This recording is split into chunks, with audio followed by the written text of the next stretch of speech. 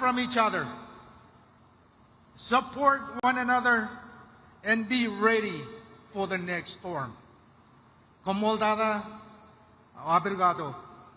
Thank you.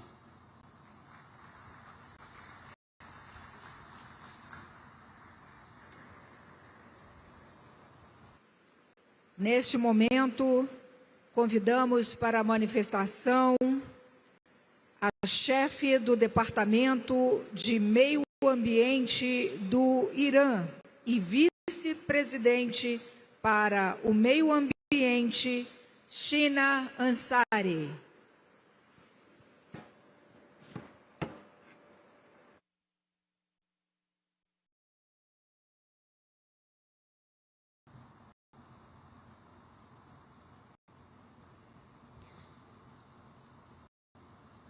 In the name of God, Mr. President, distinguished heads of state and representatives, ladies and gentlemen, at the outset, I wish to express my sincere appreciation to the government and people of Brazil for hosting the COP30 in Belém.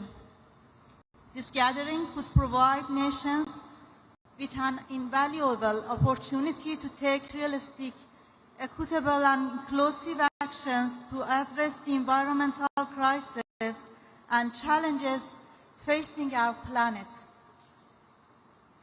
In recent years, all countries present at this conference have pledged to protect the environment by reducing greenhouse gas emissions, adapting to climate change, and moving toward the use of renewable energy sources. Despite facing unilateral coercive measures as well as imposed restrictions on access to modern technologies, knowledge, financial support, and foreign investment, the Islamic Republic of Iran has achieved remarkable progress while considering further steps to take in the coming years. Over the past year alone, Iran has increased its solar energy capacity by 75%, expanded wind power generation being added to a previous target to increase nuclear power capacity, join the BRICS carbon market, and reduce carbon emissions through efficient flare management in its oil and gas fields, such as a 10 billion cubic meters reduction and a further 12 billion cubic meter reduction plan for the next 4 years. Accordingly, transitional fuels and enhanced energy efficiency management projects are underway to enhance the country's resilience to the adverse impacts of climate change. These measures demonstrate Iran's firm commitment to environmental protection. It also emphasizes that despite the mentioned challenges, the Islamic Republic of Iran continues to strive to uphold the right of its people and others to a clean and healthy environment. This does not mean that we overlook major environmental challenges such as prolonged drought and rising temperature, approximately 1.8 centigrade, and a 50 millimeter decline in precipitation over the 50-year period.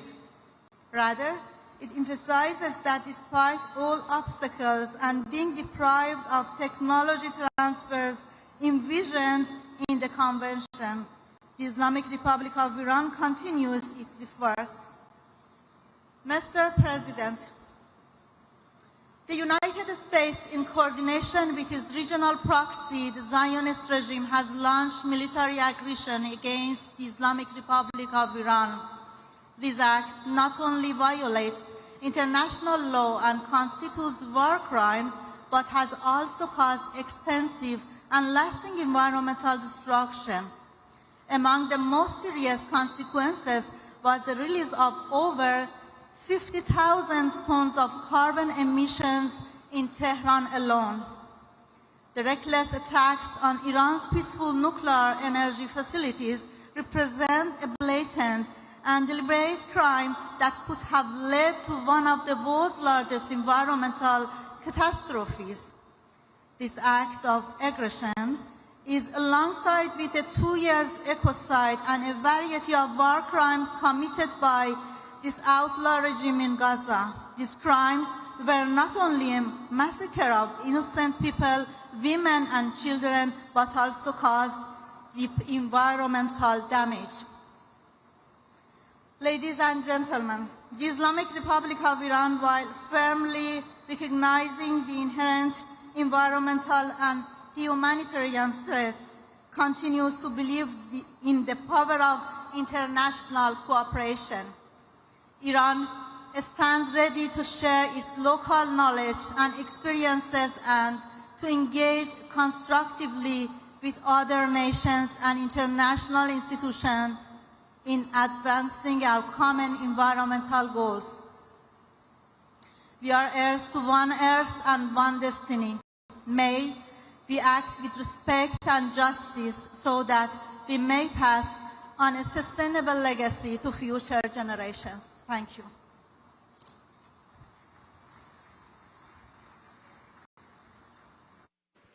Neste momento, convidamos para a manifestação o ministro do Meio Ambiente do Iraque, Halo Mustafa Al-Askari.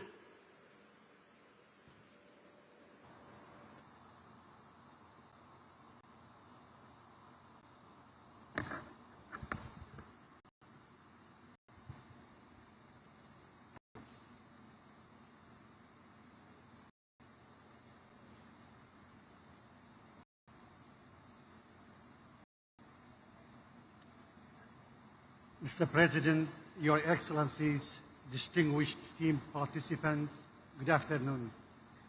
From Mesopotamia, the land of Iraq, we extend our greetings to you, to Brazil, the home of the Amazon, the lung of the earth, and an active contributor to climate equilibrium throughout the Holocene epoch. It's an honor for me today to represent my country, Iraq, and I'm pleased to convey the greetings of the Iraqi people and the government, along with their appreciation to the Republic of Brazil and the United Nations for organizing and hosting the COP30. This conference is being held in amid of growing global environmental challenges and the increasing impacts of climate change, reminding us that the destinies of our water and air are one, and that the environment knows no borders. And between the Tigris and Euphrates, Iraqi marshes, mountains and deserts, and the Amazon, there is a historical and continuous solidarity. Ladies and gentlemen, we gather today at COP30, making the 10th anniversary of the adoption of the Paris Agreement, and at a time when the world faces an undeniable reality that the current trajectory of updated NDC does not place us on the right track toward achieving the goals of the Paris Climate Agreement. In the context, we call at the conference for a clear and measurable commitment to climate finance and for the equitable support to be directed toward vulnerable countries and communities with limited adaptive capacity as a fundamental human right. Today, Iraq announced tangible progress on its climate action pathway. We have submitted our second nationally determined contribution 2025 to 2030, which serves as the overarching framework and roadmap for climate action in the country. In this document, we have raised our level of ambition to reduce greenhouse gases emissions in full commitment to the Paris Agreement and its provisions. In addition, we have launched 6 other key documents related to climate action. On the other hand, Iraq has taken a significant institutional step by establishing the State of Company for Carbon Economics, aimed at operationalizing the mechanism of Article 6 of the Paris Climate Agreement, engaging with regional and global markets, and put the foundation for a national carbon market. In today's conference, we reaffirm that Iraq is among the world's key contributors to global energy supply and will continue to play this vital role in ensuring the stability of energy and oil markets. However, in parallel, Iraq is advancing the implementation of clear and comprehensive plan to reduce carbon footprint of the energy and of oil industry, as well as to reduce methane emissions. This plan includes ending routine flaring of associated gas by 2028 and improving the efficiency of oil industry operations, expanding renewable energy capacity to reach 12,000 megawatts. In terms of exposure to climate change and the challenges of adaptation and environmental resilience, water scarcity has become an extensional challenge in Iraq, alongside waves of drought, desertification, and sand and dust storms are intensifying. The marshes of the southern of Iraq are experiencing frequent droughts that have affected more than 90% of their historical area. Similarly, the mountains and forests of Kurdistan region, as well as the natural ecosystem in eastern and western Iraq, face the same problem. The crisis threatens biodiversity, agriculture, undermines the livelihoods of local communities, increases displacement and migration, and disrupts the routes of the migratory birds. In recognizing the needs of our people, after decades of suffering and to increase greater resilience, the government of Iraq places climate action at the core of its national development plans.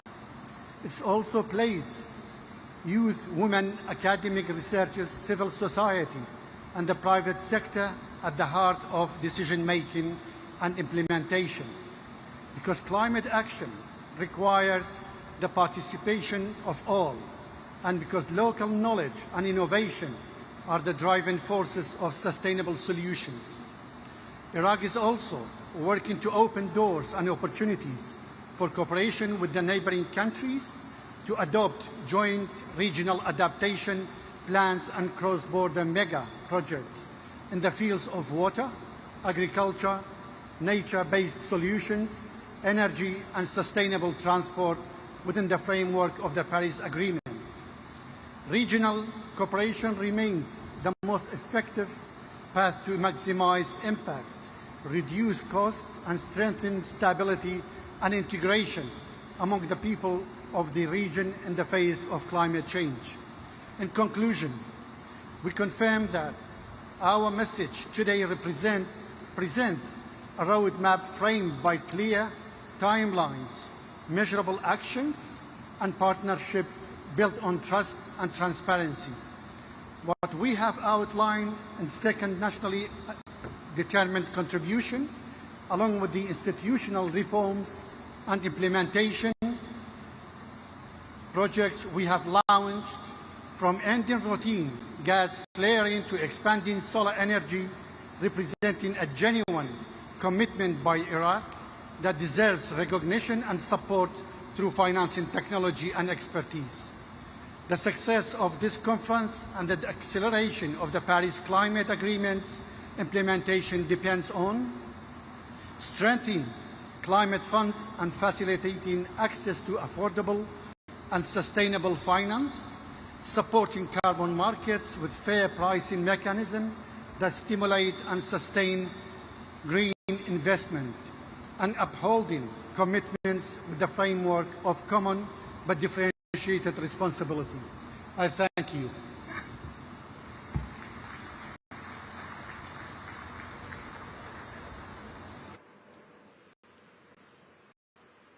Nesse momento, convidamos o ministro do Meio Ambiente da Jordânia, Ayman Suleiman.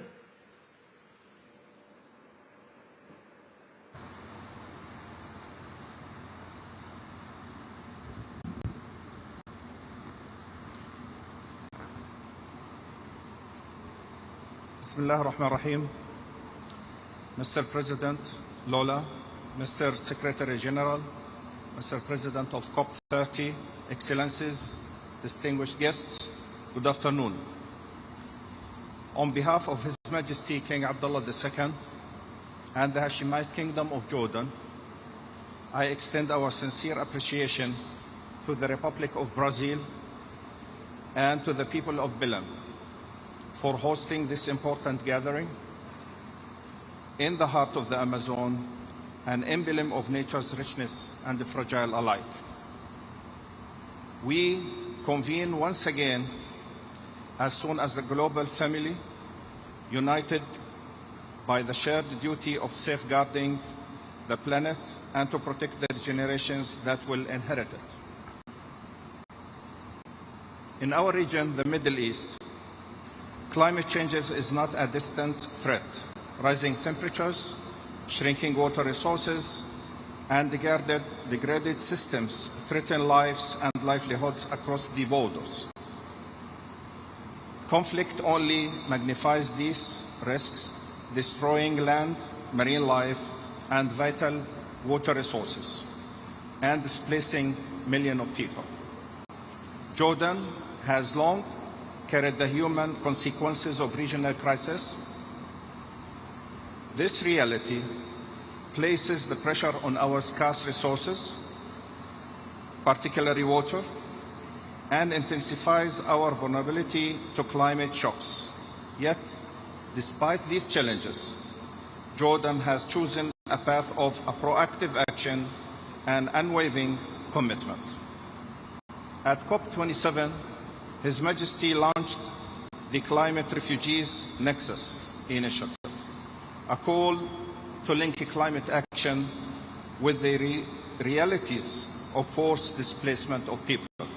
Today, that initiative continues to gain commitment, with dozens of nations joining to ensure that refugee hosting countries receives the recognition and the support they deserve. Jordan continues to advance ambitious climate policies anchored in justice and resilience. We are expanding renewable energies, supplying more than a quarter of our electricity from solar and wind. We are expanding water reuse and sustainable agriculture, and restoring ecosystems degraded by the drought and overuse. We are developing green hydrogen projects and regional partnerships to drive a just transition for our people. These efforts form the backbone of our updated nationally determined contributions, reflecting our vision for a climate resilience and low-carbon future.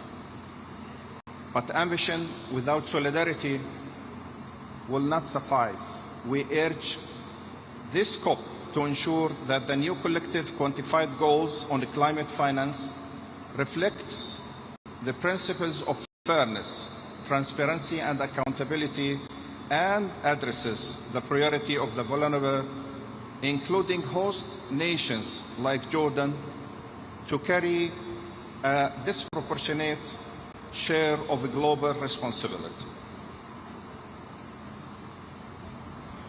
The displacement and environmental degradation demand a holistic, inclusive approach, one that unites our efforts for climate peace and humanity dignity. Excellencies, Jordan stands ready to work with all partners on both regional and global levels to advocate practical, evidence-based solutions that empower communities, protect ecosystems, and secure a livable future for all. We call for renewed trust in a multilateral trust built on tangible results, equitable financing, and shared responsibilities. Because in the end, the fight against climate change is a fight for a life itself. And in that fight, no country can stand alone. Thank you.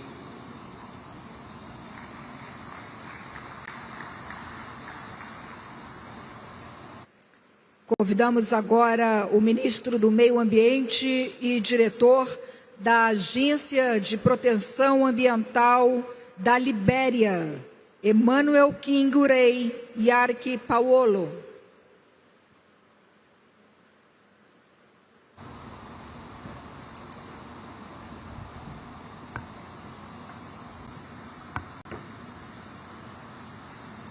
Mr. President, Excellencies, distinguished ladies and gentlemen, on behalf of His Excellency Joseph Yuma Boakai, Senior President of the Republic of Liberia and the resilient, peace-loving people of Liberia, I extend our deepest appreciation to the government and people of Brazil for their hospitality and for hosting this landmark COP30 in Belém, the heart of the Amazon. Brazil's leadership in forest stewardship serves as a global example of how nations rich in natural capital can also lead in climate diplomacy and environmental justice. The setting of Belém, where the Amazon breathes the planet, is a fitting reminder that tropical forests everywhere must be preserved if humanity is to sustain its future.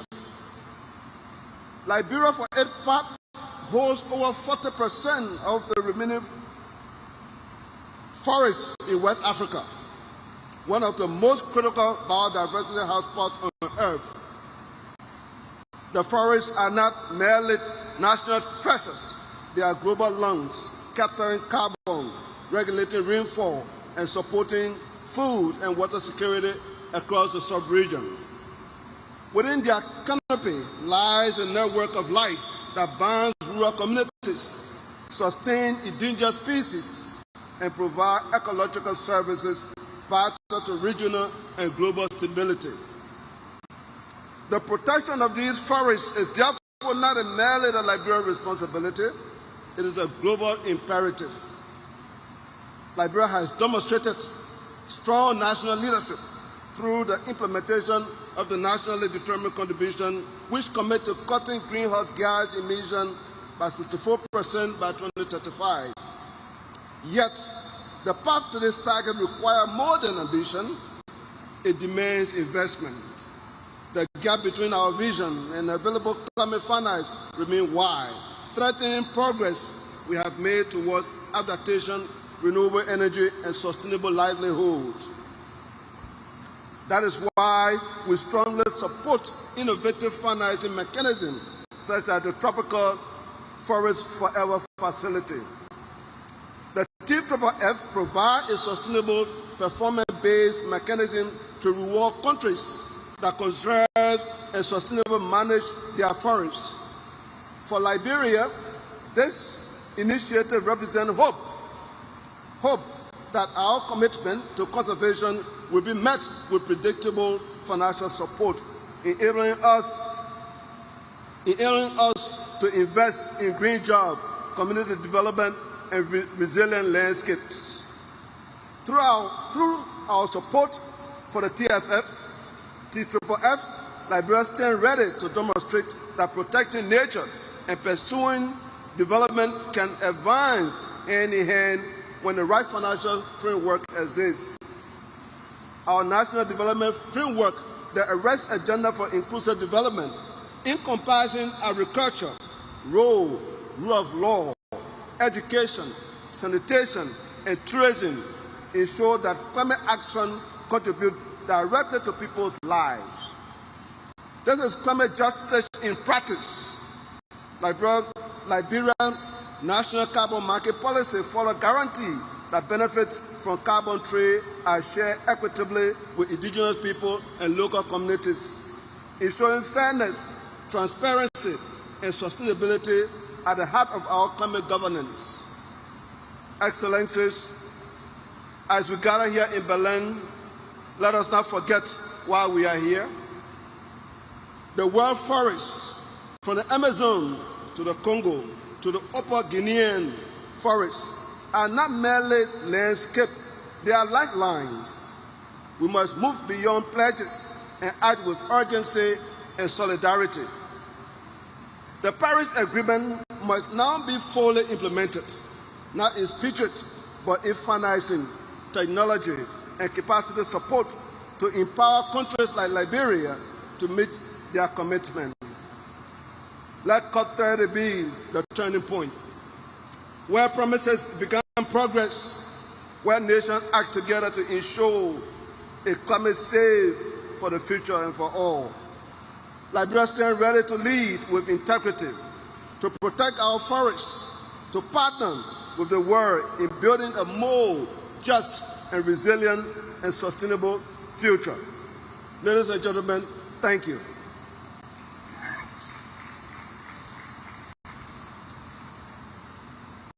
Convidamos nesse momento o ministro do Meio Ambiente da Mauritânia, Messouda Barhan Mohamed.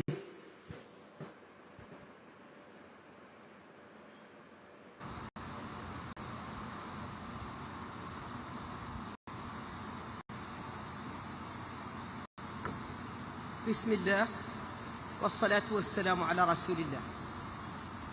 أصحاب الفخامة والسمو والمعالي والسعادة، أيها الحضور الكريم، يشرفني أن أتحدث إليكم اليوم باسم فخامة رئيس الجمهورية السيد محمد الشيخ القزواني رئيس الجمهورية الإسلامية الموريتانية بمناسبة انعقاد هذه القمة لقادة مؤتمر الأطراف الثلاثين.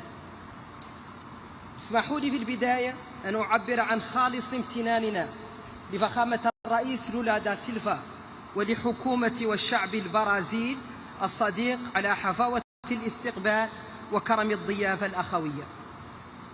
وأغتنم هذه الفرصة لأبلغ باسم فخامة رئيس الجمهورية السيد محمد الشيخ القزواني تحياته الودية والأخوية إلى نظيره الرئيس لولا، متمنيا له وللشعب البرازيلي دوام التقدم والنجاح لأعمال هذا المؤتمر التاريخي والتوفيق الكامل.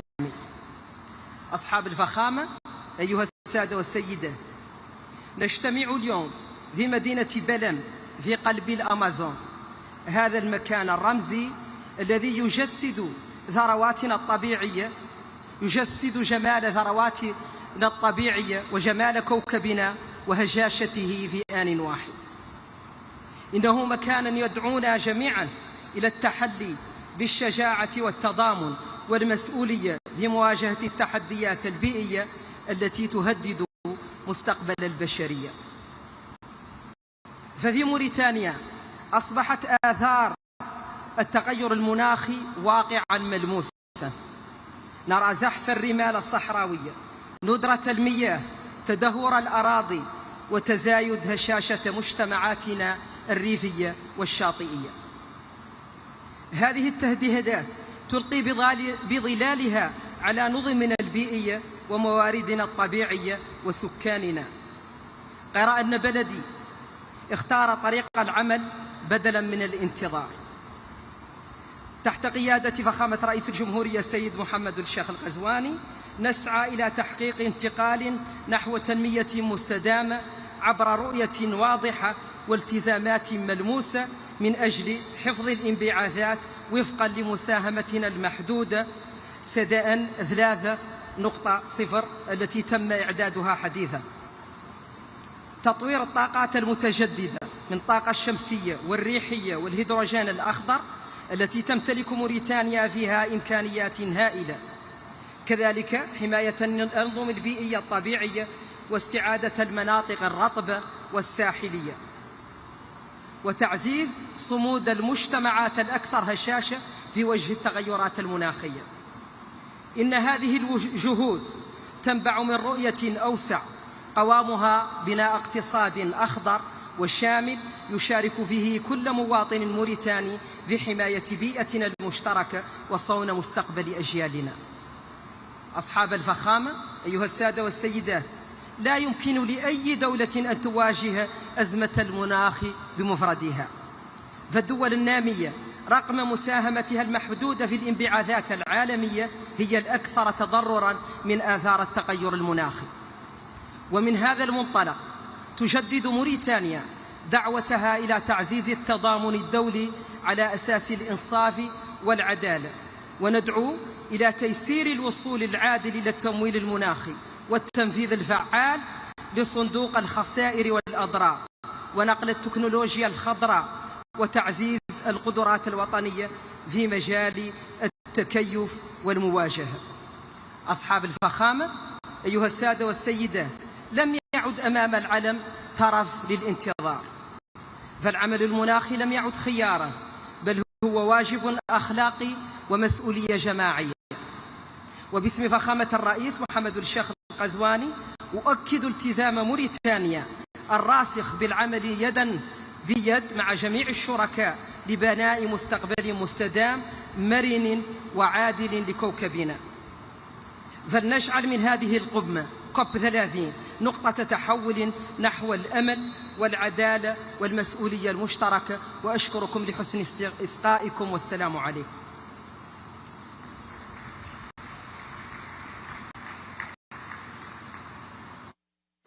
Nesse momento, convidamos a ministra do Meio Ambiente do México, Alicia Isabel Adriana Bárcena Ibarra.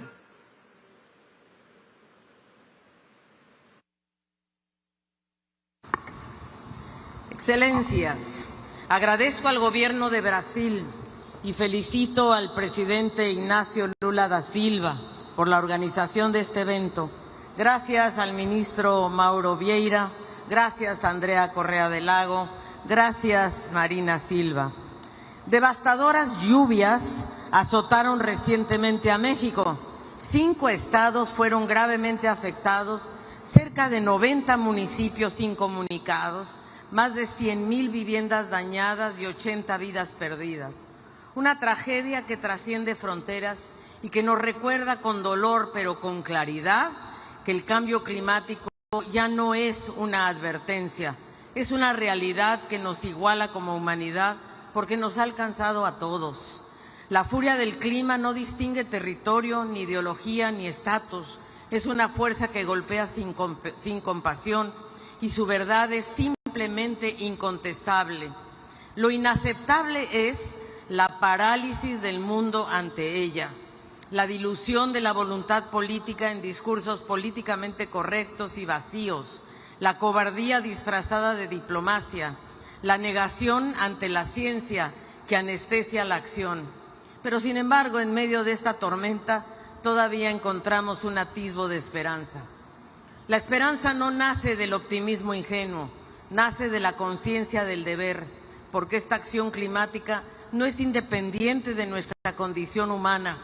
Es una responsabilidad que nos une como naciones y una convicción que nos define como generación. Su fuerza, su efectividad y su ambición está en nuestras manos, entre estas paredes, aquí y ahora. Aquí y ahora, en Belém, en esta 30ª Conferencia de las Naciones Unidas sobre Cambio Climático, convocada por la hermana República de Brasil, en esta COP de la verdad, la COP de América Latina y el Caribe, y me atrevo a decir la COP de la esperanza.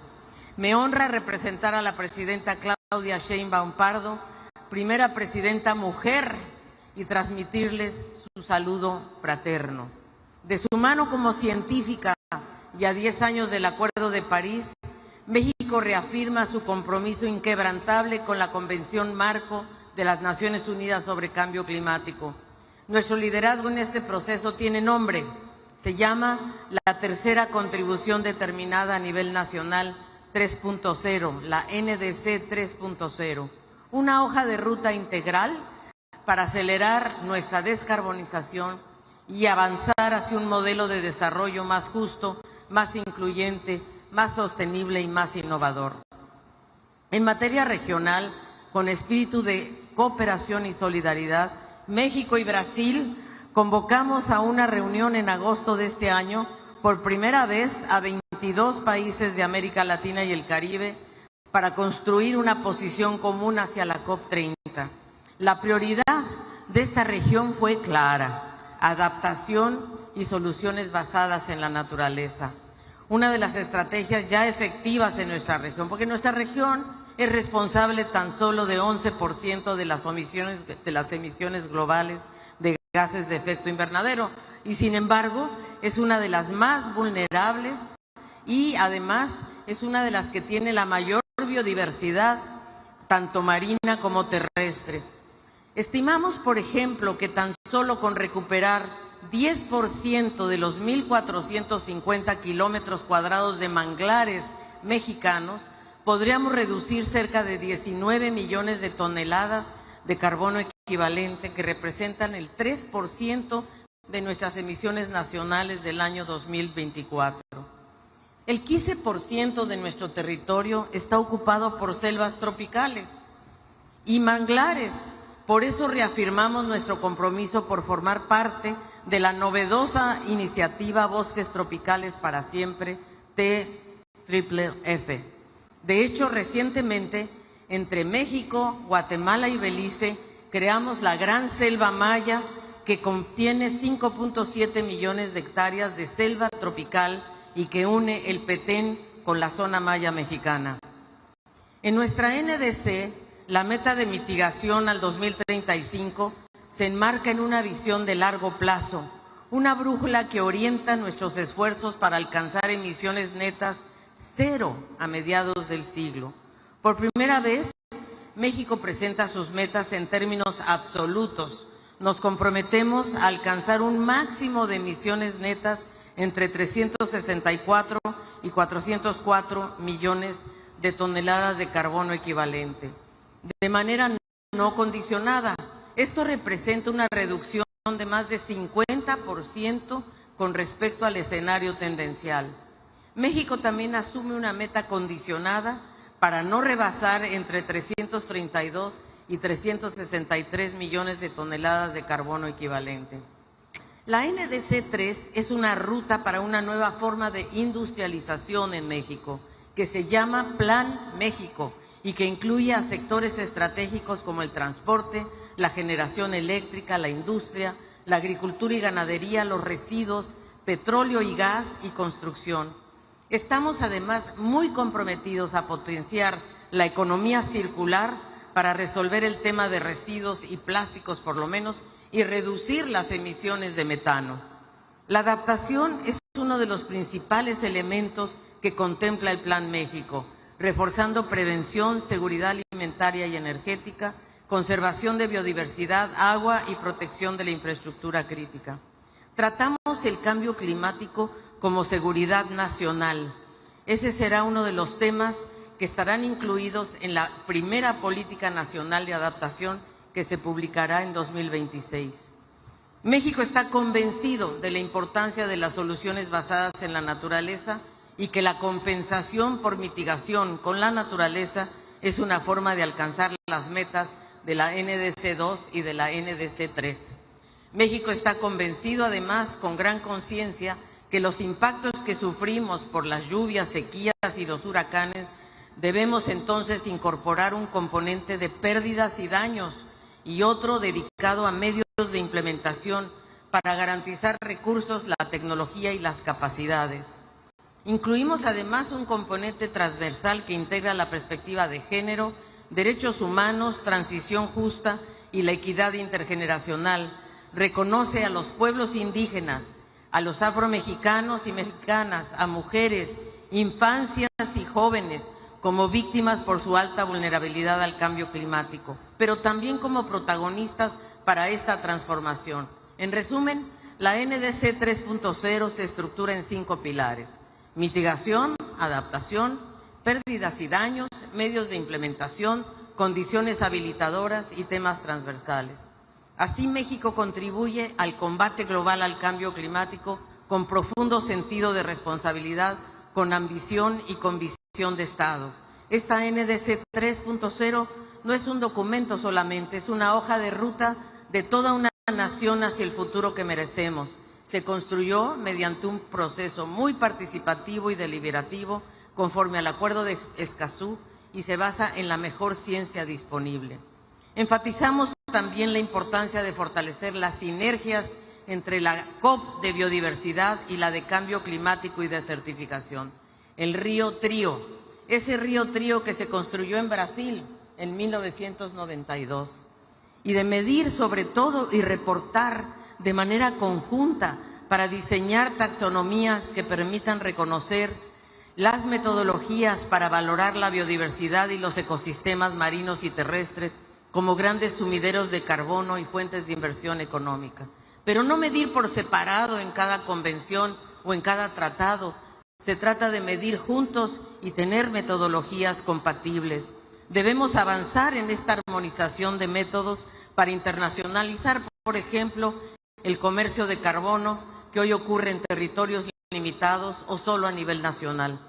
No hay tiempo que perder, cada décima de grado importa porque cada decisión cuenta, cada retraso se traduce en pérdidas y daños irreparables, en vidas humanas, en ecosistemas devastados, en comunidades en riesgo. Por eso nuestra nueva NDC es una prueba de nuestro compromiso hacia una acción climática ambiciosa, transformadora e integral. Ninguna nación, ninguna, puede recorrer esta crisis sola. Aquí y ahora reafirmamos el valor del multilateralismo. Es imperativo actuar juntos y actuar simultáneamente y además hacerlo no solo con la sumatoria de las NDCs, sino también con una acción de financiamiento que cumpla con el artículo 9.1 del Acuerdo de París. Hoy en la COP30 no venimos a hablar del futuro que tememos, sino del futuro que aún podemos construir. Porque hoy la esperanza no es una palabra vacía, es una acción colectiva que exige nuestra valentía. Valentía de invertir en la vida y no en el carbono. Valentía de mirar a nuestras hijas e hijos y decirles, hicimos todo lo que estaba en nuestras manos. Señoras y señores, aún tenemos tiempo para llegar y salvaguardar la meta de 1.5 grados, pero la ventana de oportunidad se está cerrando. Hoy más importante que nunca es imperativo que la COP concluya con una señal política clara de nuestra determinación por corregir el modelo de desarrollo y el rumbo. En términos gramscianos, es momento de dejar morir el viejo mundo para dejar uno nuevo, un mundo en el que podamos vivir en armonía con la naturaleza sin dejar a nadie atrás. Por eso quiero recordar para finalizar las palabras que el entonces presidente de Estados Unidos, Barack Obama, pronunció hace 10 años cuando se firmó el Acuerdo de París. Y Obama dijo, somos la primera generación en experimentar los efectos del cambio climático y la última que tendrá la oportunidad de revertirlos. Muchas gracias.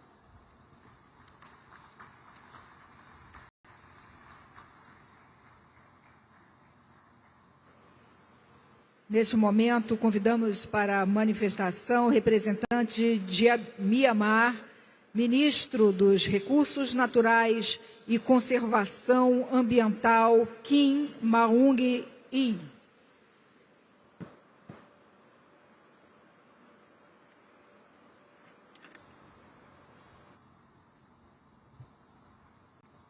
Mr. President, Excellency, distinguished delegates, it is my distinct honor to deliver these statements on behalf of the government of the Republic of the Union of Myanmar.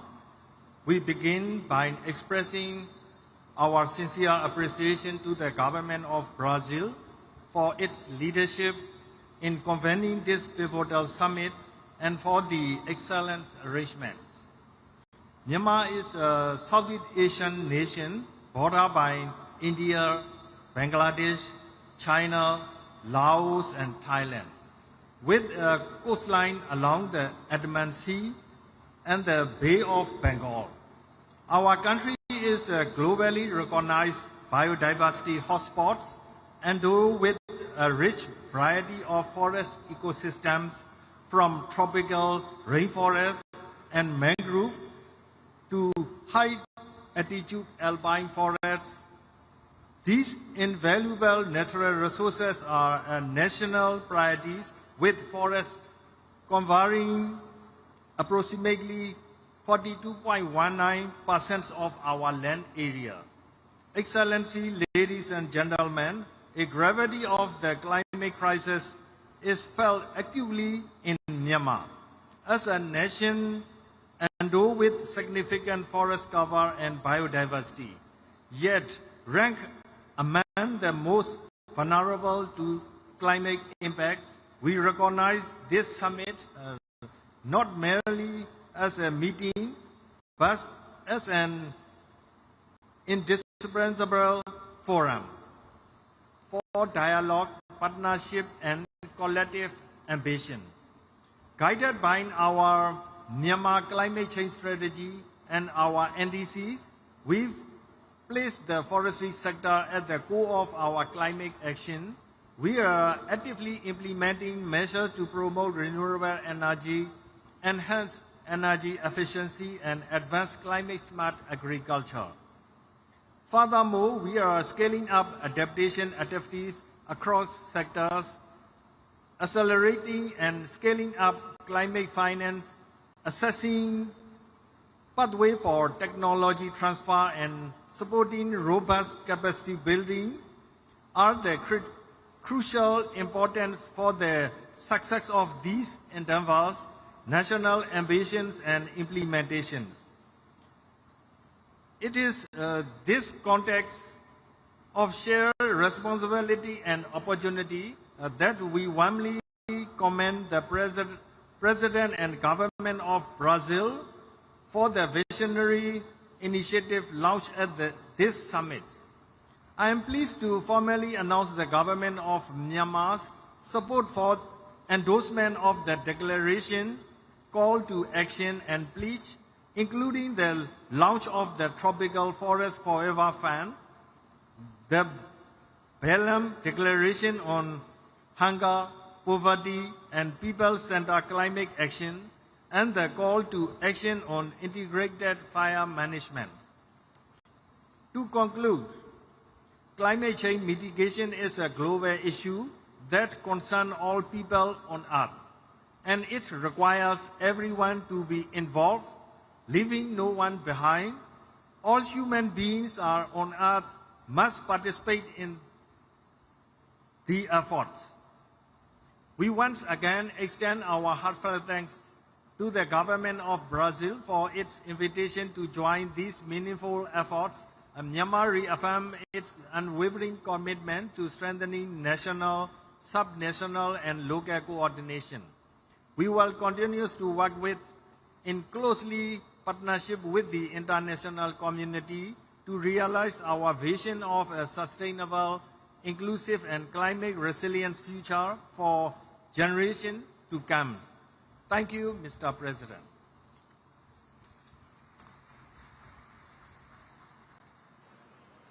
Convidamos agora o ministro do Meio Ambiente de Omã, Abdullah Ali Al-Anhi.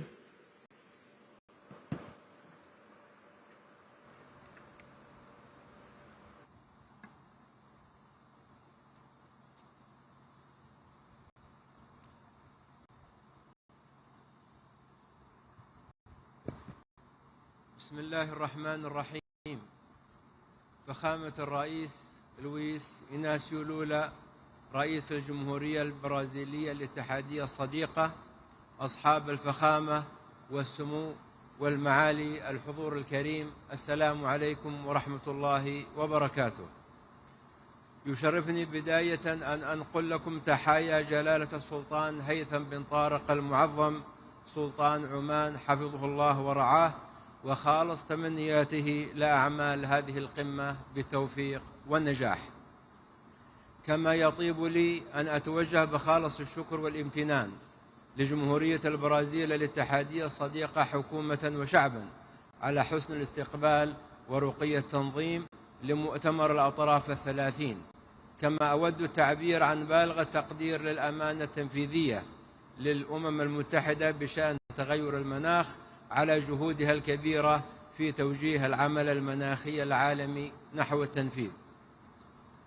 أيها الحضور الكريم، نجتمع اليوم على ضفاف الأمازون، رئة الكوكب وشريانه. يحيطنا قلق كبير من تأثير التغير المناخي على النظام البيئي برمته، وبالنتيجة على الحضارة البشرية. وإن ما يشهده الكوكب من ظواهر ارتفاع درجات الحرارة وذوبان الجليد وفقدان التنوع الحيوي وحرائق الغابات لم تترك مجالا للشك من أن التغير المناخي حقيقة لا يمكن تجاهلها. الأمر الذي يضعنا جميعا أمام مسؤوليات وطنية وعالمية لتسريع وتيرة العمل المناخي وتضافر الجهود، خاصة بعد مخرجات التقرير التجميعي للمساهمات المحددة وطنيا الصادر بنهاية أكتوبر الماضي، والذي أظهرت نتائجه بأن العمل المناخي لا يزال دون طموح.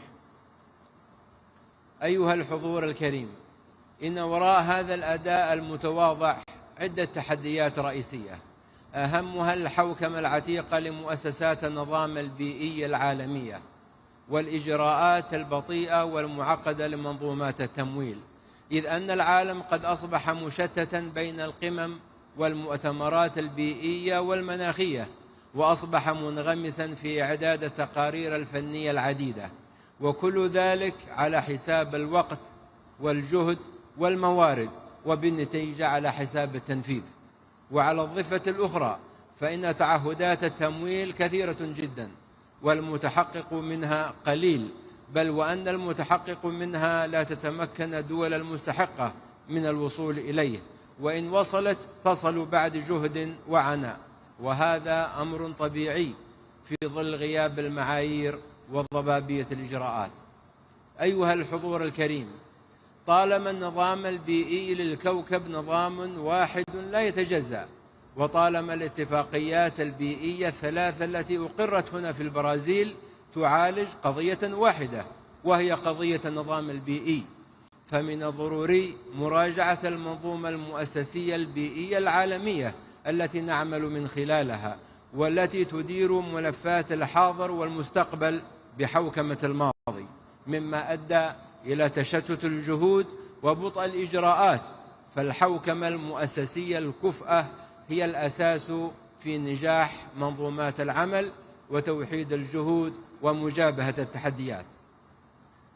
أيها الحضور الكريم، إن بلدي سلطنة عمان يمضي بثبات وإصرار نحو تحقيق أهدافه البيئية والمناخية، إيمانا منه بأن التحول المناخي ليس عبئا بل فرصة اقتصادية وتنموية كبرى، إذ أن الاستثمارات في الطاقة النظيفة والبنية التحتية المستدامة والذكاء المناخي قد أصبحت محركات النمو في القرن ال21، ولذا فقد وضعت رؤيتنا الوطنية عمان 2040 متطلبات الاتفاقيات البيئية الثلاثة كأجندة وطنية رئيسية، ومضت قدما في تطبيق الاستراتيجية الوطنية للحياد الصفري وتفعيل السجل الوطني للكربون وتطوير سياسات المادة 6 من اتفاق باريس. كما تعمل سلطنة عمان على تنفيذ العديد من مشاريع التكيف مع التغيرات المناخية، ومنها نظام الإنذار المبكر ومنظومات الحماية من الفيضانات وتشييد المدن المرنة والمستدامة، إضافة إلى التوسع في تبني الحلول القائمة على الطبيعة. ومن هذا المنطلق تؤكد سلطنة عمان على أن التنمية والاستدامة مساران متكاملان لا متعارضان، وأن تحقيق انتقال عادل ومنصف هو الطريق لضمان مستقبل آمن واقتصاد مزدهر ومستدام، وأن صون البيئة هو الاستثمار الأمثل في مستقبل الأجيال القادمة والركيزة الحقيقية لرفاه الشعوب. شكرا لكم والسلام عليكم ورحمة الله وبركاته.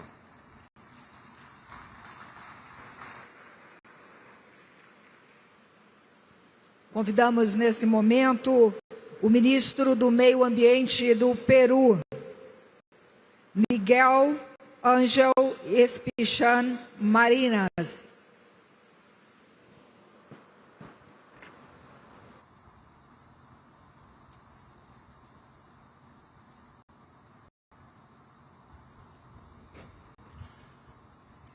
Señor Presidente de la República Federativa de Brasil, Excelencias, distinguidos jefes de delegación, ministras y ministros, traigo el saludo de nuestro presidente José Gerí Oré. Somos el cuarto país con mayor superficie de bosques tropicales del mundo, con más de 68 millones de hectáreas de bosque amazónico, que cubre casi el 60% del territorio nacional. En esta área viven 51 pueblos indígenas que gestionan el bosque, demostrando que la conservación y el desarrollo de la Amazonía pueden y deben avanzar juntos. Si bien el Perú aporta menos del 0.5% de las emisiones globales, somos un país altamente vulnerable a los impactos del cambio climático, lo cual representa para nosotros un gran desafío.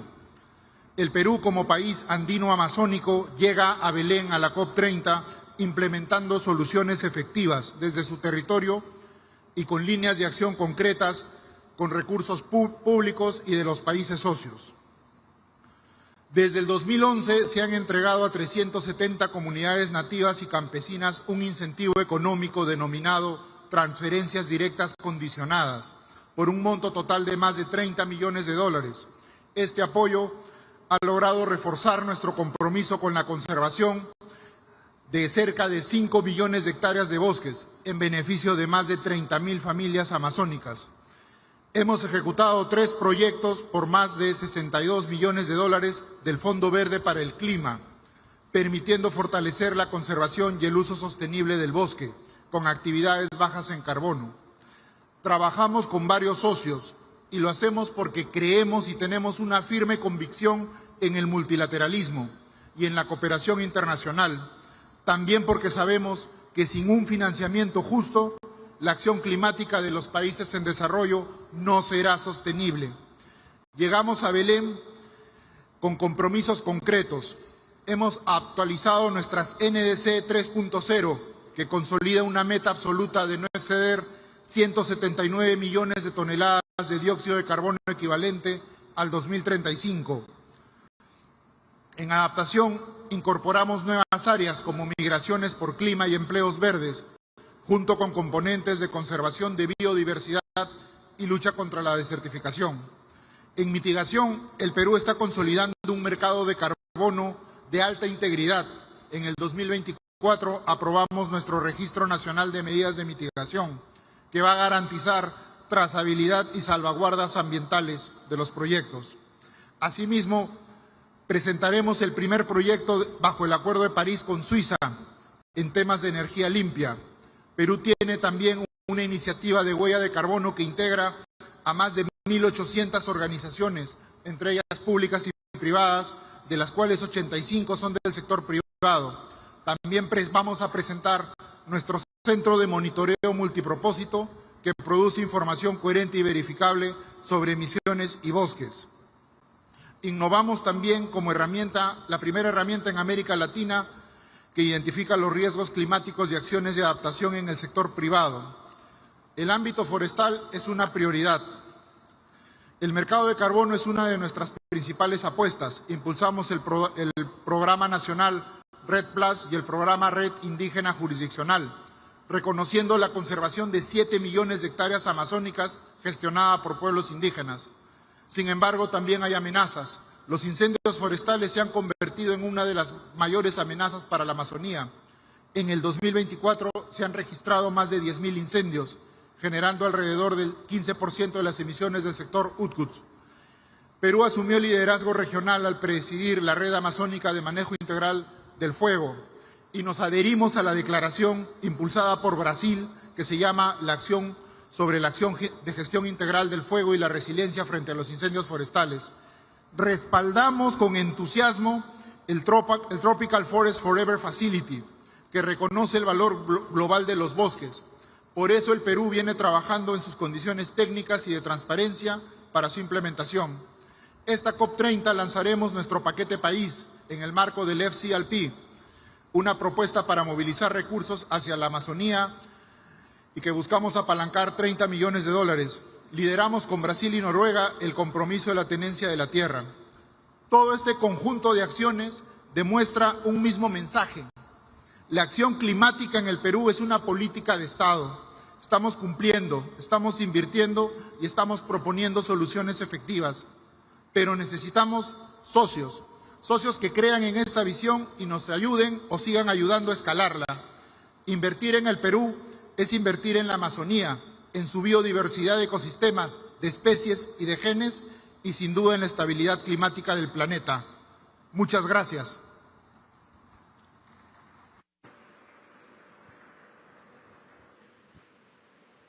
Convidamos agora a ministra do Meio Ambiente de Ruanda, Bernadette Arakiwi.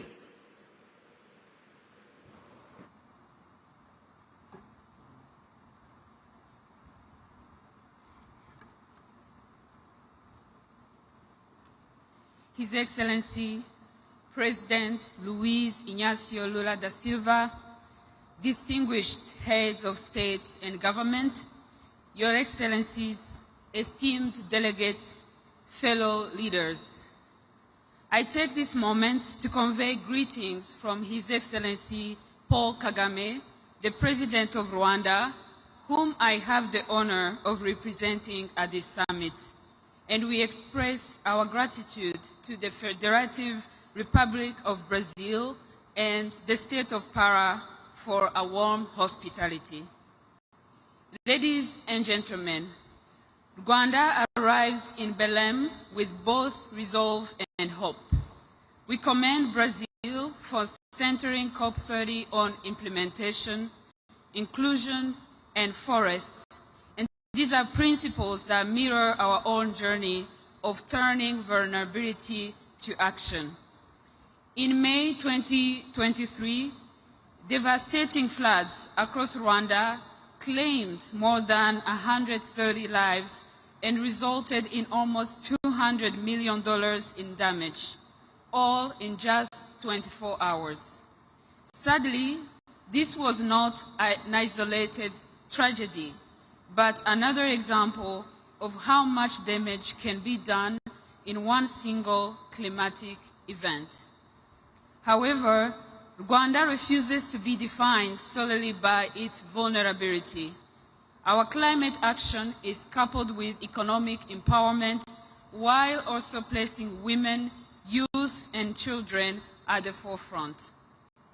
Through our landscape restoration initiatives, Rwanda is on its way to restoring 2 million hectares of degraded land, transforming barren hills into thriving forests and farmlands.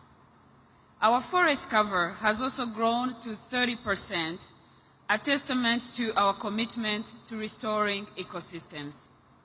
In Kigali, we are restoring 5 major wetlands into natural flood buffers to protect our capital while creating green spaces for the city's residents and visitors to enjoy.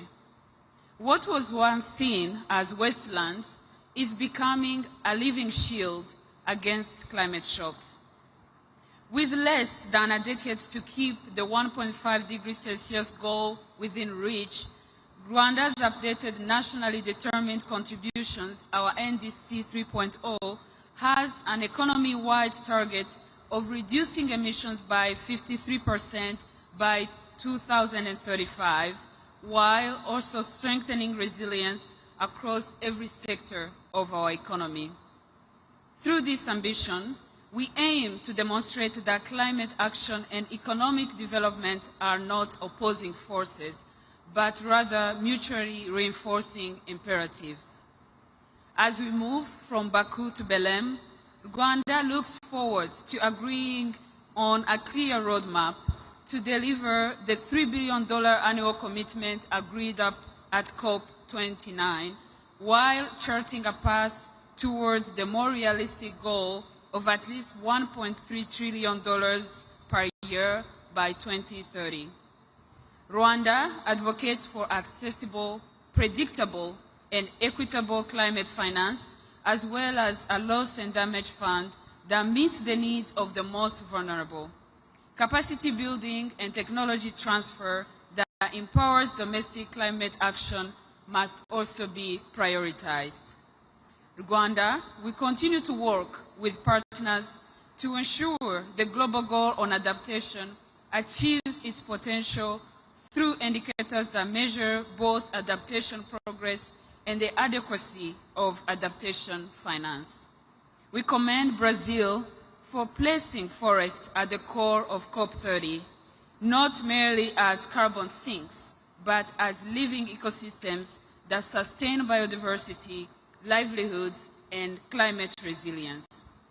And yesterday's launch of the Tropical Forest Forever facility offers a transformative model for rewarding conservation at scale. Rwanda also supports Brazil's call for COP30 to be a moment to deliver real action and for all parties to submit enhanced NDCs that are aligned with the 1.5 degrees Celsius target. Your Excellencies, the choice before us is clear. We can continue with incremental progress while the planet burns, or we can rise to meet the scale of this crisis. The fossil fuel era is drawing to a close.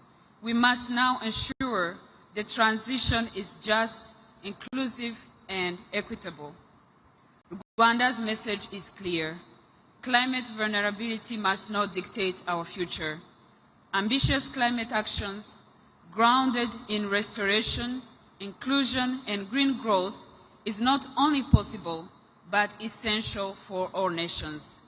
And the world must match such ambition with finance that is accessible, predictable, and just. Let Belém mark the moment when every nation, regardless of size or emissions, has the tools to thrive in a safe, equitable, and resilient world. I thank you.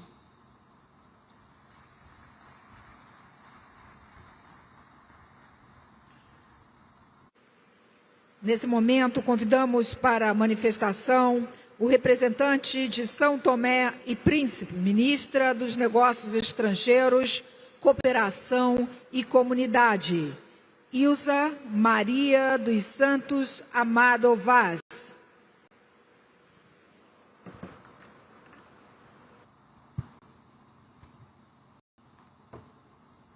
Sua Excelência, Senhor Presidente da República Federativa do Brasil, Lula da Silva, Suas Excelências, Senhores Presidentes, chefes dos governos e os representantes dos Estados-membros, Sua Excelência, Senhor Presidente da COP30, representantes das organizações internacionais, senhoras e senhores, é com profunda honra e elevado sentimento de responsabilidade que tomo palavra em nome da Sua Excelência, o Presidente da República Democrática de São Tomé e Príncipe, nesta Cimeira do Clima que nos reúne em Belém, cidade de encontros, de partidas e de esperança. Permitam-me, antes de mais, transmitir as fraternas saudações da Sua Excelência, Sr. Presidente da República Carlos Villanova, e expressar o nosso reconhecimento pela organização deste importante evento, no momento em que o mundo enfrenta, de forma cada vez mais evidente, os efeitos reais das mudanças climáticas. Hoje, Belém volta a ser o ponto de partida não para novas descobertas geográficas, mas para um novo pacto com o planeta. A humanidade chegou a um momento em que já não basta compreender a crise climática. É preciso agir com urgência, convicção, justiça e solidariedade. As alterações climáticas não conhecem fronteiras, mas atingem-nos de forma desigual. Os pequenos estados insulares, como São Tomé e Príncipe, enfrentam vulnerabilidades multidimensionais, agravadas pelas mudanças climáticas. A subida do nível do mar, a erosão costeira, os fenômenos meteorológicos extremos, as inundações, a destruição de infraestruturas básicas e a insegurança alimentar são realidades que afetam gravemente as nossas populações, comprometendo o desenvolvimento sustentável e o futuro das próximas gerações. O que para alguns é projeção científica, para nós é vida cotidiana. Mas São Tomé e Príncipe recusa o papel de vítima. Somos uma nação resiliente que acredita que a vulnerabilidade pode transformar-se em força, com cooperação, parcerias, inovação, vontade política global e investimentos. Excelências, perante os desafios, São Tomé e Príncipe assumiu, desde 2015, um compromisso firme no quadro do Acordo de Paris e, em 2021, reforçou as suas ambições com a submissão da NDC 2.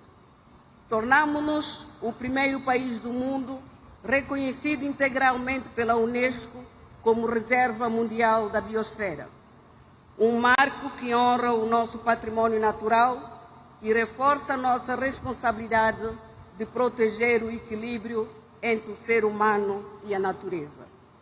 Estamos a implementar o Plano Nacional de Adaptação às Alterações Climáticas, centrado na gestão sustentável das zonas costeiras, nas energias renováveis, na proteção das florestas e na educação ambiental. A nossa visão é clara: crescer sem destruir e prosperar sem comprometer o futuro. Excelências, nenhum país pode enfrentar sozinho uma crise global. A justiça climática exige reconhecer que quem menos contribui é quem mais sofre. São Tomé e Príncipe junta a sua voz à dos pequenos estados insulares para pedir compromissos efetivos de financiamento para adaptação e mitigação. É essencial que os mecanismos como o Fundo Verde para o Clima e o Fundo de Perdas e Danos sejam plenamente operacionalizados e acessíveis aos países mais vulneráveis. Não pedimos caridade, pedimos parceria justa e solidária. Senhoras e senhores, o mar molda a nossa identidade e o nosso destino. Com uma vasta zona econômica exclusiva, o oceano é a nossa principal fonte de vida. Defendemos uma governação sustentável dos mares, baseada na ciência, conservação e uso racional dos recursos. Reforçamos também a cooperação com os países irmãos da comunidade dos países da língua portuguesa em programas sobre a biodiversidade marinha, transição energética, pesca sustentável e resistência costeira. A língua portuguesa é, assim, um elo de ação climática e compromisso partilhado. Excelências, a nossa responsabilidade climática também é geracional. A juventude de São Tomé está envolvida em projetos de reciclagem, agricultura sustentável e educação ambiental. Investir nos jovens é investir na soberania do futuro, porque eles não pedem discurso, pedem ações concretas. E têm razão. São Tomé e Príncipe acredita no multilateralismo e na cooperação Sul-Sul. Destacamos as parcerias, iniciativas e mecanismos promovidos pelo Brasil, país anfitrião desta cimeira, com resultados concretos em agricultura sustentável, inovação ambiental, proteção florestal. Um exemplo de solidariedade e de laços transformadores em soluções reais. Belém foi ponto de partida de grandes viagens. Hoje deve ser o ponto de partida de uma nova jornada da humanidade de reconciliação com a natureza e de justiça climática. O que está em causa não é apenas o ambiente, é a dignidade humana, o direito a existir com segurança e esperança. Senhoras e senhores, que façamos do combate às alterações climáticas um território de união, que façamos da palavra compromisso um verbo de ação no presente. Implementamos. São Tomé e Príncipe reafirma com convicção o compromisso com o Acordo de Paris e com os Objetivos de Desenvolvimento Sustentável. Muito obrigada.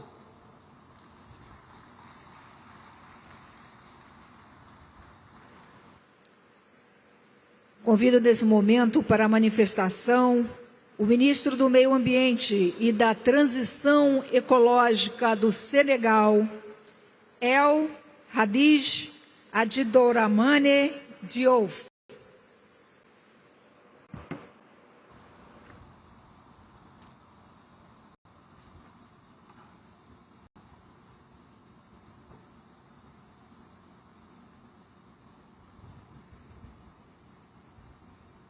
Monsieur le Président de la République fédérative du Brésil, Mesdames et Messieurs les chefs d'État et de gouvernement, Mesdames et Messieurs les ministres, Monsieur le Secrétaire général des Nations Unies, Monsieur le Président de la Conférence des partis, Monsieur le Secrétaire exécutif de la Convention cadre des Nations Unies sur les changements climatiques, Mesdames et Messieurs, Excellences, Monsieur le Président de la République fédérative du Brésil, Monsieur Luiz Ignacio Lula da Silva, je voudrais tout d'abord vous transmettre les salutations amicales de son Excellence Monsieur Bassirou Diomaye Diakhar Faye, Président de la République du Sénégal. Le Président Diomaye Faye vous adresse ses vives félicitations pour la tenue de ce sommet des leaders en prélude à la 3e conférence des partis à la Convention cadre des Nations Unies sur les changements climatiques. Cette rencontre démontre, une fois de plus, l'urgence d'une action collective face à la crise écologique.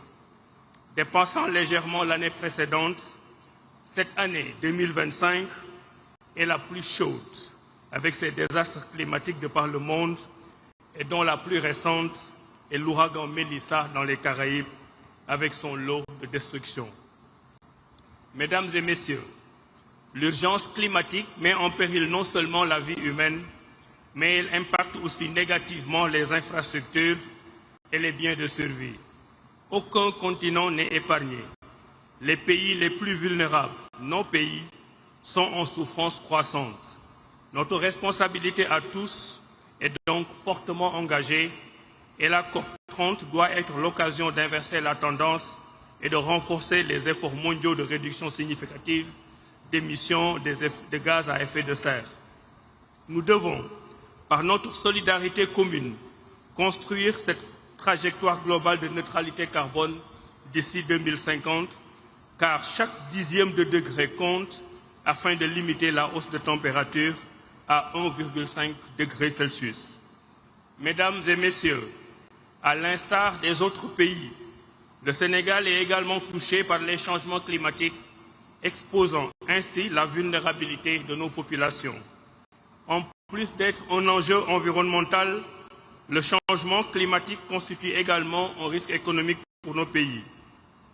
Bien souvent contraints de s'endetter pour y faire face, alors qu'ils sont très peu émetteurs de gaz à effet de serre. C'est pourquoi la question du financement de la crise climatique et d'une transition écologique juste et équitable mérite d'être au cœur des échanges ici à Belém.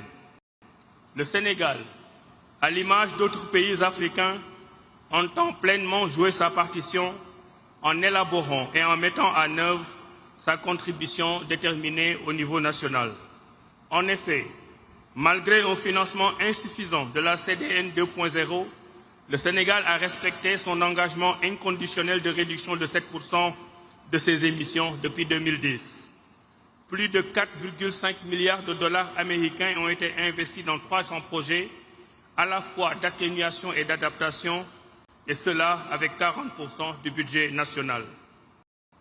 Par ailleurs, notre pays a entamé le développement de réseaux de transport durables et a atteint une utilisation de 30% des énergies renouvelables, car effectivement, dans le cadre de sa vision 2050, le gouvernement du Sénégal ambitionne d'atteindre d'ici 2035 plus de 40% de pénétration du renouvelable dans le réseau électrique.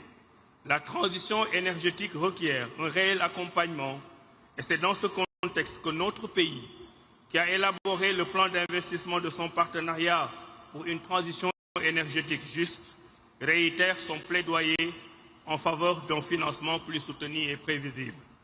Mesdames et Messieurs, le Sénégal s'est résolument engagé dans la lutte contre la déforestation et la dégradation des terres, notamment dans le cadre du programme de la Grande Muraille Verte, sans omettre la lutte contre le trafic illicite de bois. À ce propos d'ailleurs, notre pays, le Sénégal, salue les initiatives lancées par le Brésil, pays hôte, pour lutter contre la déforestation. Je voudrais ainsi réaffirmer l'engagement du Sénégal en faveur de la Convention cadre et de l'accord de Paris. Je voudrais aussi confirmer ici l'élaboration par notre pays de la 3e génération de notre contribution déterminée au niveau national. Et je voudrais enfin réaffirmer ici l'élaboration de notre stratégie à long terme à l'horizon 2050. Mesdames et Messieurs, pour terminer, je formule le vœu au nom du Président de la République, M. Bassirou Diomaye Diakhar Faye, que les résultats de cette COP30 consolident le partenariat global pour une action climatique juste, tournée vers un avenir prospère et durable, dans un esprit de solidarité pour la préservation de notre maison commune en faveur des générations futures.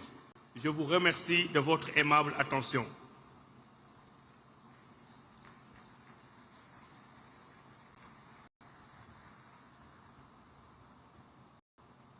Agora chamamos para a manifestação o representante de Serra Leoa, ministro do Meio Ambiente e Mudança do Clima, João Emanuel Abdullahi.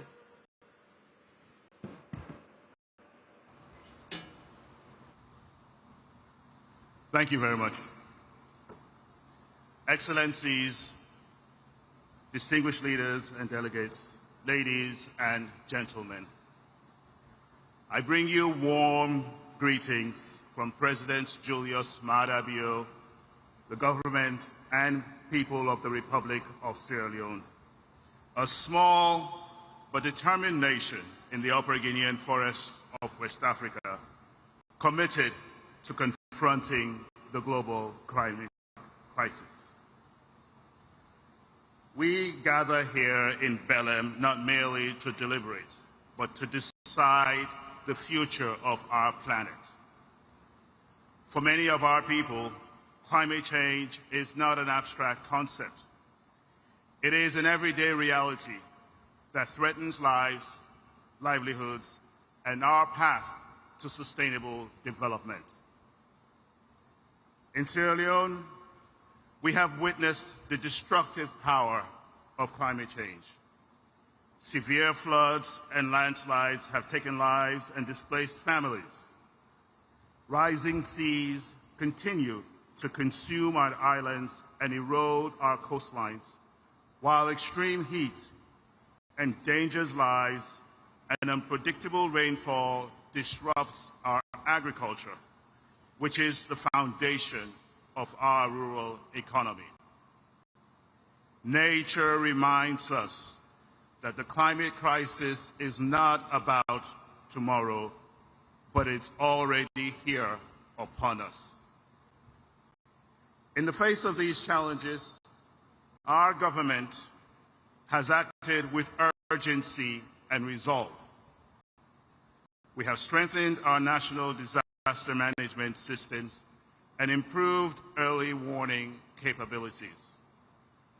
Beyond immediate response, we are building long-term resilience by restoring degraded ecosystems, investing in climate-smart agriculture, and empowering local economies to adapt and thrive in a changing climate.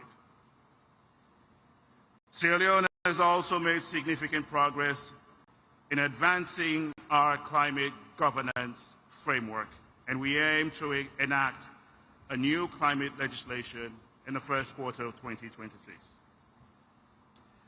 Our third-generation national determined contribution articulates our ambition to reduce emissions, strengthen adaptation, and protect our people from the worst impacts of climate change. These commitments are being translated into real action, promoting renewable energy to power rural homes and schools, restoring mangrove forests and protecting our coast, and mainstreaming climate-smart practices into agriculture and water management. By 2030, we aim to cut our socioeconomic vulnerability index by half. This is a measurable target, supported by actions across agriculture, water, coastal protection, health, and disaster management. We have designed this effort to be inclusive.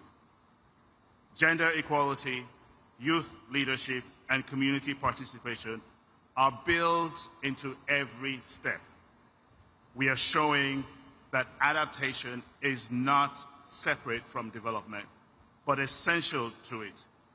That every farm restored, every coastline protected, and every child kept in schools strengthens our resilience and advances our shared prosperity. We recognize that climate change affects every sector of our society. That is why we have taken deliberate steps to mainstream climate action into our national planning and budgeting systems.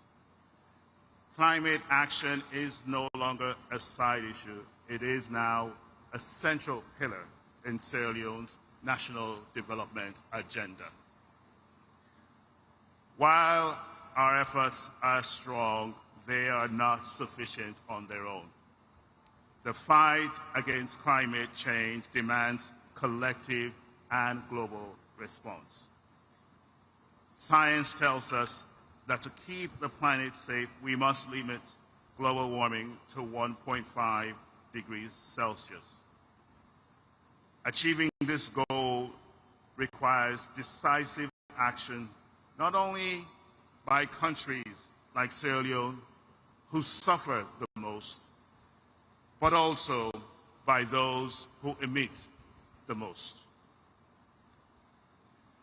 At this critical juncture, we must also reflect on the urgent need for adequate and predictable financing for adaptation.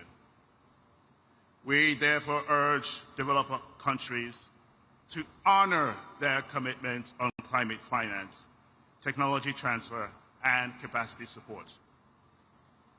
The current allocation of global climate finance remains heavily skewed towards mitigation, while adaptation, which is vital to the survival of millions in vulnerable nations, receives far less.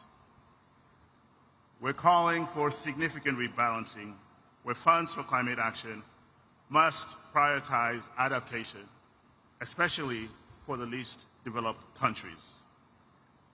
Adequate and predictable financing for adaptation must be channeled to where it is needed most in order to strengthen resilience, protect livelihoods, and secure a sustainable future for vulnerable communities. Technology transfer and capacity building must be greatly enhanced for LDCs, which contribute the least to global emissions, but bear the greatest burden of its impacts. Adequate provision of adaptation finance must not only be pledged, but also tracked and verified on the ground, ensuring that resources reach the communities most affected by extreme heat, floods, droughts, and rising seas. The climate negotiations must remain guided by science, equity, and justice, giving voice to those whose lives and futures are most at risk. At this defining moment, I urge all leaders to move from promises to performance.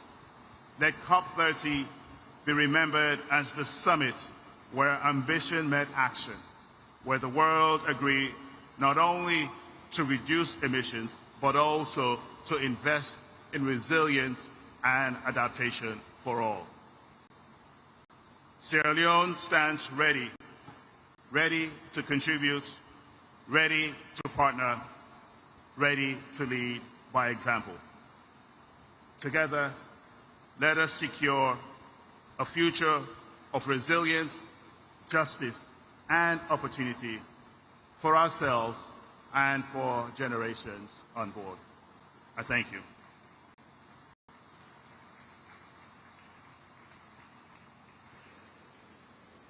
Convidamos nesse momento o ministro de Meio Ambiente e Florestas do Sudão do Sul, Josephine Napuon Cosmos.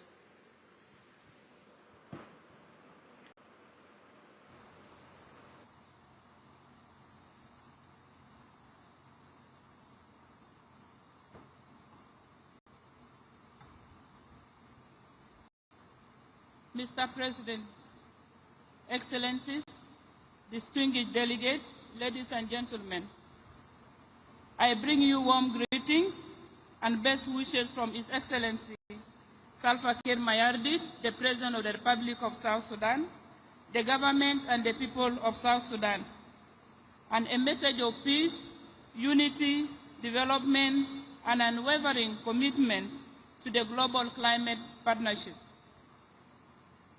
Once again, I convey our gratitude to the government and the people of Brazil for hosting COP30 in this beautiful city of Belém and for the warm hospitality accorded to my delegation.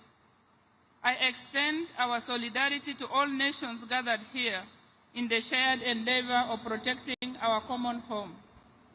The climate crisis in South Sudan is worsening. Over recent years, our people have endured recurring floods, heat waves, droughts, and irregular rainfall patterns.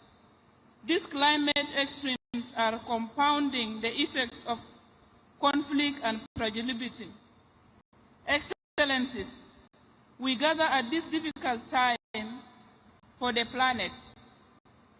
As the United Nations Secretary General has warned in the lead-up to this summit, humanity is on the brink of overshooting the 1.5 degrees Celsius threshold, and in Secretary General's recent intervention, he has said plainly that we are failing to avoid an overshoot, with devastating consequences for the most vulnerable.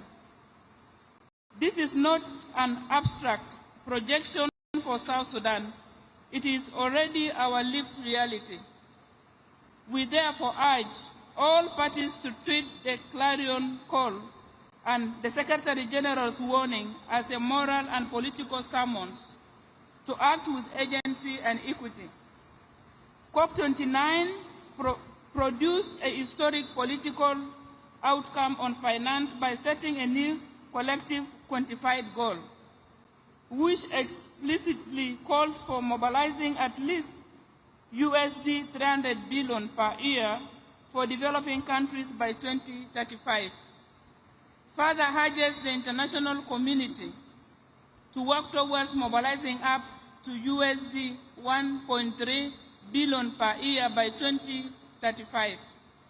For countries such as South Sudan, reaching the new collective quantified goal, full ambition will determine whether we can protect lives, rebuild climate resilient livelihoods, and embark on low emissions development pathways.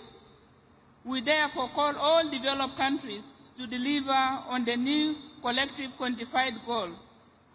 South Sudan welcomes progress towards a dedicated global loss and damage mechanism. However, The fund remains critically undercapitalized relative to needs.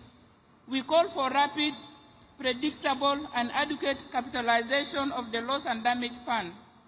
The fund must be able to issue calls and disperse at scale so that countries like South Sudan can rebuild lives, restore livelihoods, and safeguard essential services after disasters.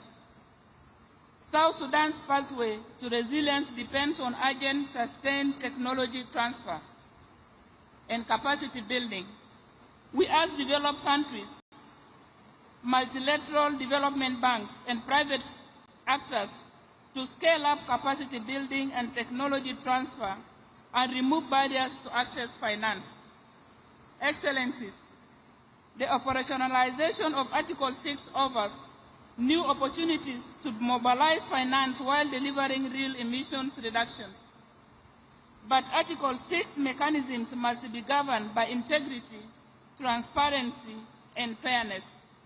We urge parties to support inclusive rules and capacity support so that least developed and fragile states can participate meaningfully in Article 6 markets on fair terms.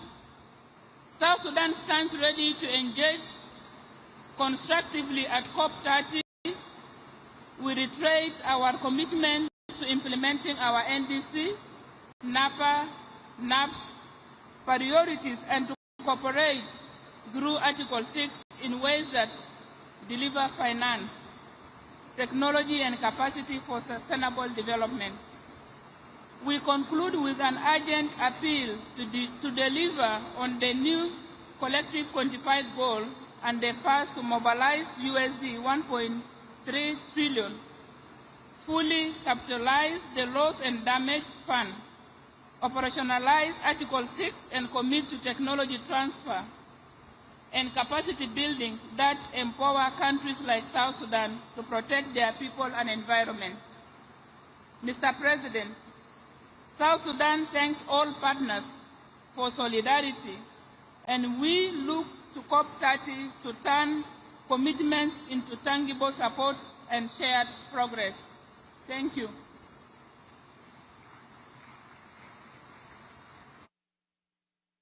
Convidamos agora representante do Tajiquistão, o senhor ministro do Meio Ambiente, Bahadur Sheralizada.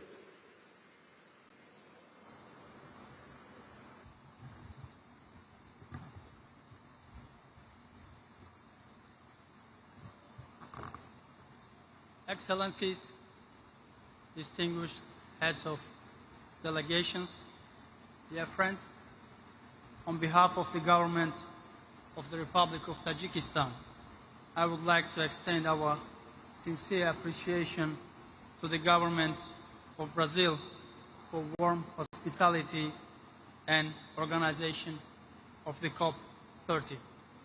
We commend Brazil's leadership in hosting this important global gathering here in Belém, a city that symbolizes both the richness and the fragility of our planet's ecosystem.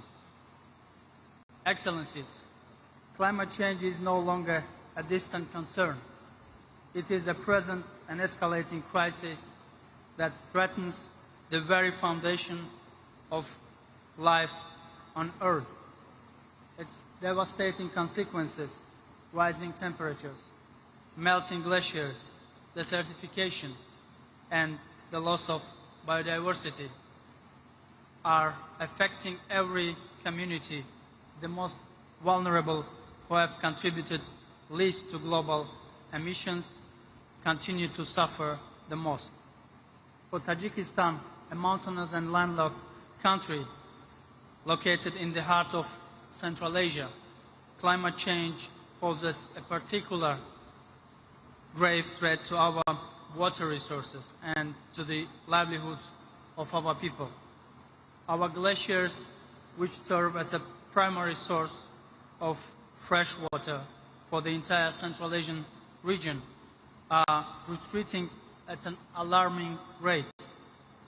Over the past several decades, we have lost more than 1/3 of our glacier area, a trend that endangers regional water issues, agriculture, energy production, and ecosystems across our shared basins.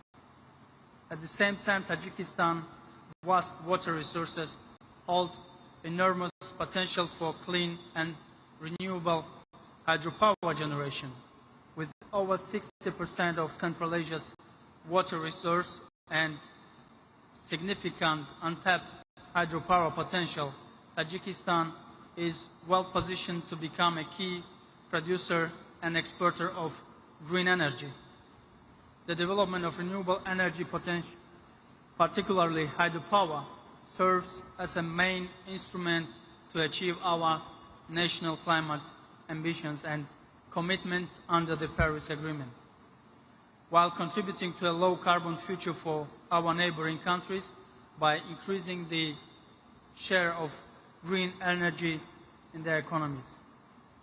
Excellencies, recognizing the urgency of preserving glaciers and protecting mountain ecosystems, the government of Tajikistan hosted the first international high-level conference on glacier preservation in Dushanbe earlier this year. The conference brought together heads of states, ministers, scientists, societies, and experts from around the world to discuss joint measures for preserving glaciers and strengthening resilience in mountainous regions.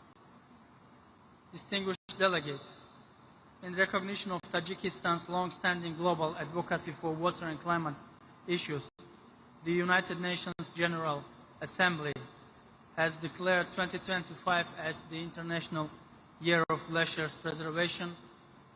One of the most significant elements of this resolution is the establishment of a trust fund for glacier preservation under the management of the United Nations. Tajikistan made its initial financial contribution to this trust fund, demonstrating our commitment to collective global action.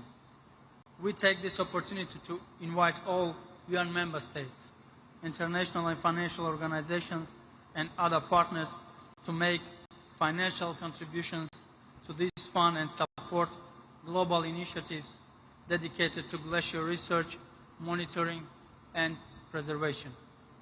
Furthermore, Tajikistan, together with France, has co-initiated United Nations Decade of Action for Cryospheric Sciences, aimed at enhancing global understanding and cooperation in cryospheric research and policy.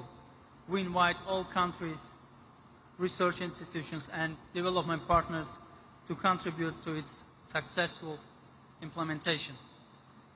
Excellencies, as we meet here in Belém at a decisive moment for our planet, Tajikistan wishes to underscore several key priorities for the global climate agenda.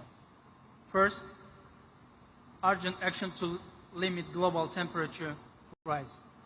We must to redouble our collective efforts to keep the global temperature rise below 1.5 degrees Celsius.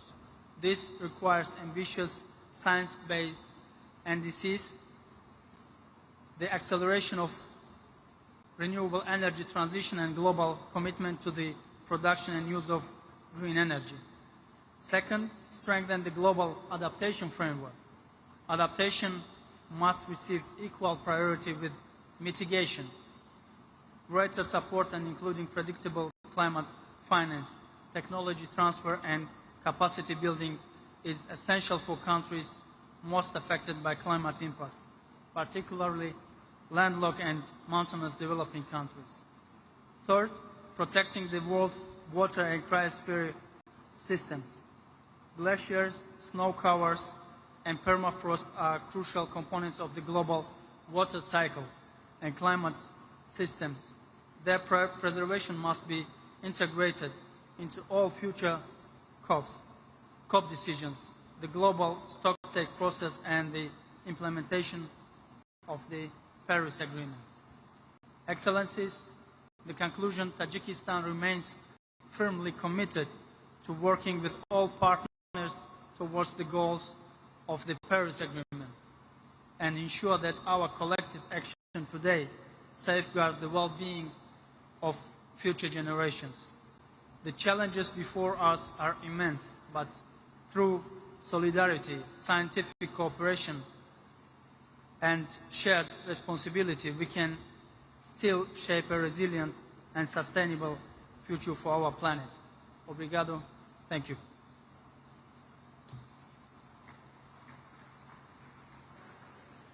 Convidamos agora representante de Tuvalu, o senhor ministro do Interior, Mudanças Climáticas e Meio Ambiente, Maina Vakafua Talha.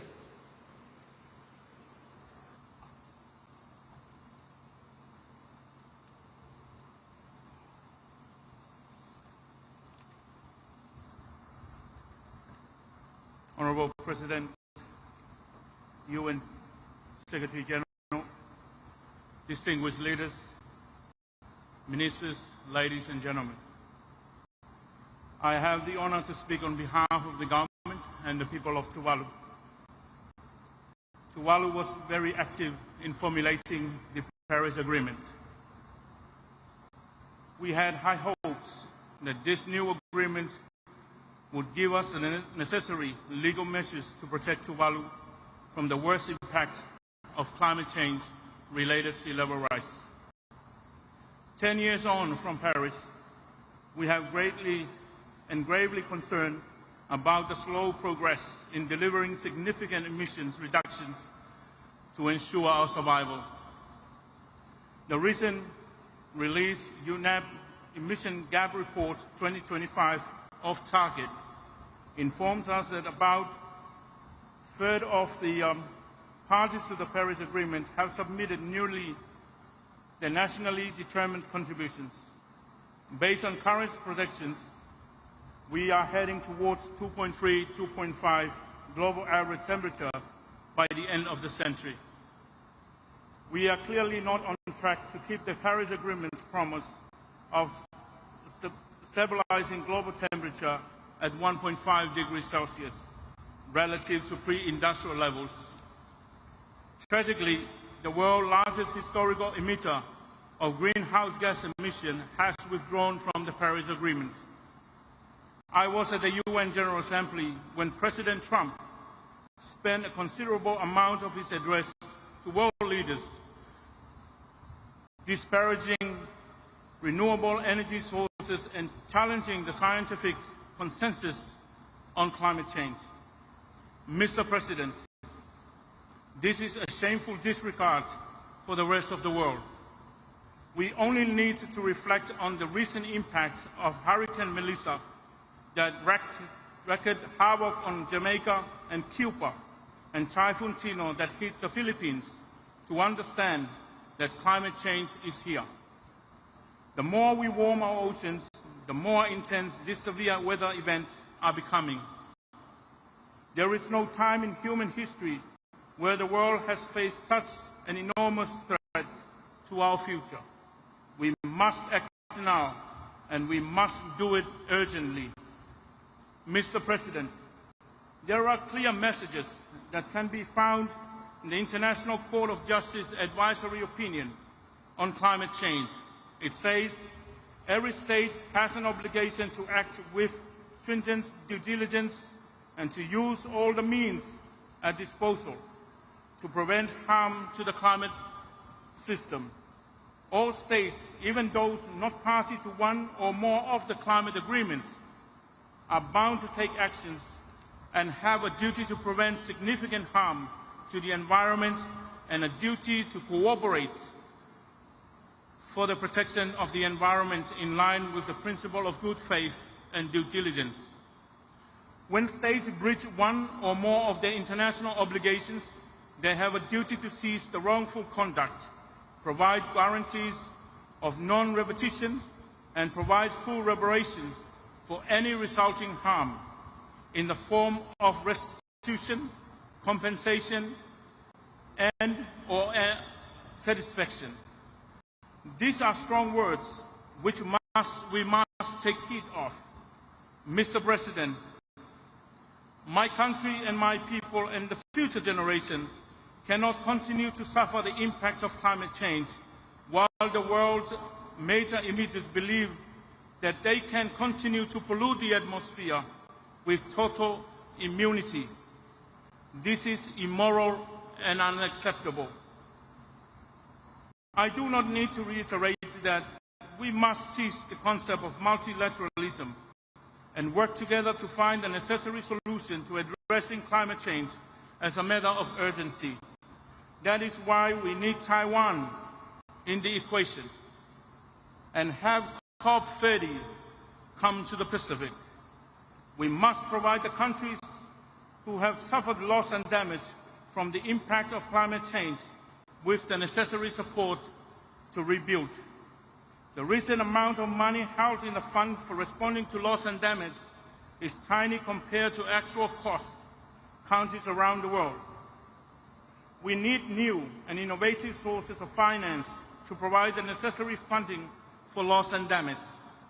To do this, we need to establish a group of finance experts who can think outside the box and develop new and innovative sources of finance for loss and damage. There are many ideas out there. We need these experts to find innovative solutions for us. Finally, I want to reflect on the fact that the Paris Agreement delivered a promise to ensure vulnerable countries like Tuvalu do not disappear. Mr. President, we believe in that promise. We believe that Tuvalu has a future, but we need the necessary support to ensure that we will survive, and we will survive. I thank you.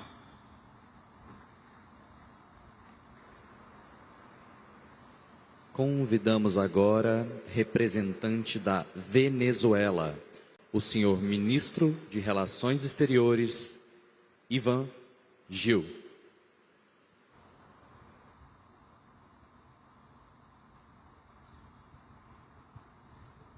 En primer lugar, quiero expresar nuestro agradecimiento al Gobierno de la República Federativa de Brasil y al presidente Luis Ignacio Lula da Silva por su hospitalidad y por el esfuerzo de hacer de Belém do Pará la cumbre de la verdad. Basta de hipocresía, basta de tecnicismo vacío, basta de diplomacias que postergan las decisiones urgentes mientras el planeta arde. Lo que hace falta es compromiso real, acción concreta y cambios revolucionarios del sistema global, antes de que nuestra especie desaparezca, como lo advirtió el comandante Fidel Castro Ruz en el año 1992 en la conferencia de Río de Janeiro. Hoy, 3 décadas después de aquella alerta, no estamos ante una amenaza futura, estamos viviendo el colapso ambiental en tiempo presente. Ya no hablamos de un aumento determinado, de un determinado número de grados en la temperatura promedio global. Estamos al borde del umbral que acabaría la vida como la conocemos. Y eso es, en sí mismo, un fracaso colectivo del sistema internacional. Más allá de los números fríos que se han discutido en esta sala, los efectos están a la vista.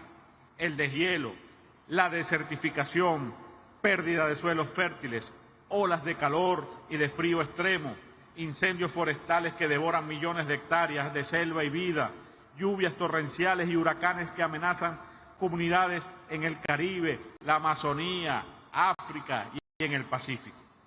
Todo esto tiene una causa: el modelo capitalista salvaje, un imperialismo voraz y hambriento de petróleo y recursos que, en lugar de corregirse para frenar el cambio climático, se ha vuelto más feroz e inhumano.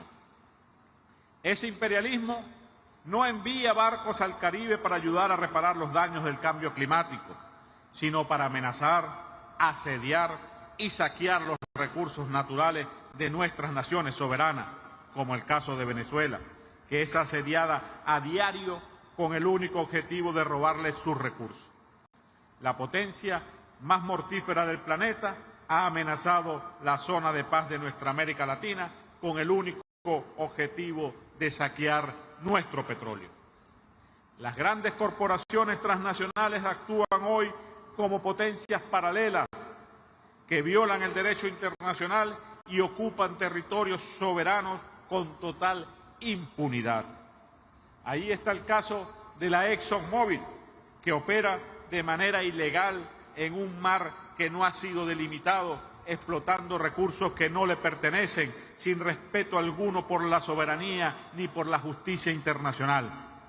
Eso no es inversión ni desarrollo, eso es saqueo y violación del derecho internacional, amenazando con incrementar el caos político, social y climático en la región, con la complicidad de un Estado miembro de esta conferencia. Señor presidente, el discurso de la transición energética promovido por las potencias occidentales es una farsa. No se trata de una transición hacia la sostenibilidad, sino hacia una nueva forma de dominación. Una transición que concentra el control de la tecnología y excluye a los países del sur global, que les arrebata su conocimiento, su soberanía energética y su derecho al desarrollo. Porque en realidad esta transición no consume menos energía, sino más. El balance energético global es hoy más negativo que hace una década. Cada unidad de energía que se produce bajo este nuevo modelo demanda más energía fósil que antes y al mismo tiempo se imponen sanciones y restricciones tecnológicas a los países que no se someten a ese esquema de dependencia. Eso no es justicia climática, eso es neocolonialismo energético. Y si a esto le sumamos la manipulación del sistema financiero internacional, donde los fondos para la mitigación del cambio climático nunca llegan a los pueblos que más los necesitan, entonces debemos decirlo con claridad, la política ambiental multilateral ha fracasado. Desde la Conferencia de Estocolmo en 1972, pasando por Kioto, Río, por París, se han acumulado decenas de declaraciones, alertas tempranas, promesas y compromisos. Pero mientras los documentos se multiplican, los compromisos se incumplen. Hoy tenemos un mundo con más pobreza, más desigualdad, más guerra y más concentración de poder. Y todas esas guerras, desde Oriente Medio hasta las amenazas a nuestro Caribe, tienen un denominador común: los recursos naturales. Porque el petróleo sigue siendo la fuente vital del capitalismo y por eso lo defienden con armas, sanciones y bloqueo. Venezuela ha resistido el asedio, pero no ha renunciado a la solidaridad. Cuando los pueblos del Caribe, como Jamaica y Cuba, fueron golpeados recientemente por huracanes, allí estuvo Venezuela, junto al resto de los países del ALBA, ofreciendo ayuda humanitaria y reconstrucción. Así lo hicimos a través de Petrocaribe, una iniciativa de integración y justicia energética que fue atacada por las sanciones imperiales precisamente porque representaba un modelo alternativo, solidario y soberano. Venezuela defiende un modelo social, inclusivo, ecológico y solidario, donde el ser humano sea el centro de acción y no la mercancía. Un modelo que coloca el bienestar y la supervivencia de la humanidad por encima del lucro de las corporaciones. Un modelo donde el desarrollo vaya de la mano con la preservación del entorno natural y donde se respete el derecho de cada pueblo a decidir cómo gestionar sus recursos. Como bolivarianos, defendemos la vida y el equilibrio del universo. Hace 2 siglos, el libertador Simón Bolívar promulgó el decreto de Chuquisaca, protegiendo montañas, ríos y bosques, anticipando el principio de soberanía ambiental que hoy reivindicamos. Ese legado nos guía. Proteger la naturaleza no es un gesto simbólico, es un deber patriótico y moral. Hoy, desde Venezuela, hacemos un llamado al mundo a construir una verdadera transición energética justa, soberana y humana. Venezuela cree en una transición energética soberana, justa y solidaria. Cree en la cooperación sur-sur, en la ciencia abierta, en la agroecología, en la gestión sostenible de los recursos naturales y en un multilateralismo real, no subordinado al poder corporativo. Vamos a unir esfuerzos para descolonizar la economía, la tecnología y la energía, a reemplazar el capitalismo depredador por un nuevo sistema basado en la cooperación, la solidaridad y la justicia climática. Quiero cerrar esta intervención citando a nuestro comandante Hugo Chávez Frías, cuando en la cumbre de Copenhague en el año 2009 nos señaló, abro comillas, seamos capaces de hacer de esta tierra no la tumba de la humanidad, hagamos de esta tierra un cielo de vida, de paz y de paz de hermandad para toda la humanidad, para la especie humana. Muchas gracias.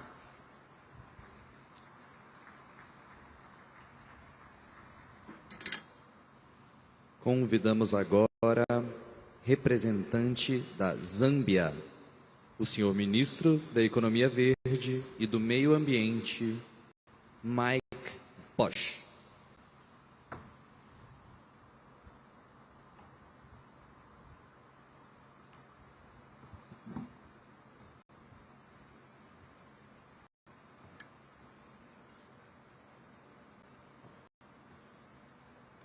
Thank you. Allow me to start by recognizing the presence of the representative of His Excellency, the President of the Federal Republic of Brazil, Your Excellency, the COP30 President-designate, Your Excellencies, Head of State and Government here present, and those being represented, the representative of the Secretary General of the United Nations, the representative of the Executive Secretary of the UNFCCC Secretariat, members of the press, distinguished ladies and gentlemen, Botad, Your Excellencies, allow me to convey warm greetings from Mr. Hakainde Hichilema, the President of the Republic of Zambia, who sends his best wishes to this conference. Further, I wish to convey my deep gratitude and appreciation to the government and the people of Brazil for the warm hospitality accorded to me and my delegation since our arrival in this beautiful city of Belém. Allow me to also congratulate you, Your Excellency Ambassador André Correa do Lago, on your appointment as President and Chair of COP30. As Zambia, we have confidence in your leadership and we are looking forward to your formal election on Monday. Your Excellencies, we are gathered here once again, as we have done each year in the last 3 decades, to apply our collective efforts and wisdom to address the existing threat of climate change. But let me remind all of you that for the least developed countries, most of which are in Africa, including Zambia, climate change is no longer a threat, but our daily lived reality as we grapple with its multiple impacts. Therefore, for us, these gatherings are not to be seen or taken as routine annual rituals, but we regard them as essential platforms to forge common solutions to this global challenge. Therefore, failure should not be an option. we also expect that all partners come with this sincerity of engagement, as this is not a game where we outdo each other with negotiating skills and trickery, but remembering that we share this planet as our home, and that there is no winner or loser. It's either we all win or we all lose.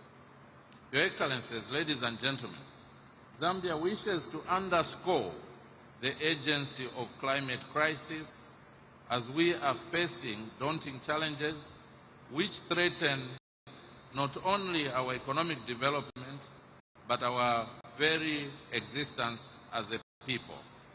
Despite our paltry contribution to global greenhouse gas emissions, notwithstanding these daunting challenges, Zambia has proactively taken significant actions to adapt and continue to mitigate against climate change. In this regard, this year we have prepared and submitted our third nationally determined contribution, NDC 3.0, in which we have kept our high ambitions of reducing our emissions by 25% based on our 2010 levels. We have indicated our commitment and willingness to raise this ambition to 47% if we received substantial external support in our climate action. As a country, we have progressively demonstrated our commitment by adding more sectors in our NDCs, moving from 3 sectors in our first NDC in the year 2016 to 6 sectors in our second NDC in the year 2021, and now 10 sectors in our NDC 3.0. This steady progress is intended to bring Zambia's climate action to an economy-wide approach, and we are getting close to that goal. We have also submitted our first biannual technical report, as well as the 4th national communication, to ensure we strengthen our transparency. We thus expect nothing less from our partners, especially those who are more privileged economically than we are. Your Excellencies, on the negotiations front, adaptation remains a top priority for Zambia, like other vulnerable countries. The country places significant importance and priority on adaptation, actions to address the effects of climate change in order to enhance the resilience of its population, ecosystems, infrastructure, productive and health systems. Regrettably, there has been very little progress made on adaptation-related agenda items in the last few years, and it is important that these matters are taken seriously, as adaptation provides the only lifeline to the most vulnerable countries and peoples. In this regard, Zambia calls for progress on the global goal on adaptation by adopting robust, comprehensive but manageable set of indicators for tracking progress in building resilience. I am delighted to share with you, Your Excellencies, that Zambia was privileged to host the 2025 Global NAP Expo in Lusaka in August this year, and it was very clear to us from the experiences shared by multiple countries that there is a gap for resources for the implementation of NAPs, and this gap needs to be addressed as a matter of urgency.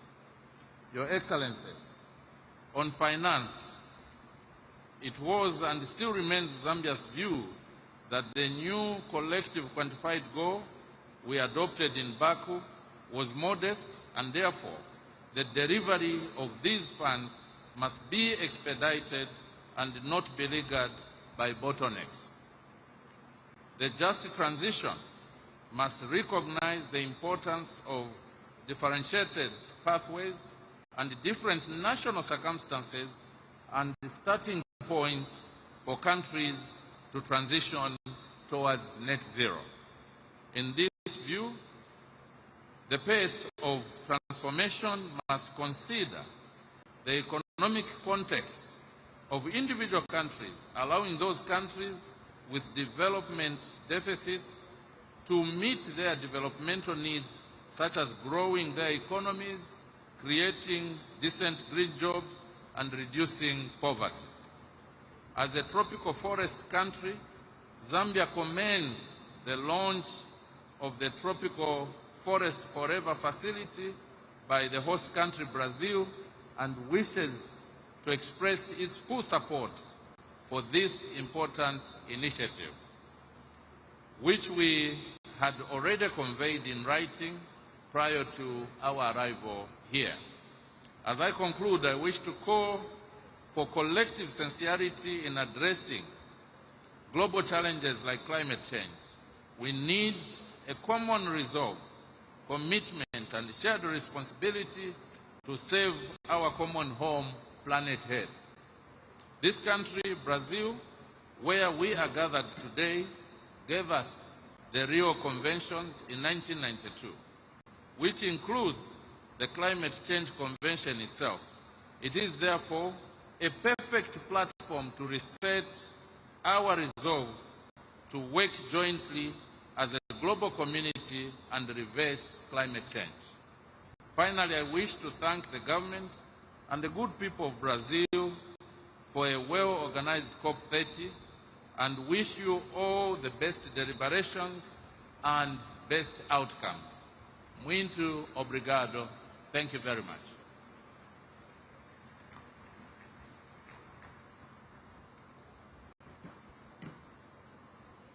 Convidamos agora representante do Zimbábue, a ministra do Meio Ambiente, Evelyn Ndlovu.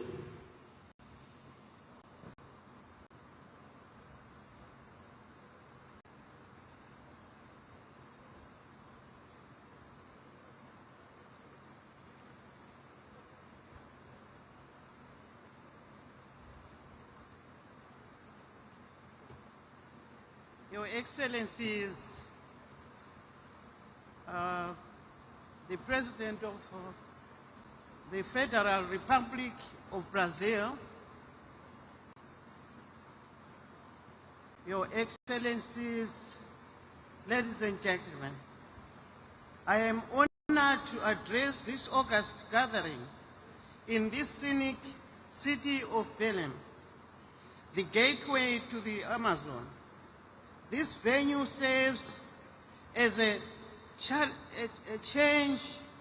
powerful symbol of what is to shake our future generations in terms of climate change, ecological balance, and well-being of present and future generations. At the onset, I wish to express my profound gratitude to the government and people of the Federal Republic of Brazil for their warm hospitality and the excellent facilities of this landmark COP30. Due to other pressing national commitments, my President, His Excellency Dr. E.D. Mnangagwa, regretfully could not be here and appointed me to represent him. Therefore, in this regard, I will read his statement to the summit as follows. Your Excellencies and distinguished delegates, Zimbabwe commends the government of Brazil for its exemplary leadership on the global climate agenda. As a country endowed with vast initiatives such as the Tropical Forest Forever Facility, Zimbabwe welcomes this effort and looks forward to its operationalization as a significant contribution to the global forest conservation. The climate crisis has already reached alarming levels, with 2024 recording as the hottest year in history, and projections indicating that 2025 may follow this same dangerous pattern.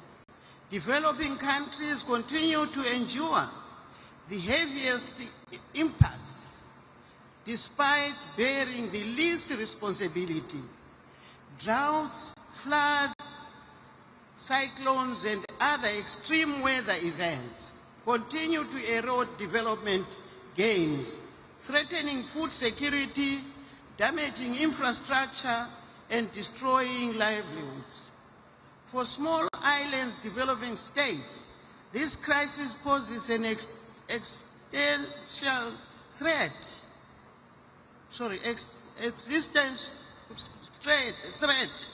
It is abundantly clear that climate change is not solely an environmental change. It is a developmental emergency. Your Excellencies, in this regard, our collective responsibility to this crisis must be held and be science-based. The science is unequivocal. We must keep the 1.5 degrees goal within reach or face irreversible and catastrophic consequences. On its part, Zimbabwe has demonstrated its unwavering commitment to the Paris Agreement.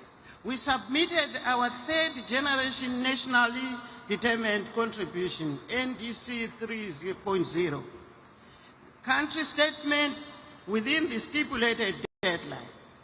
Our NDC 3.0 is a product of inclusive multi-stakeholder consultations, as well as a thorough assessment of the implementation of our 2021 revised NDC. Through NDC 3.0, Zimbabwe commits to reducing greenhouse gases emissions by 40% per capita by 2035, relative to the business as usual trajectory. We increased our mitigation measures from 17 to 27 across all sectors of the economy. We are determined to accelerate a just transition towards renewable energy, climate-smart agriculture, forest conservation, methane capture, and green industrialization. Your Excellencies, the level of ambition, however, requires adequate, predictable, and accessible climate finance. Zimbabwe requires at least US 19 billion to finance its NDC 3.0, as well as technical support to build national capabilities. In parallel, Zimbabwe has raised its ambition in the adaptation agenda. Guided by the Zimbabwe Climate Change National Adaptation Plan, we are integrating climate resilience across key sectors, communities, and development planning processes to protect lives and livelihoods and ecosystems. Your Excellencies, landlocked developing countries face unique climate change. Our geographic remoteness, high transport costs, dependency on transition routes, and energy constraints increase our vulnerability and hinder our capacity to transition to sustainable economies. Recognizing this, we completed the national registration of least developed countries as a negotiating group under the UNFCCC. This will enable us to advocate for climate justice tailored to our specific circumstances. However, ladies and gentlemen, ambition without the means of implementation is insufficient. Real impact will depend on access to predictable and accessible finance at scale. At COP29 in Baku, we agreed on the new collective quantified goal of 300 billion per year in climate financing by 2035. While this is welcome, we must now focus on the full and immediate implementation of the Baku to Berlin roadmap, which aims at mobilizing at least 1.3 trillion annually by 2035. Delays will only deepen inequalities and amplify the human cost of inaction. Your Excellencies, we also underscore the urgent need to increase adaptation finance and the full operationalization of the fund for responding to loss and damage. Vulnerable communities are already paying a high price for the crisis they did not create.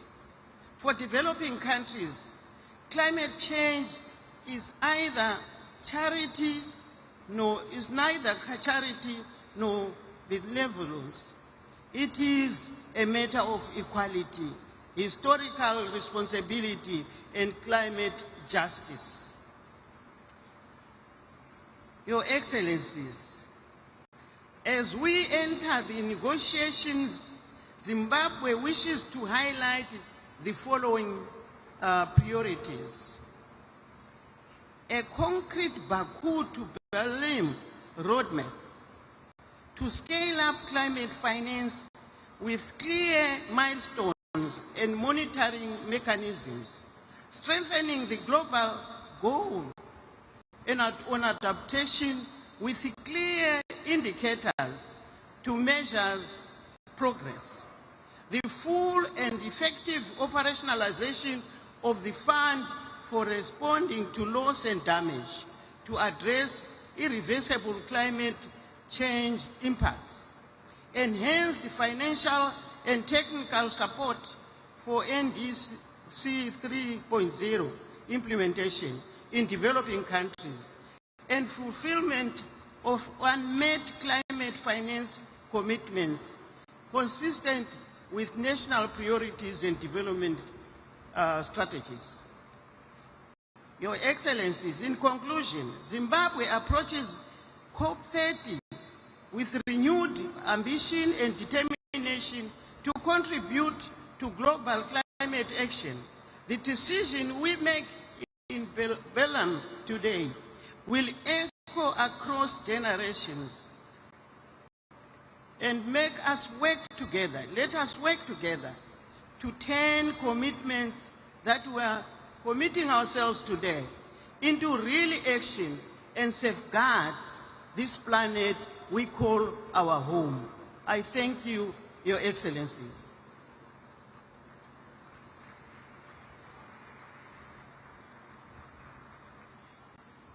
Convidamos agora representante da Palestina, o senhor embaixador do Estado da Palestina no Brasil, Ibrahim Al-Zeben.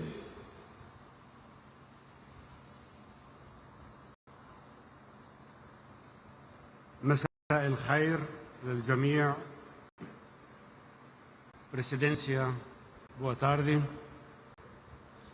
معالي السيد أندريه كوريا دولاغو رئيس الدورة 30 لكوب 30، معالي السيد أنطونيو غوتيريس الأمين العام للأمم المتحدة، أصحاب المعالي والسعادة، السيدات والسادة، بالنيابة عن دولة فلسطين قيادتها الشرعية وشعبها، أود أولاً أن نعرب عن خالص امتناننا وتقديرنا لفخامة الرئيس لويس إناسيو لولا دا سيلفا وحكومة وشعب البرازيل على استضافتهم الكريمة والتنظيم المميز لهذه الدورة. كما أعبر عن تقديرنا الكبير لفخامة ولسيادة الأمين العام للأمم المتحدة السيد أنطونيو غوتيريس على التزامه الثابت بمواجهة الآثار السلبية لتغير المناخ، وعلى دفاعه أيضاً عن قضايا البشرية العادلة. السيد الرئيس، الحضور الكريم، إن أزمة المناخ ليست أمراً نظرياً أو مفهوماً مجرداً، إنها واقع ملموس ومترابط يؤثر مباشرة على حياة ومستقبل شعوبنا ونظمنا البيئية. وفي ظل هذا الواقع نجد أنفسنا في لحظة حاسمة تتطلب تعبئة عاجلة لمسؤولياتنا المشتركة والعمل الجماعي لتخفيض ثم وقف انبعاثات الغازات الدفيئة وتأمين التمويل المناخي وتعزيز التضامن العالمي، لا سيما اتجاه الدول ذات الأوضاع الخاصة بمن فيها دولة فلسطين، حيث يزيد تغير المناخ من وطأة واقع كارثي فرضه علينا الاحتلال العسكري الاستيطاني الإسرائيلي منذ 58 عاماً. إن دولة فلسطين شأنها شأن العديد من الدول الأكثر تضرراً لم تسهم إلا بقدر ضئيل في الانبعاثات العالمية، ومع ذلك فهي تواجه بشكل متزايد نتائج مناخية قاسية تفاقمت بسبب الاحتلال الذي حرم الشعب الفلسطيني لعقود من حقه غير قابل للتصرف في السيطرة على أراضيه وممارسة سيادته على موارده الطبيعية. هذا الأمر الذي ألحق بشعبنا خلال العامين الماضيين كارثة إنسانية وبيئية غير مسبوقة في التاريخ الحديث، وليس بخاف على أحد ما تعانيه غزة نتيجة لحرب الإبادة التي تشنها إسرائيل حتى الآن، تلك التي خلفت قرابة 250,000 ضحية وتراكم أكثر من 61 مليون طن من الأنقاض، بعضها ملوث بمواد خطرة، إلى جانب تدمير متعمد لشبكات الصرف الصحي والمياه، مما أدى إلى تلوث المياه الجوفية، المياه الساحلية. السيدات والسادة، غزة الآن تواجه مخاطر جسيمة على الصحة العامة وتهديد البيئة في ازدياد، كما دمرت الإبادة الجماعية الأراضي الزراعية والغطاء النباتي، مما ترك السكان في حالة انعدام حاد للأمن الغذائي والمجاعة، وقد تم استخدام الجوع كسلاح.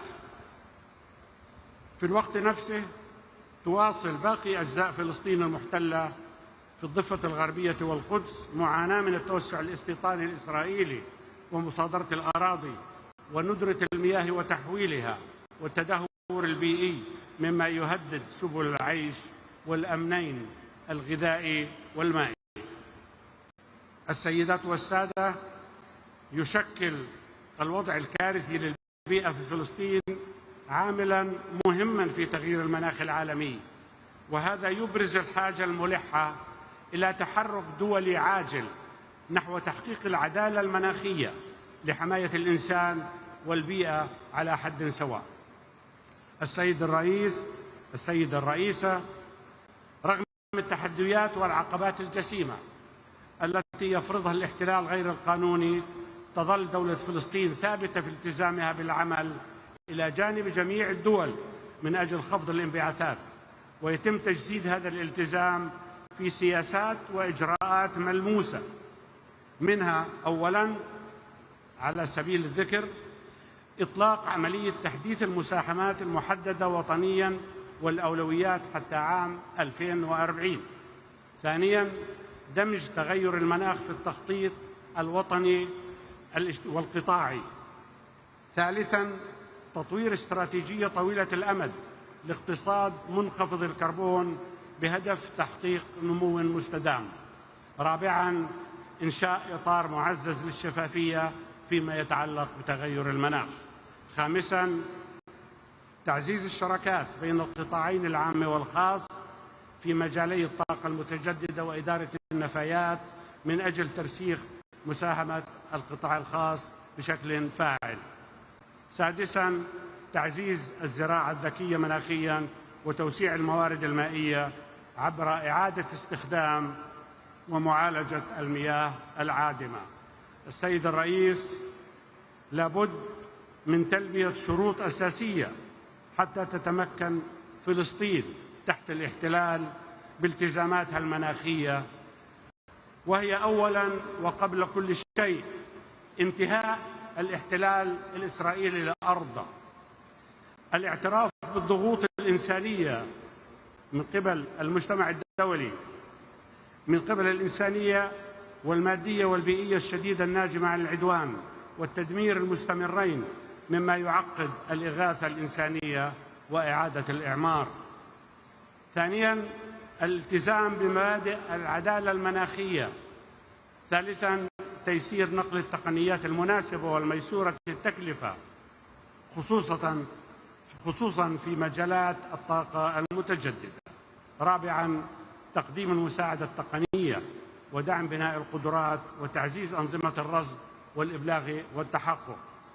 السيد الرئيس، السادة الحضور، عندما تتوفر هذه الشروط يمكن لفلسطين التي ترزح تحت الاحتلال الآن أن تنفذ التزاماتها المناخية بفعالية وتحمي شعبها وأرضها من أجل تحقيق المصير والاستقلال والسيادة على أراضينا، وبذلك تستعيد فلسطين دورها ونستعيد دورنا كأمناء شرعيين عليها ملتزمين برعايتها وفقاً لتراثنا وتقاليدنا ووفقاً أيضاً للقانون الدولي. السيد الرئيس، السادة الحضور، لقد اختارت دولة فلسطين وشعبها الثبات في وجه الاحتلال، والثبات في مواجهة تغير المناخ، والثبات على أرضنا رغم كل التحديات. ومن ثم فإن رسالتنا إلى العالم ونداءنا أيضا من خلال هذا المنبر هي رسالة أمل وصمود وعزم على الإسهام في مستقبل عادل ومستدام وسلمي وحر، ليس لشعبنا بل لشعوبنا، لكوكبنا، لأجيالنا القادمة. أتمنى لمؤتمرنا النجاح وتحقيق أهدافه السامية، وشكراً.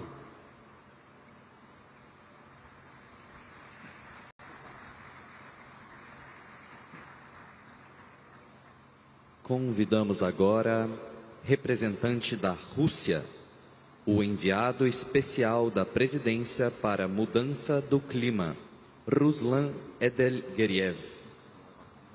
Уважаемый председатель, уважаемые дамы и коллеги, последствия изменения климата уже ощущаются во всем мире, но особенно остро в развивающихся странах. Мы видим опасный перекос, когда глобальная повестка почти полностью сфокусирована на митигации. Адаптация – это не второстепенная задача, а наша общая необходимость. Мы должны восстановить баланс между адаптацией и митигацией, в том числе в вопросах финансирования данных мер. Именно поэтому на предстоящей 30-й сессии конференции сторон в Белене нам критически важно согласовать набор показателей для глобальной цели по адаптации. Мы предлагаем прагматичный подход, давайте согласуем тот минимальный набор, который устраивает всех сейчас, и зафиксируем план по доработке остальных показателей. Это позволит нам начать их апробацию и получить ценные данные уже для второго глобального подведения итогов. И, конечно, любой прогресс адаптации невозможен без адекватных средств осуществления, прежде всего, финансирования. Подчеркну, что путь каждой страны к низкоуглеродному будущему уникален. По этой причине рабочая программа по справедливому переходу должна оставаться площадкой для диалога и обмена опытом, а не инструментом для навязывания новых обязательств. Нам нужны практические результаты развития навыков, передачи технологий, доступное финансирование для переходных проектов, а не новые цели, которые могут подорвать социально-экономическое развитие. На КС-28 мы достигли исторического результата, завершили первое глобальное подведение итогов. Его выводы должны стать основой для обновления наших национальных вкладов и развития международного сотрудничества. Они должны служить ориентиром, а не директивой. Мы считаем недопустимым выборочный подход по итогам ГПИ и попытки навязать странам конкретные технологии или виды топлива. Право выбирать свой путь декарбонизации должно оставаться незыблемым. Нам необходимо как можно скорее, уже на КС-30, запустить диалог ОАЭ по имплементации итогов ГПИ. Этот диалог должен быть конструктивным, не предписывающим и крайне важно должен уделить внимание односторонним мерам, которые подрывают международное сотрудничество и дух Парижского соглашения.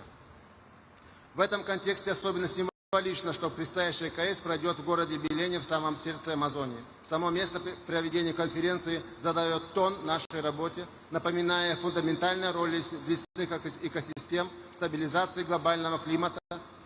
Леса Амазонии не просто национальное достояние Бразилии, а важнейший компонент планетарной климатической системы, регулирующие водные циклы и поглощающие колоссальные объемы углерода.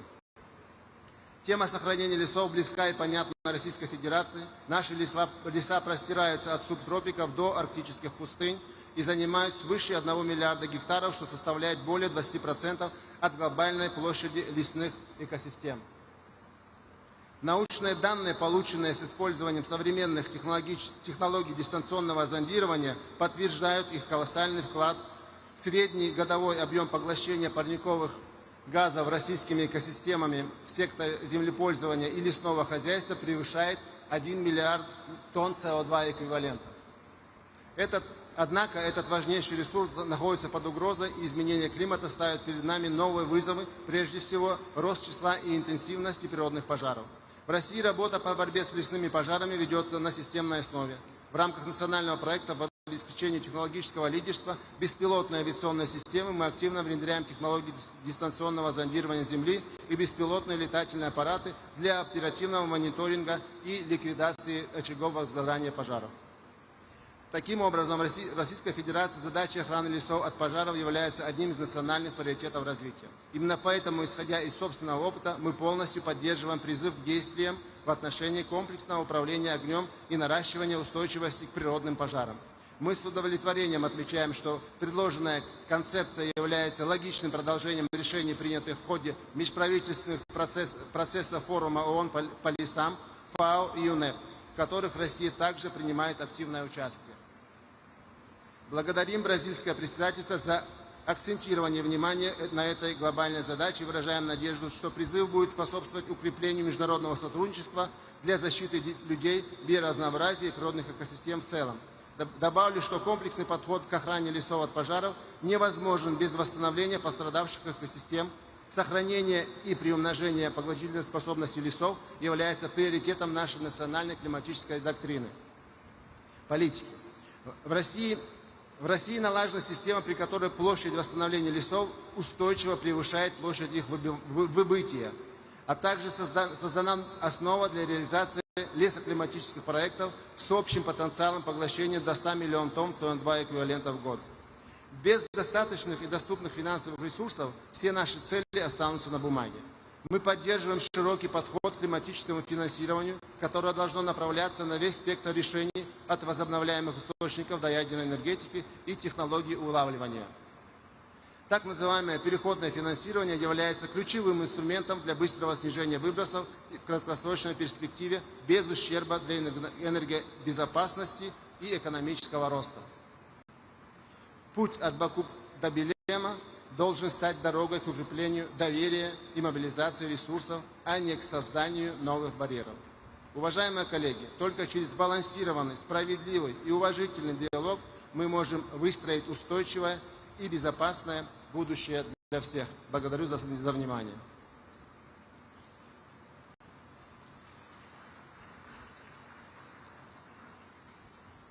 Convidamos agora representante da Argélia, a senhora diretora de Meio Ambiente e Desenvolvimento Sustentável, El Ayoubi Manel.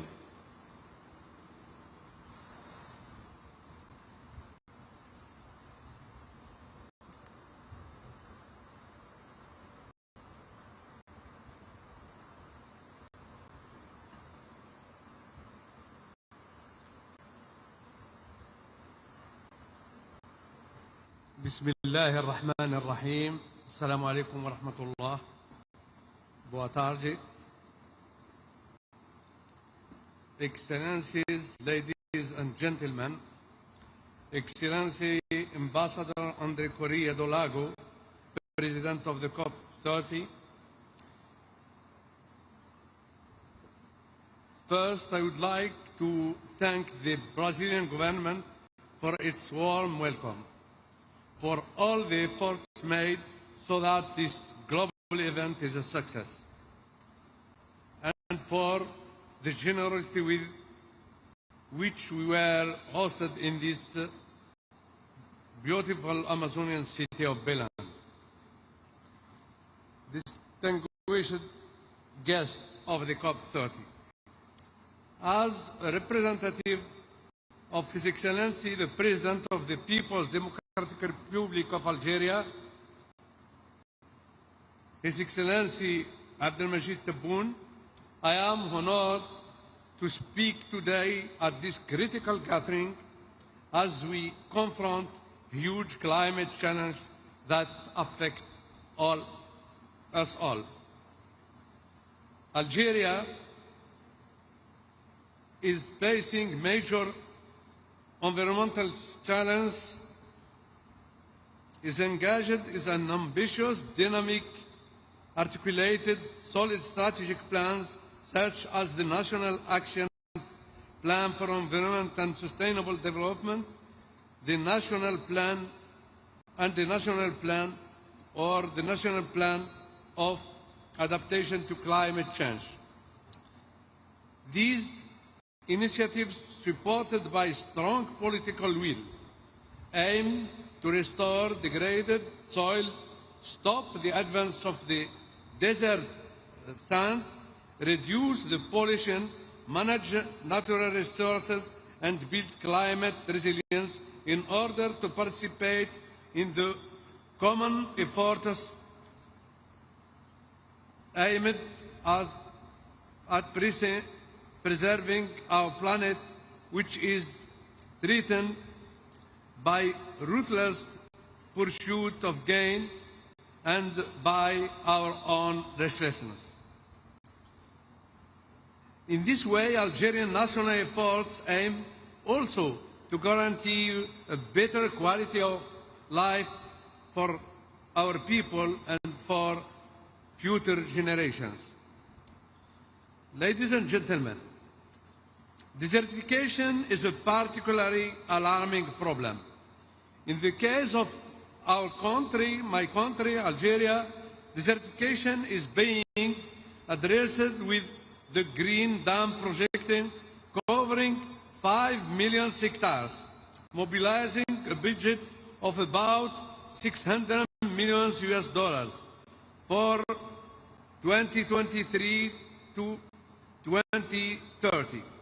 This program has completed 64% of the plantations and created thousands of direct jobs. It also includes hundreds of water collection with the secure units to secure the supply. The national strategy aims at the sustainable rehabilitation of soils, the management of resources, and the active participation of local populations. As many countries, Algeria is facing another pressing challenge: plastic pollution. To counter this problem, my country, or the Algerian government, launched a few months ago the development of national plan to fight against plastic pollution, stressing that this pollution has serious consequences on ecosystems, biodiversities, and public health. The plan is part of a broader strategy for integrated waste management reinforced by Law 2502 on waste management control and disposal. Also, to face climate and environmental challenges, Algeria presented a national climate change adaptation plan, a strategic tool to strengthen the country's resilience. In the same time, we are developing a national hydrogen strategy to become a major global producer and exporter of both green and blue hydrogen, primarily targeting the international market. The plan includes producing 40 terawatt-hours of hydrogen by 2040, leveraging its existing gas export infrastructure and developing new pipelines and derivatives like ammonia and methanol. Key initiatives involve feasibility studies for large-scale projects and partnerships to build domestic expertise and infrastructure. The aim is to supply 10% of Europe's clean hydrogen demand by the year 2040. The strategy includes both blue hydrogen from natural gas with carbon capture and green hydrogen from renewable energy.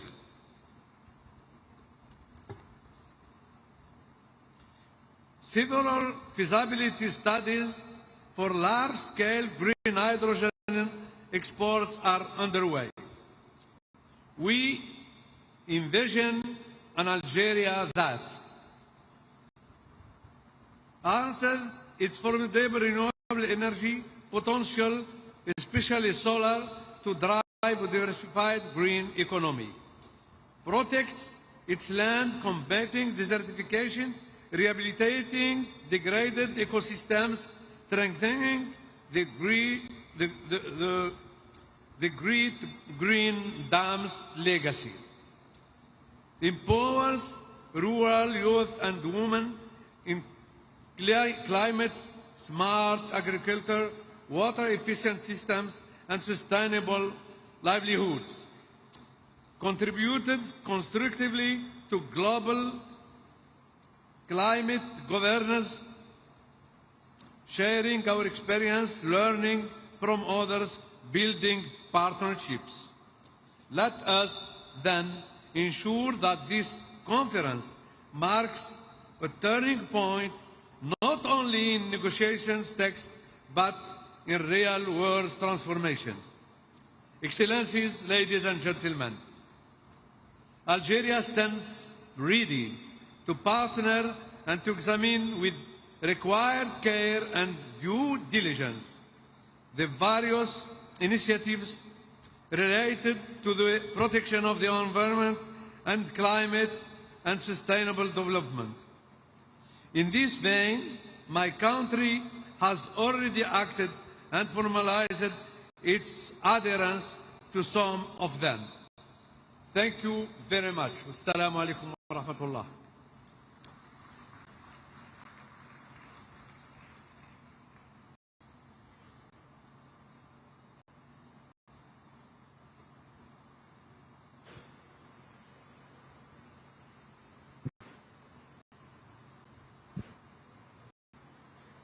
Convidamos agora representante da Armênia, o senhor vice-ministro das Relações Exteriores, Robert Abizov Gomonian.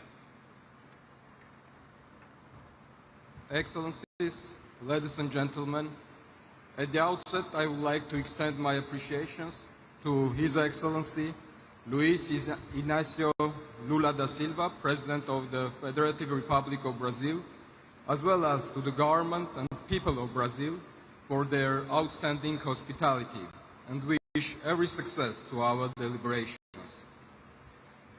We are meeting here in Belém, at the heart of Amazonia, on the 10th anniversary of the adoption of the Paris Agreement, with a renewed sense of hope and optimism that we can turn the dangerous tide of climate change and achieve the agreement's objectives. As we enter the critical decade of implementation following the first global stocktake, the decisions we take here in Belém must chart a credible path towards climate resilience and climate justice. The biannual transparency report, the synthesis report on NDCs, and the synthesis report on NAPs released by the UNFCCC Secretariat provide encouraging evidence of positive changes. They validate the effectiveness of the Paris Agreement in decreasing global emissions and strengthening adaptation mechanisms. However, the same reports point to the need for urgent and enhanced action, reminding us that we are still far from the levels we strive to achieve. If we are to keep the goals of the Paris Agreement within reach, we must redouble our collective efforts to accelerate the progress.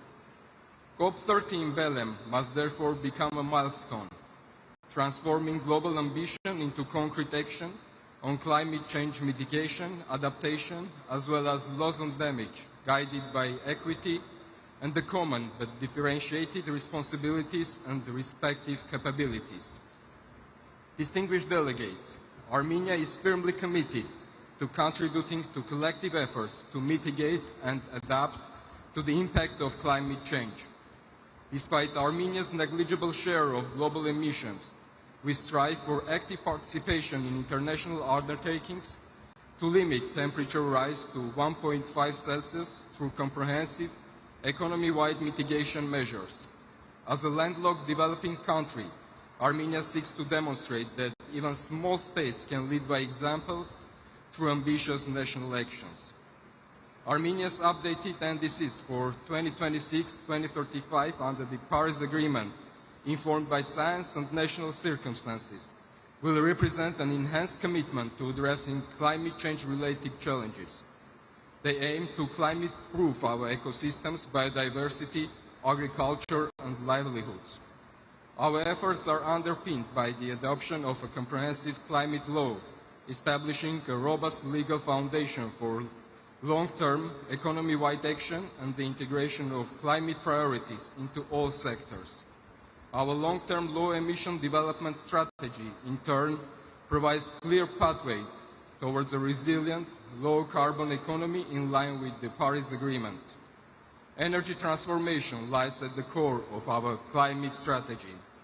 We are expanding renewable energy generation at an unprecedented pace to substantially increase the share of green energy in our national mix. At the same time, we continue to rely on nuclear energy as a safe and stable component of our clear energy mix, providing real carbon-neutral electricity and enhanced energy security. Excellencies, there is a growing recognition that nature, climate, and land are parts of our one indivisible system, while fragmented approaches are no longer sufficient. Responding to the scale of the crisis requires coherence, partnership, and trust. For Armenia, this is not an abstract concept. Our country lies at the crossroads of the Caucasus, one of the world's biodiversity hotspots, where fragile mountain ecosystems are facing the combined pressure of climate change, land degradation, and biodiversity loss. We have learned that adaptation and restoration must go hand in hand, that no biodiversity policy can succeed without integrating climate and land considerations. To move the needle further and achieve transformative changes, we must recognize that environmental challenges are interconnected and affect us all, whether high in the mountains, deep in the forests, or on the high seas. We must rethink our relationship with nature. Recognizing the urgency of these interconnected challenges, Armenia, as the host of Biodiversity COP30, is taking active steps, together with other partners, to reinforce international collaboration and promote integrated integrated approaches to climate change mitigation and biodiversity preservation with a view to achieving a result-oriented outcome at COP30 in Belém on synergies that could be leveraged towards successful global review of the collective progress in implementing the Kunming-Montreal Global Biodiversity Framework at CBD COP17 in Yerevan next year. Armenia looks forward to welcoming you all to Yerevan next October for Biodiversity COP17 to review our progress, strengthen the bridges among the Rio Conventions, and reaffirm that multilateral cooperation is indispensable to restoring and protecting the living fabric of the planet for present and future generations. I thank you.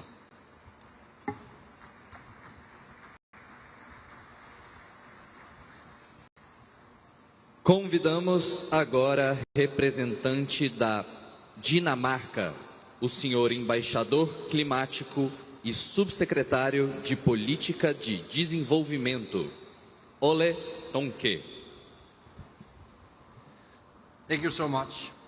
Excellencies, ladies and gentlemen, in a time of political competition, geopolitical competition, and economic uncertainty, it might seem tempting to postpone climate action, but that would be unwise.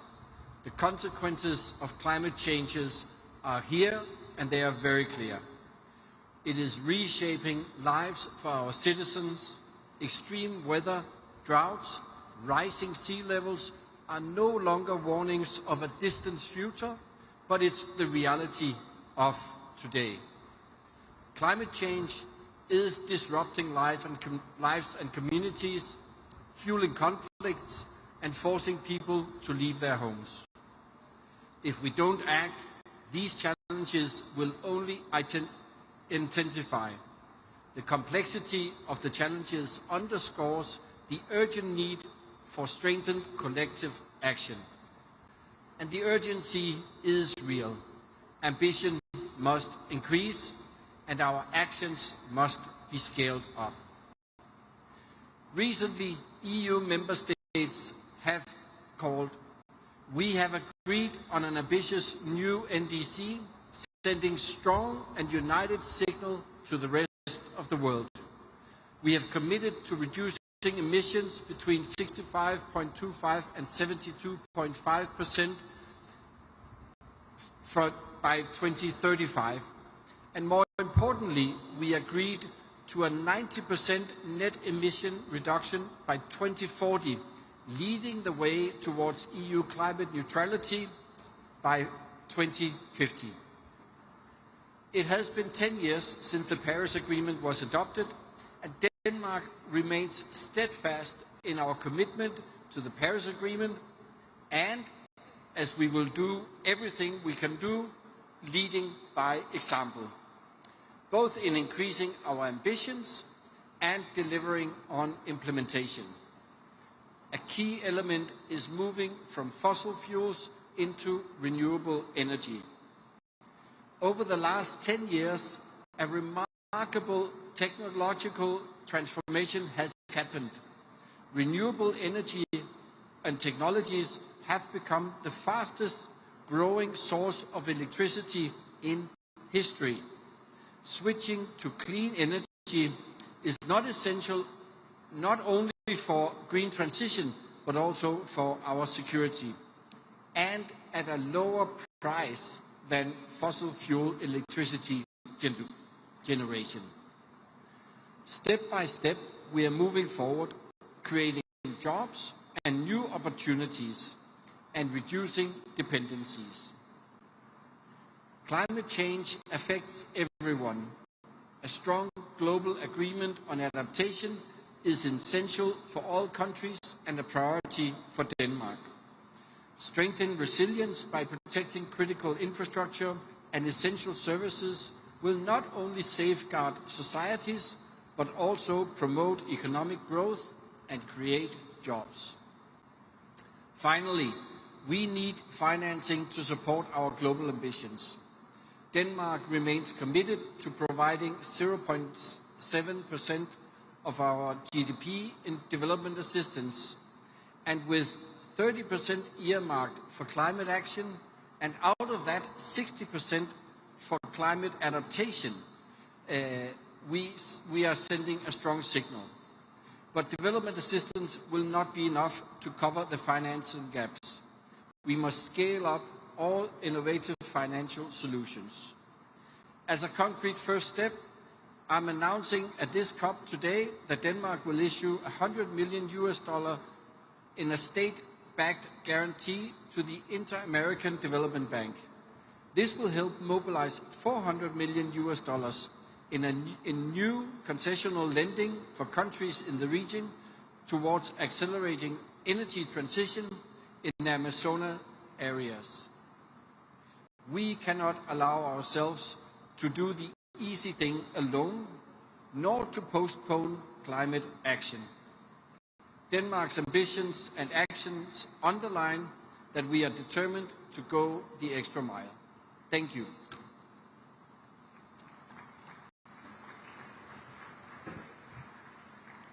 Neste momento, convidamos a embaixadora para a mudança do clima e vice-ministra assistente do Japão, Misako Takahashi.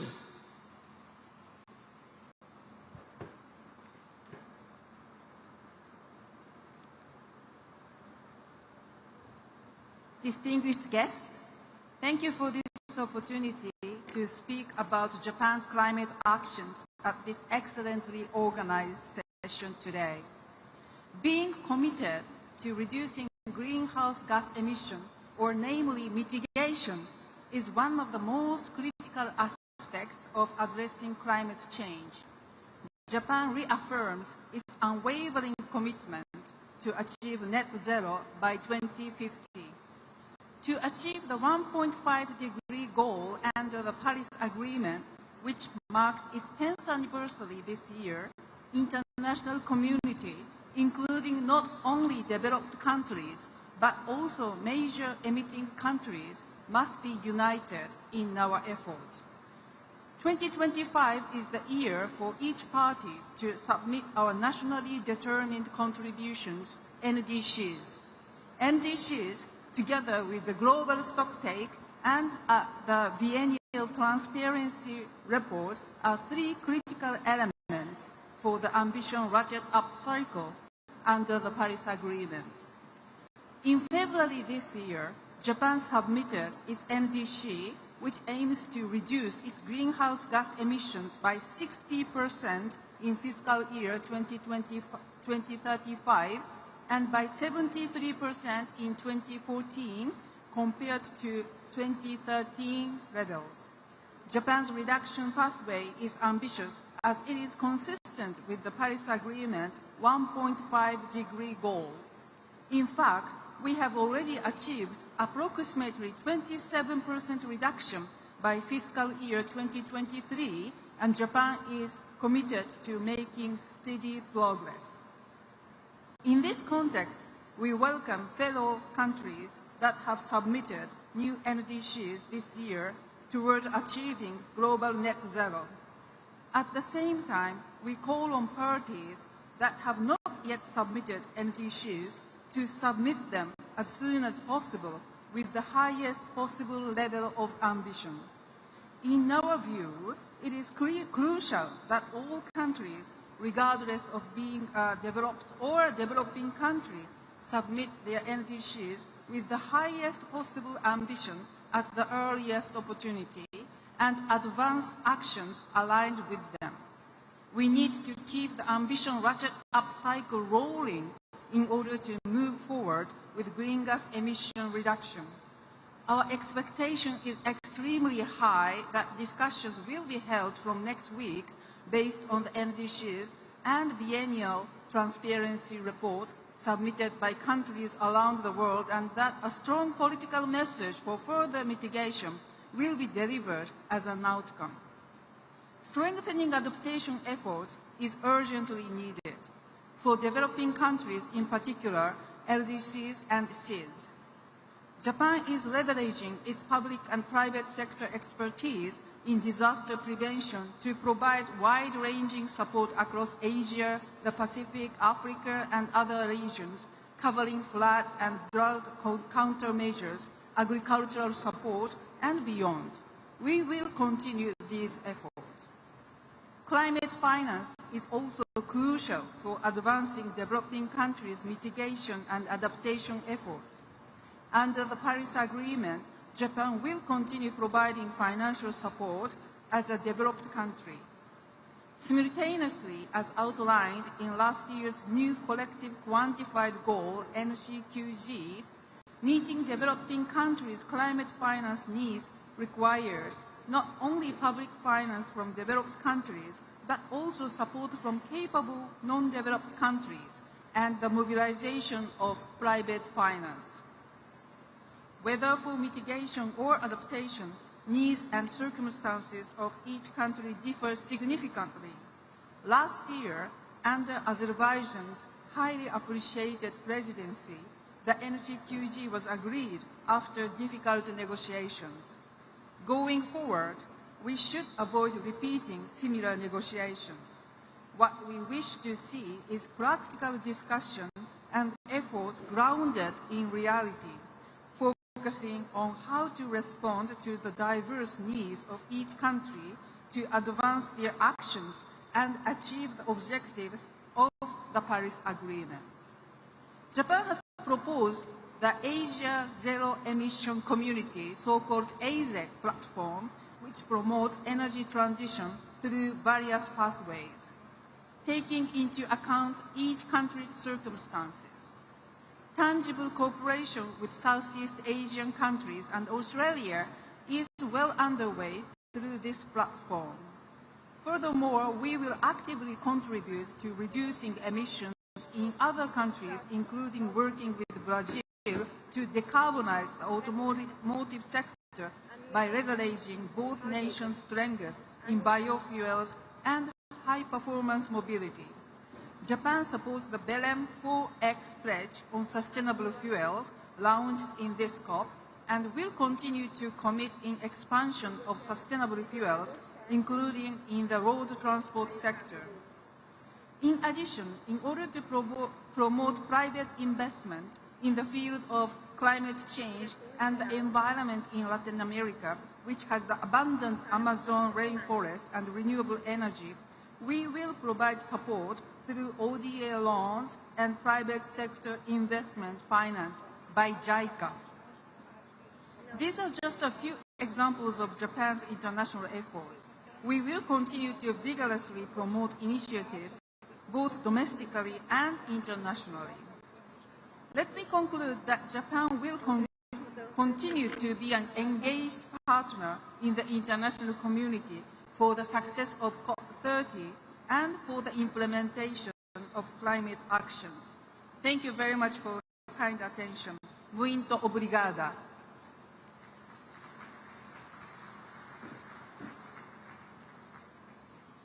Chamamos agora o representante da Maldivas, Amiad Abdullah, negociador-chefe e diretor-geral para mudanças climáticas.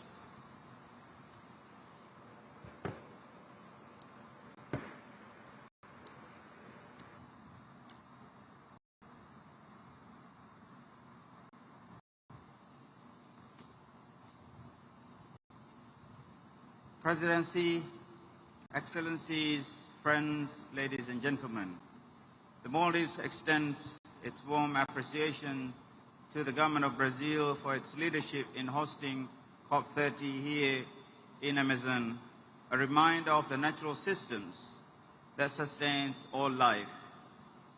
We gather at a moment of deep geopolitical uncertainty.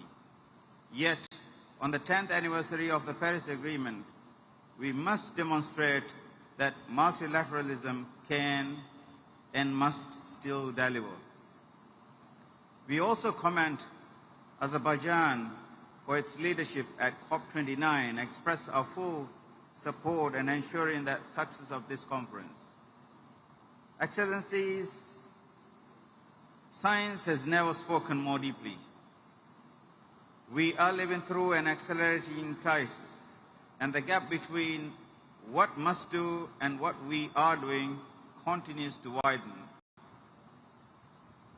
The NDC 2.0 synthesis report exposed an ambition and implementation gap. Yet NDC 3 synthesis report reveals something more stark, that the gap is widening further and faster. We are not catching up with the climate change, we are falling behind it. For the Maldives and other seats, this is not a future scenario. The inequalities in climate impacts is already here. And every year that passes without action widens the injustice. Our communities are losing land, fresh water, heritage, dignity, and opportunity. For us, implementation is not a political aspiration. The gap we speak is not just financial. It is a gap in our survival. Excellencies, let's be honest about what this decade represents. The last 10 years, the first decade of the Paris Agreement, has left a climate debt owed to the most vulnerable. A debt defined not in accounting terms, but in lives, land, and livelihoods. Under the principle of common but differentiated responsibilities and respective capabilities, delivery must match responsibility. Capacity and urgency imposed on those least responsible for creating this crisis. Despite our structural vulnerabilities, the Maldives has shown remarkable determination to build resilience and seize opportunities where we can. This February, we submitted our most ambitious contribution yet, the third NDC, aligned with low-emission, climate-resilient development pathway through 2035. We aim to reduce emissions, strengthen energy independence and energy security, modernize mobility and waste systems, and protect our most climate-exposed sectors. We did this not because it's easy, but it is necessary. Yet our contributions, like many seats, is conditional upon the provision of adequate, predictable, and sustainable finance, technology and capacity building, and equal means of implementation. The NDC synthesis report estimates that achieving national climate targets will require nearly $2 trillion. For SIDS, this is not a number, it is a question of existence. Our people are not asking for charity, we are asking for structural fairness to protect lives and livelihoods where national capacity is stretched to its limits. Excellencies, friends, this COP must reaffirm that adaptation is a global priority, equal to mitigation. We need climate finance that is scale up to match the crisis, access and predictable for planning, primarily grant-based in recognition of our vulnerabilities. Today, access remains slow, fragmented, and heavy bureaucratic, widening inequalities and delaying action where every year counts. This must change urgently. Fast-track and simplified access to seats must become the norm, not an exception. Excellencies, friends, despite the shortcomings, we reaffirm that the Paris Agreement remains our only viable pathway for collective climate action. What we need now is implementation at scale in every region, across every sector, for every community. The Maldives arrives in Balim in the spirit of cooperation, determined to restore trust and accelerate delivery. We call on all parties to have not yet submitted their NDCs to do so to align with the 1.5-degree pathways. Let COP30 be remembered not as another milestone of promises, but as the moment we begin to make good on them. For the most vulnerable among us, the stakes could not be higher. We are not negotiating for a political wins. We are negotiating for our survival. The Maldives stands ready to do our part. We ask our partners to do so. Thank you.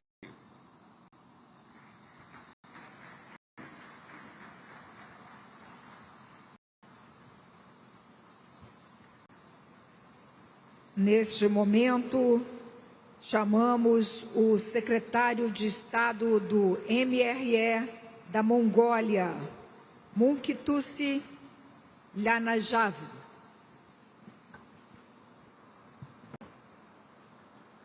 Distinguished delegates, ladies and gentlemen, I wish to extend my sincere gratitude to the government of Brazil for gathering us here in Belém and hosting the COP30 in the spirit of global mutirao. The Amazon forests surround us as a living testament to nature's resilience and a reminder of its fragility. This year marks the 10th anniversary of the Paris Agreement, opening the third nationally determined contributions committed period. These milestones remind us to transform the promises of Paris and the ambitions of Glasgow into tangible results. We must move from pledge to progress, from rhetoric to regeneration. Now is the time for action, unity, and accountability. Mongolia was among the first countries to ratify the Paris Agreement in 2016 and pledged to be part of the global solution. Today, we reaffirm and elevate the commitment through our new NDC 3.0. By 2035, we aim to reduce our greenhouse gas emissions by over 30%, and we further aim to push that reduction to more than 50% by concrete commitments in the energy, transportation, construction, food and agriculture sectors. We have integrated land restoration, sustainable herding practices, and climate-resilient infrastructure.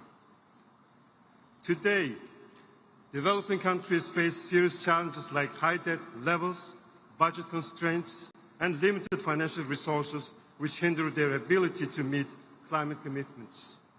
We must also be mindful that adaptation is not a secondary concern, but a development imperative, especially for landlocked and climate-vulnerable nations. As such, Mongolia calls on all countries to embed nature-positive approaches in their national development plans and to recognize land restoration as a dual solution for both mitigation and adaptation. This includes scaling up finance for adaptation, protecting biodiversity, and ensuring that indigenous and rural communities are central to decision-making in a true spirit of global mutirao. For Mongolia, achieving our Paris Agreement goals will require financing equivalent to about 50% of our total GDP. To mobilize these resources, we are pursuing legal and economic reforms to create a favorable environment for investment in renewable energy, green agriculture, and forestry. Within the framework of our Billions of Trees national movement, Mongolia has expanded international cooperation and established the permanent financing mechanism for nature conservation called Eternal Mongolia. According to UN Women, failure to meet global climate targets by 2050 could push 160 million more women and girls into poverty, while 240 million could face food insecurity. In response, Mongolia hosted the World Women Entrepreneurs Forum Towards Green Future in August this year and adopted Ulaanbaatar Declaration towards a sustainable future, calling for greater participation and leadership of women in climate action. Distinguished delegates, ladies and gentlemen, in 2026, Mongolia will host the 17th session of the Conference of the Parties to the UN Convention to Combat Desertification, as well as observe the International Year of Rangelands and Pastoralists. I cordially invite you all to participate at the highest level with broader representation in the 17th session of the Conference of the Parties to the UN Convention to Combat Desertification, scheduled on 17th to 18th of August 2016 in Mongolia.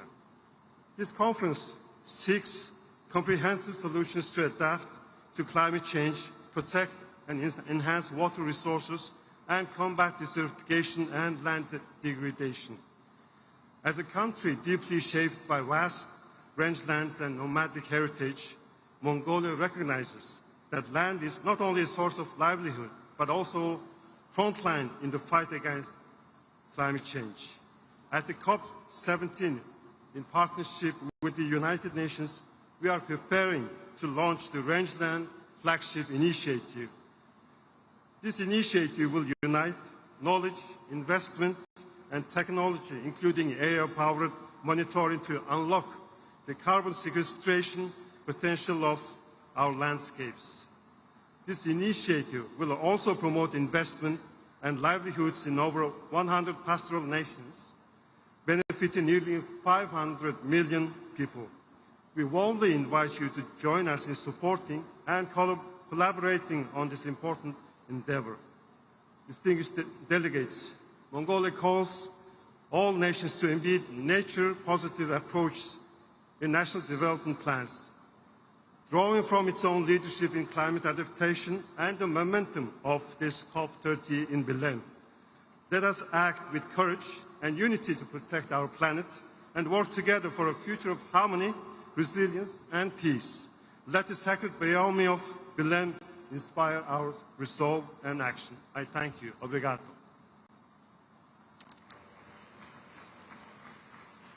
Nesse momento, convido o representante do Nepal, o secretário do Ministério de Florestas e Meio Ambiente, Rajendra Prasad Mishra.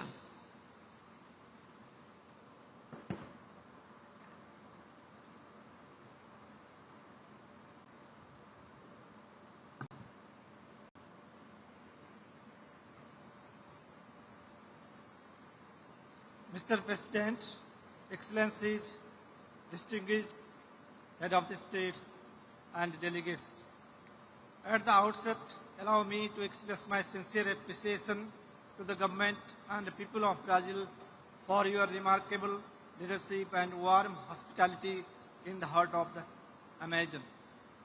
It is truly symbolic that we gather here exactly 30 years after the Rio Summit and 10th anniversary of Paris Agreement to advance the same global agenda now with urgency for humanity, solidarity, and shared prosperity. Excellencies, Nepal has long been a front runner in upholding nature-friendly systems, advancing climate actions, and environmental stewardship. Nearly 46% of our land remains under forest cover, protected in close partnership with local communities and indigenous people. Nepal is home to Mount Everest, Sagarmatha, mountain and Himalayas hold existential services, support systems, and provide rich biodiversity, clean air, and fresh water to the billions of downstream people. This makes Nepal a vital contributor to sustaining the global climate system. Despite our negligible carbon footprint, Nepal continues to lead through strong policy and action. Our NDC-3 and National Adaptation Plan exemplify our commitment to the Paris Agreement. We are rapidly transitioning toward electric mobility and clean energy, prioritizing the phase out of fossil fuels. Earlier this year, Nepal convened Sagarmatha Samvad, a global dialogue that reaffirmed our shared commitment to the extended multilateralism and to keep global temperature rise below 1.5 degrees. This Samvad echoed the COP30 presidency vision of multilateral unity in purpose for all and forever. Excellencies, despite these efforts, Nepal faces escalating climate crisis in recent years.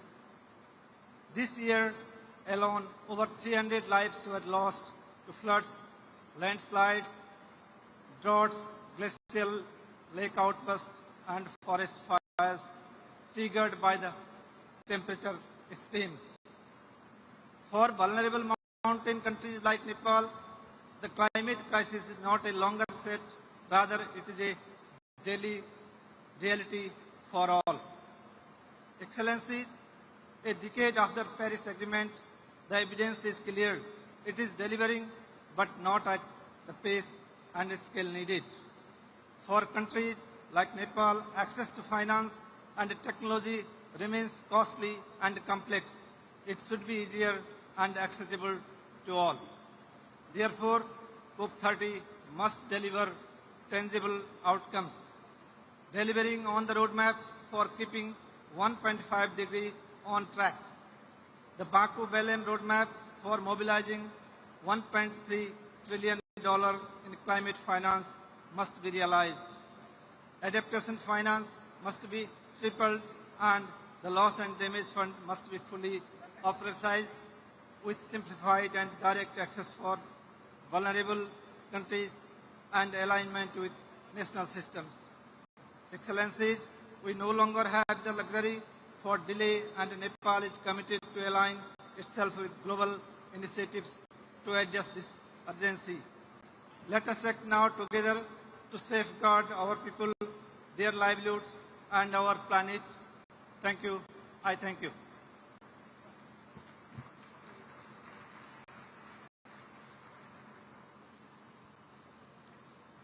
Convidamos para a manifestação a secretária federal do Ministério da Mudança de Clima e do Meio Ambiente do Paquistão, Aisha Umera Moriani. Mr. President, Excellencies, distinguished delegates, good afternoon and Assalamu alaikum. I begin by thanking the government and the people of Brazil for their warm hospitality in the beautiful city of Belém and for hosting this critical gathering. Pakistan has continuously drawn attention and spoken of living on the front line of the unfolding climate disaster. We have consistently highlighted climate injustice that constitutes the gravest human rights violation of our time. Tragically, our words were not a prediction but a premonition. In 2022, a super flood submerged a third of our country, causing over $30 billion in losses and damages. We thought it was once in a century calamity. We were wrong. Just 3 years later, in 2025, we have again faced floods of catastrophic magnitude, washing away lives, livelihoods, and the hard-earned progress of the people. Our mountains in the Hindu Kush Karakoram Himalayas region, forming part of the world's third pole, hold more than 13,000 glaciers, now melting at unprecedented rates.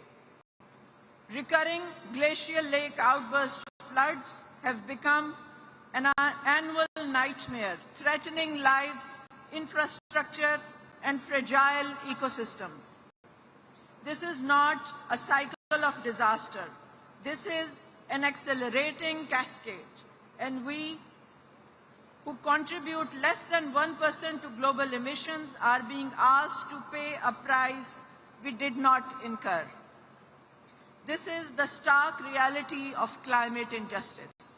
Yet, Pakistan is not here only to lament this injustice. We are here to lead by example. Guided by our Prime Minister's clear vision, Pakistan is translating ambition into action. We are already on a path of climate-resilient development. In NDC's 3.0, we now voluntarily aim to reduce greenhouse gas emissions by up to 50% by 2035.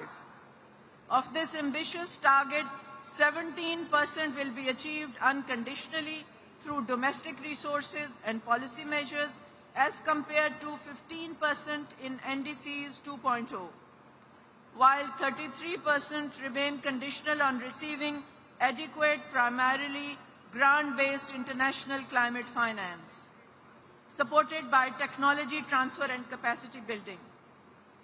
The total investment required for NDC implementation stands at $565 billion.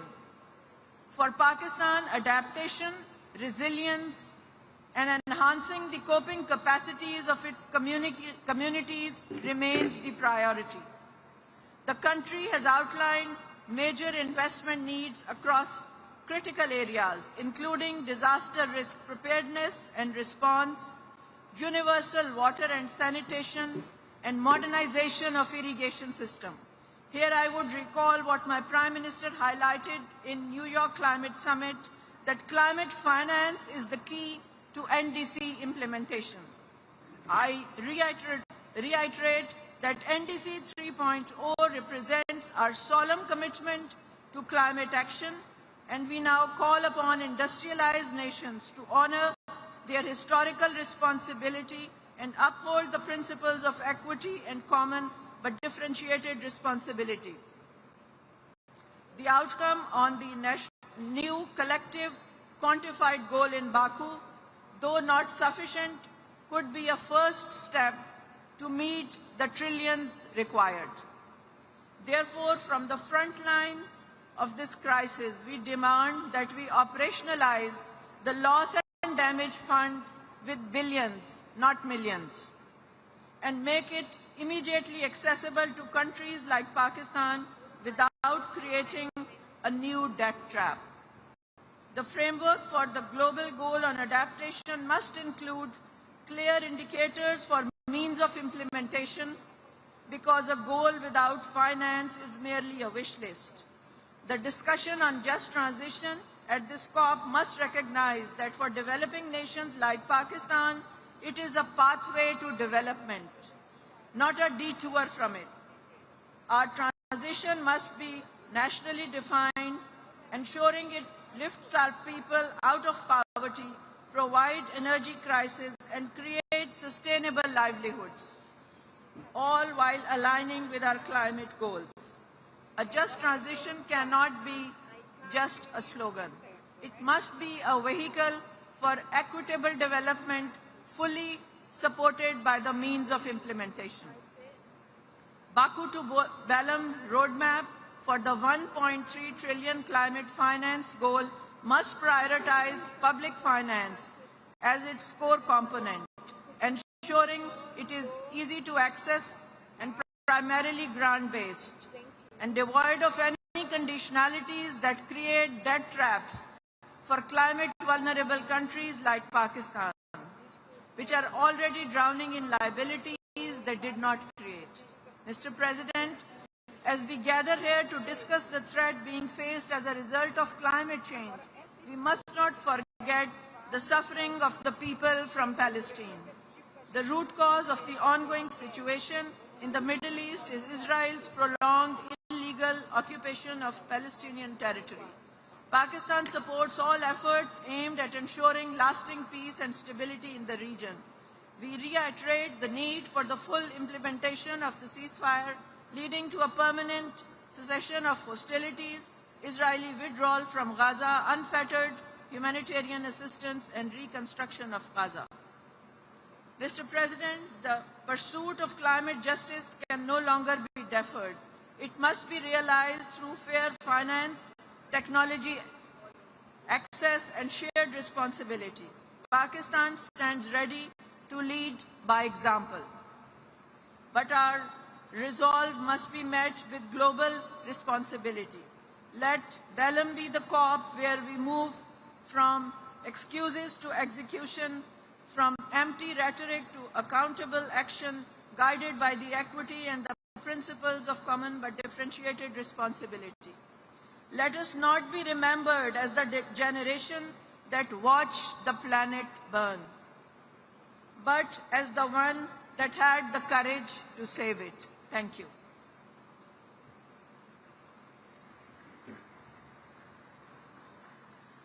Neste momento, vamos ouvir a manifestação do vice-ministro do Meio Ambiente do Uruguai, Oscar Capucci.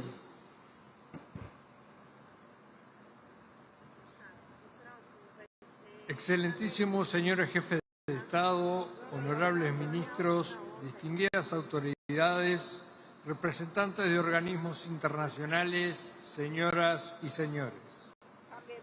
En nombre de la República Oriental del Uruguay, deseo expresar nuestro sincero reconocimiento al Gobierno de la República Federativa de Brasil por la hospitalidad brindada y por la organización de esta trascendental reunión de líderes de la COP30 en Belém, corazón de la Amazonia. Este encuentro nos convoca con una responsabilidad histórica: reafirmar nuestro compromiso colectivo con la acción climática, la justicia ambiental y la solidaridad entre los pueblos. Uruguay reitera su pleno compromiso con la Convención Marco de las Naciones Unidas sobre el Cambio Climático y con el Acuerdo de París, como los instrumentos multilaterales legítimos y esenciales para enfrentar la crisis climática de forma colectiva, inclusiva y basada en la ciencia. En esta instancia decisiva, Uruguay hace un llamado a renovar los compromisos en materia de financiamiento climático, con especial énfasis en la adaptación, incluyendo la definición de una nueva meta colectiva y cuantificada que permita fortalecer la resiliencia de los países más vulnerables. Asimismo, es fundamental brindar claridad y previsibilidad sobre el cumplimiento efectivo de los compromisos financieros de los países desarrollados hacia los países en desarrollo. Las brechas que aún existen en los montos y que en las condiciones preferenciales del financiamiento deben ser abordadas con determinación y sentido de justicia. Uruguay aboga por decisiones firmes y concretas en materia de adaptación, particularmente en lo que respecta al financiamiento y a la implementación de los planes nacionales de adaptación. Estos instrumentos son esenciales para fortalecer la capacidad de los países frente a los impactos del cambio climático y constituyen una expresión tangible de la voluntad política y la solidaridad internacional. Asimismo, creemos indispensable que la COP30 emita un mensaje claro sobre la centralidad de la justicia climática en la toma de decisiones. La transición hacia economía bajas en carbono debe ser justa, equitativa e inclusiva, sin dejar a nadie atrás. La acción climática debe avanzar de la mano de la justicia social, la equidad intergeneracional y la participación plena de las comunidades locales, las juventudes y las mujeres. Excelencias, Uruguay se ha posicionado como un país pionero en la integración de la sostenibilidad ambiental con el desarrollo económico productivo. En el ámbito energético, culminamos con éxito una primera transición energética, transformando la matriz eléctrica gracias a la incorporación temprana y estratégica de energías renovables no convencionales que hoy constituyen la base de un sistema limpio, autóctono y resiliente. Esta transformación fue posible gracias a una política de Estado de largo plazo, sostenida por distintos partidos políticos y acompañada por un clima favorable de la inversión y la innovación. En diciembre del 2024, Uruguay presentó su tercera contribución determinada a nivel nacional, en la que, por primera vez, establece límites absolutos de emisiones de gases de efecto invernadero, consolidando así el compromiso de desacoplar el crecimiento económico del aumento de las emisiones. Estos compromisos están alineados con la estrategia climática de largo plazo al 2050, que define la ruta hacia la neutralidad de carbono mediante el impulso de las renovables, el almacenamiento energético, el hidrógeno verde y la reconversión de procesos industriales hacia fuentes limpias. Junto con la mitigación, la adaptación y la resiliencia son ejes centrales de nuestra política climática. Uruguay desarrolla planes nacionales de adaptación sectoriales con un enfoque participativo y territorial que fortalece nuestras capacidades institucionales y sectoriales.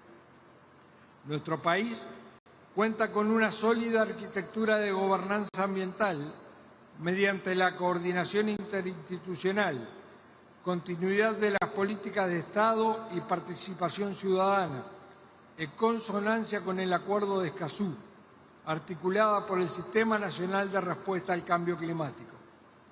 En línea con el llamado de la presidencia de la COP30, Uruguay impulsa la red de gobiernos subnacionales frente al cambio climático, convencido de que la adaptación debe ser soberana, local y profundamente anclada en los territorios. Excelencias, la COP30 debe ser recordada como una COP de decisiones firmes y resultados equilibrados. Uruguay aspira a que en Belén surja un marco integral del Objetivo Mundial de Adaptación con indicadores claros y medios de implementación definidos. Un compromiso renovado de financiamiento para la adaptación que honre y amplíe las promesas de Glasgow. Una decisión robusta sobre el programa de trabajo conjunto de transición justa con un enfoque integral que abarque empleo, juventudes, equidad social y comunidades locales. Y la aprobación de un nuevo plan de género y cambio climático que fortalezca capacidades, promueva la participación de las mujeres y reconozca los impactos diferenciados del cambio climático. El camino hacia una economía carbono neutral y resiliente está trazado y lo recorreremos con justicia climática, justicia social y compromiso con las generaciones futuras. Muchas gracias.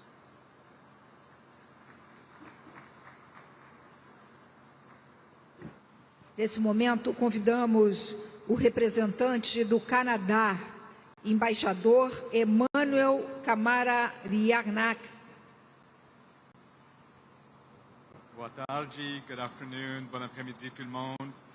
President, Excellencies, guests, I am pleased to deliver this statement on behalf of the Right Honourable Mark Carney, Prime Minister of Canada.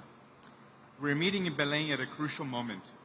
These past 10 years, we've come a long way together. In Paris, we agreed that our shared future depended on our shared ambition, and that we could confront the climate crisis through a cooperation, trust, and a common vision. Since then, we have collectively made further strides towards a low-carbon and climate-resilient future. But there is still much to do. The benefits of climate action and the profound impacts of climate inaction are becoming more clear every day for the well-being and health of citizens across the globe, for biodiversity, for food and energy security, and for economic security. We know that effective action starts with detailed planning. We encourage all countries to come forward with ambitious climate action and to come to COP ready for candid discussions on the progress made so far and what more we can do collectively to reach net zero. We commend Brazil for making multilateralism a priority for COP30. We must signal that climate action remains a common priority and that we will work together relentlessly to address climate change. But planning is only the first step. As governments, we must harness the ideas, the expertise, and the resources of all of our partners to deliver results. At home, the Government of Canada laid out this week its key priorities in its federal budget. These priorities include a new climate competitiveness strategy, positioning our economy to be more competitive by investing in deep decarbonization. Under this strategy, Canada is driving emissions down while investing in clean technology, innovation, and creating good-paying jobs.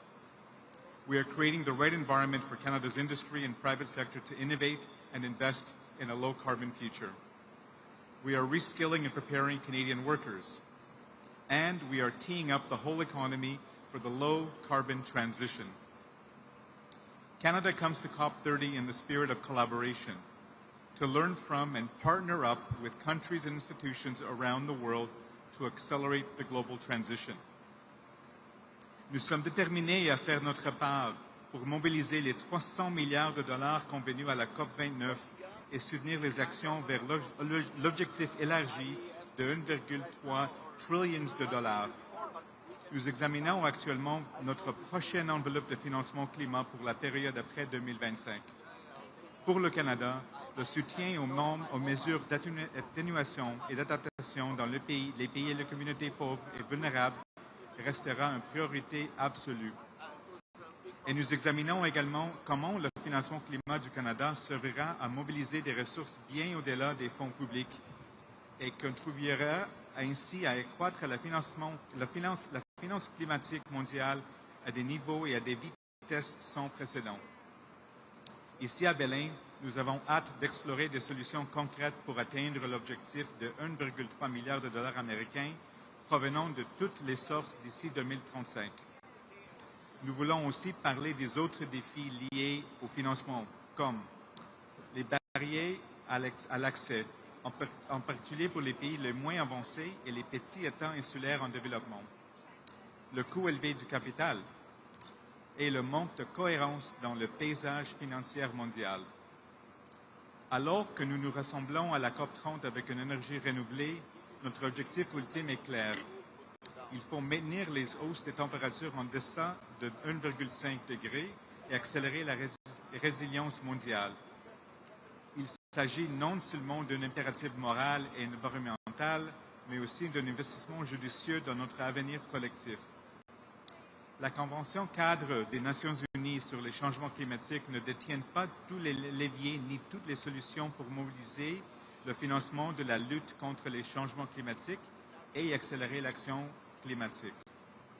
Mais ici, nous pouvons créer de nouvelles connexions et lancer des nouvelles conversations et des nouvelles idées pour réduire l'écart entre nos ambitions et nos résultats actuels. Nous saisissons déjà cette opportunité lorsque nous parlons de climat et biodiversité, d'égalité des sexes et d'inclusion, des droits des peuples autochtones, de transition équitable et des droits des travailleurs, et bien sûr de finances climat. Le Canada est fier de faire partie de cette nouvelle forme de multilatéralisme qui apportera des résultats concrets pour tout le monde sur la planète. Merci beaucoup. Thank you very much. Muito obrigado.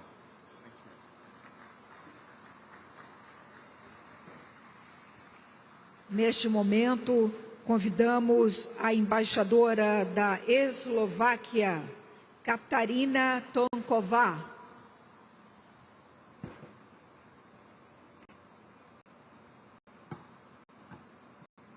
Excelências, distintas delegações, senhoras e senhores. É uma grande honra representar a República Eslovaca nesta cúpula dos líderes da COP30.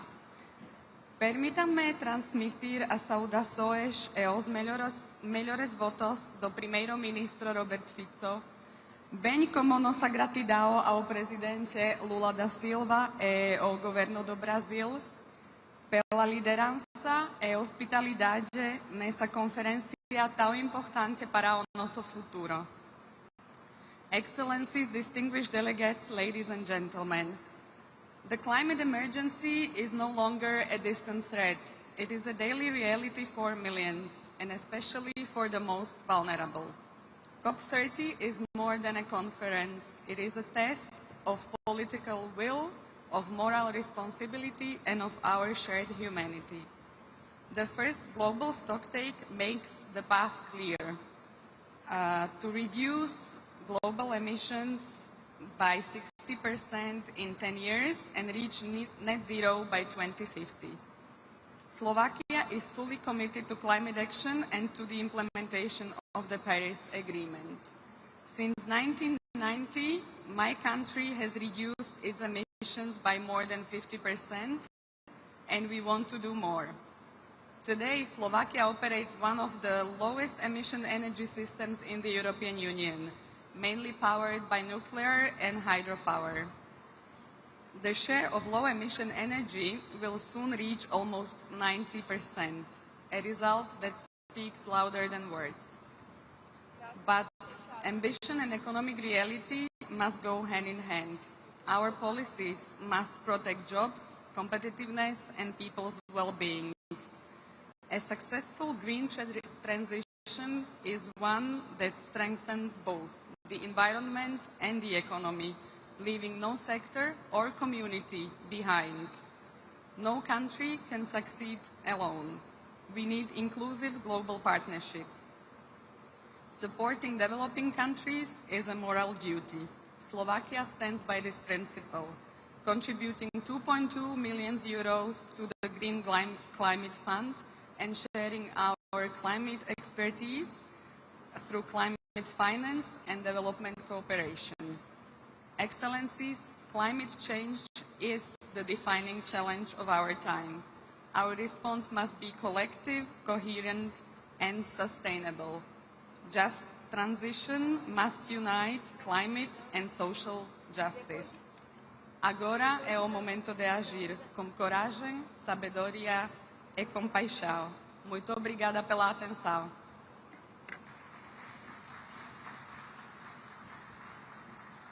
Agora, neste momento, convidamos o embaixador da Etiópia, Leuceged Tadez Abeb.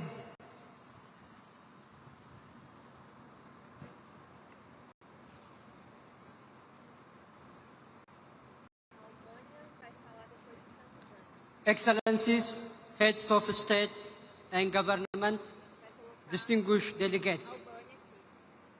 At the outset, I thank the government and people of Brazil for welcoming the world to Belém, a beautiful city in the Brazilian Amazon and symbolically important location for global climate action.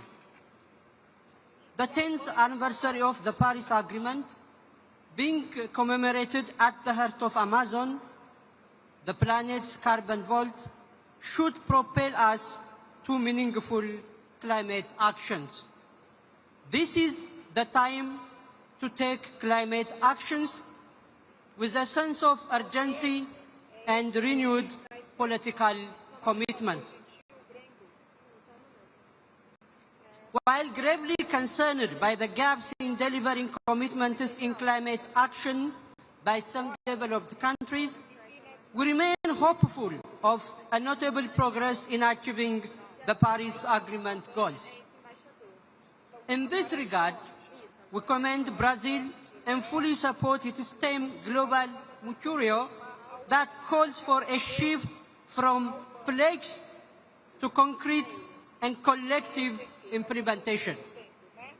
We also thank Brazil for introducing impactful initiatives during this COP. We are also encouraged to see the submission of 64 new NDCs. Despite a deepening climate crisis that continues to disproportionately impact vulnerable communities in developing countries. At this juncture, I am delighted to announce that Ethiopia has submitted an ambitious NDC that aims to reduce emissions by 70%. Excellencies, COP30 must deliver ambitious and balanced outcomes, grounded in principles of justice and solidarity, to put the world on the right course to effectively address climate change in all areas, including adaptation, loss and damage, climate finance, and mitigation. Equally important, it's time to forge genuine partnerships and take concrete climate actions and solutions. Ethiopia has long pursued forward-looking policy on building a climate-resilient economy. Africa has also assumed leadership by advancing climate solutions.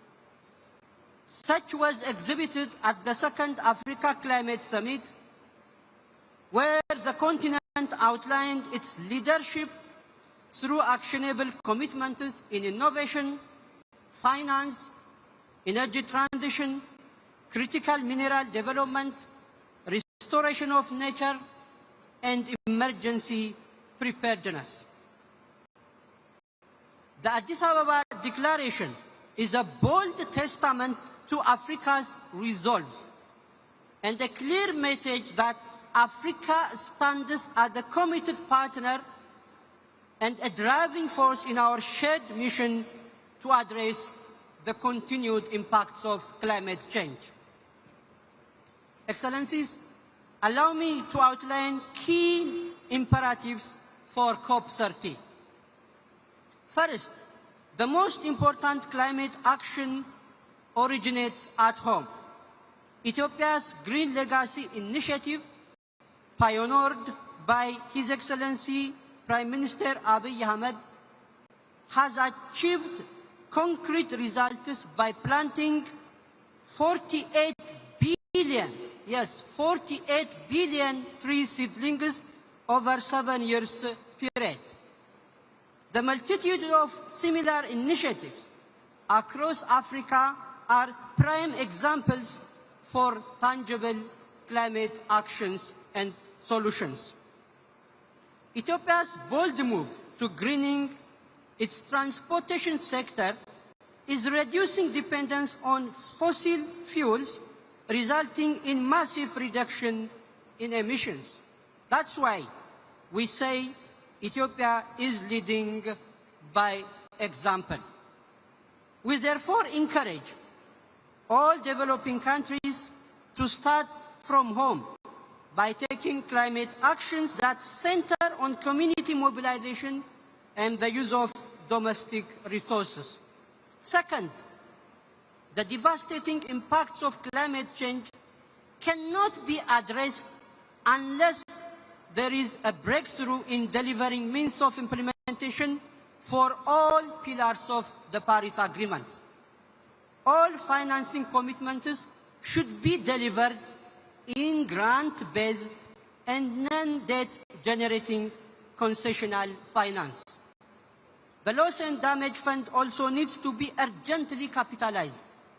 We also call for the operationalization of the Baku to Belém roadmap to mobilize 1.3 trillion USD to close the financing gap, while ensuring a balanced allocation between mitigation and adaptation finance. Third, on energy transition, we should honor the COP28 commitments by tripling renewable energy investment for Africa's share of the global 60 billion USD energy investment from just 2% to 20% by 2030. Furthermore, we wish to underscore the urgent need to ensure fair, sustainable and just supply of chains of critical minerals that are key for the development of zero and low emission energy technologies.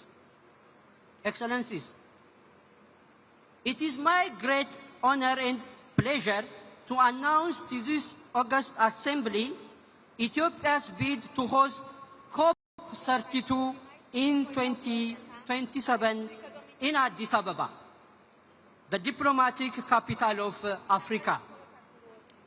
The government of Ethiopia has already begun preparations, mobilizing leadership, institutions and partnerships to ensure a successful and historic summit in Addis Ababa. Addis Ababa, home to the African Union, the UN Economic Commission for Africa, and over 160 diplomatic missions, avails seamless air connectivity and excellent track record of hosting major conferences. I therefore humbly request your support to bring COP to Africa once again. Finally, Excellencies, allow me to close by joining His Excellency President Lula da Silva in his declaration that is COP30 shall be a conference for truth. Truth that should lead us to realize our commitment is measured not by the promises we make, but by the actions we take to address the devastating consequences of climate change. The time to act is now. I thank you, Excellencies.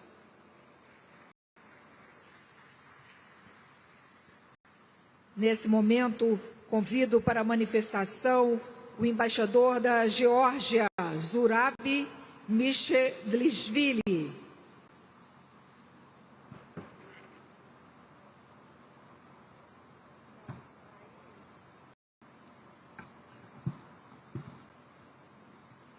Excellencies, ladies and gentlemen, it is a particular honor to address you on behalf of the delegation of Georgia. And at the outset, I would like to extend my sincere appreciation to the government of Federative Republic of Brazil for the wonderful hospitality and honorable efforts that have made the COP30 a true success. Distinguished delegates, at the critical juncture as we mark the 10th anniversary of the Paris Agreement, it is vital to celebrate what we have already achieved together. From bending the emission curve to operationalizing the loss and damage fund, these achievements stand as a statement to our collective efforts to combat the climate change. Acknowledging this progress is not complacency. It is reaffirmation of the Paris spirit and a reminder that multilateral climate action delivers results. At the COP30, Georgia will advocate for an outcome that balances urgency with recognition, anchoring our collective efforts in the tools that drive implementation and shape a resilient, decarbonizing future for all. Georgia will support a consensus outcome that acknowledges the ambition implementation gap and commits us to closing through the instrument already agreed under the Paris Agreement. Nationally determined contributions are not absent pledges. They are the operation blueprint for climate action. Delivering of them requires a coordinating push across ambition, adaptation, finance, and technology. Georgia cautioned against reopening the ambition cycle. Instead, we must focus on delivering what we have promised using every tool at our disposal. Georgia is preparing its own national adaptation plan and encourages others to do the same, recognizing the resilience is inspirable for the credibility for our climate commitments. Georgia welcomes the Baku to Belém roadmap to $1.3 trillion and calls for it to both credible and inspiring. We support a strong signal of adaptation finance, including consideration of a new goal post 2025. The continuation of the Sharm el-Sheikh dialogue is essential to aligning finance flow with low-emission, climate-resilient development at COP30. Georgia will work to ensure that climate finance delivery clarity, momentum, and trust, empowering countries to turn the NDC into tangible outcomes. Ambition, adaptation, finance, and technology are all connected. They work together to help countries deliver on their climate promises, known as NDS. Their tools are not separated pieces. They support each other and must be used side by side to make real progress. Georgia is ready to help shape in COP30 outcomes that brings this effort together, building a future when our economy grows without harming the planet and our communities are stronger and safer in the face of climate change. While we commit to addressing the ongoing climate crisis, conflict worldwide continue to disrupt and slow global efforts in the direction.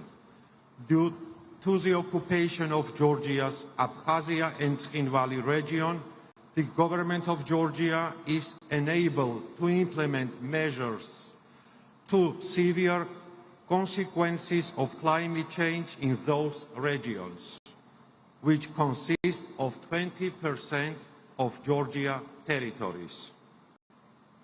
Georgia welcomes the COP30 presidency effort to connect the action agenda with the result of the global stocktake.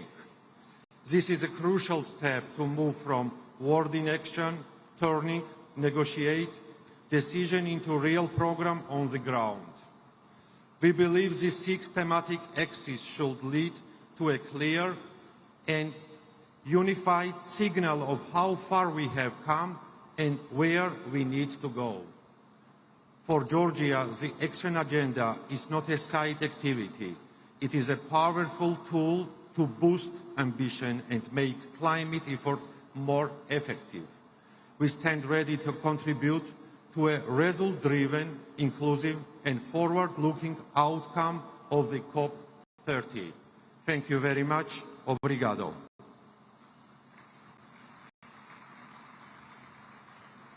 Agora convidamos para a manifestação o embaixador da Grécia, Ioannis Tisovas Morousis.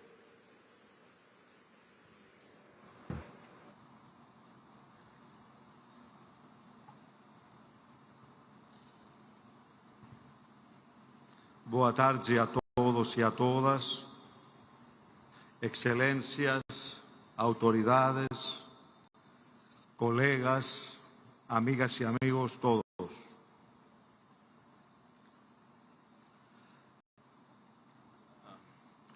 J'ai suivi avec beaucoup d'attention les discours de nos leaders et des présidents et des premiers ministres.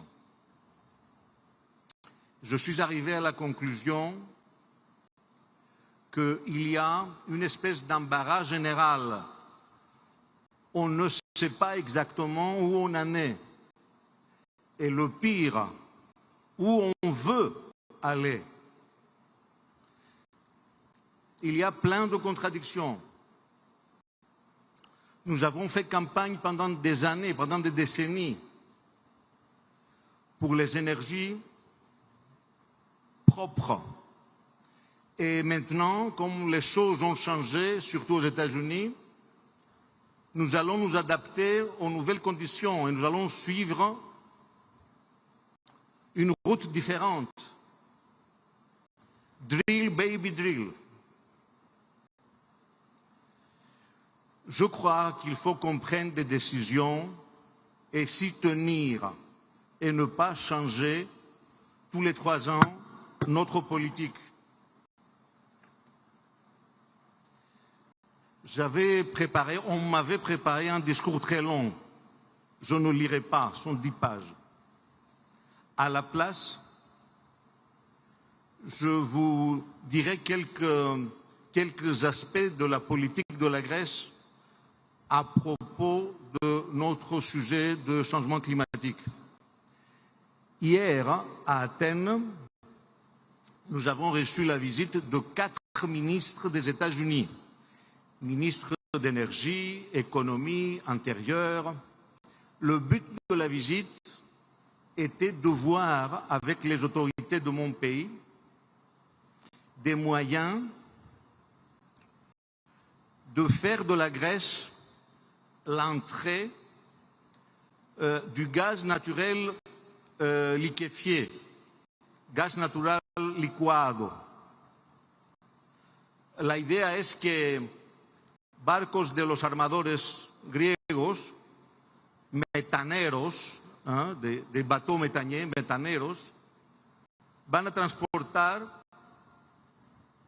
el gas licuado de Estados Unidos para Grecia, 2 puertos adaptados, y después desde la Grecia para toda Europa orientale. Et nous avons signé des contrats dans ce sens avec les autorités des États-Unis. Alors le LNG, c'est un combustible qui est un combustible de transition. Ce n'est pas définitif. C'est pour passer avec aisance à l'usage des énergies propres. Donc la politique de mon pays, c'est une transition juste, graduelle et efficace, qui ne met pas en cause les équilibres sociaux et géopolitiques.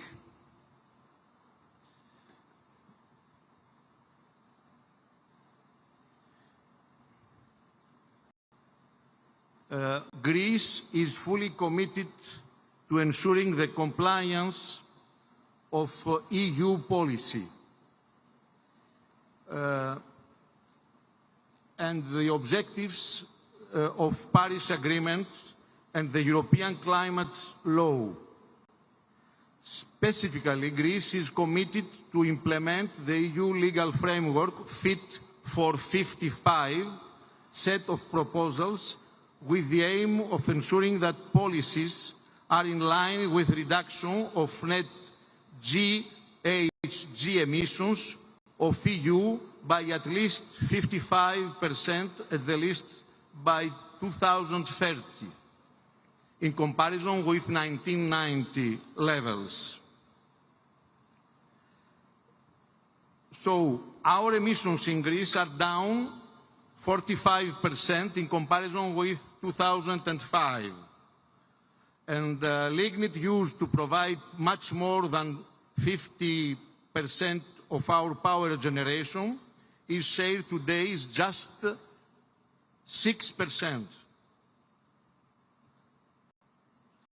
Our commitments to equip by 2030 at least 12 ports, 12 harbors in Greece with cold ironing and their simultaneous transformation to energy hubs will assist the decarbonization of the shipping sector, which is very important in my country. So we will decrease the emission and as well the climate change mitigation will take place. So, la conclusion, nous allons continuer notre politique énergétique et notre politique de changement climatique en accord avec l'Union européenne et avec tout ce qui a été dit hier par la présidente de la Commission européenne, Ursula von der Leyen, et par le président du Conseil, Antonio Costa. Thank you very much.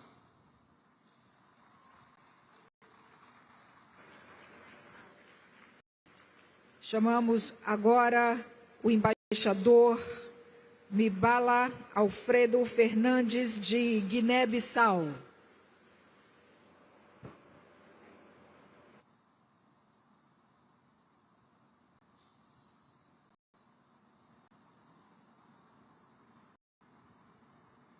Boa tarde a todos.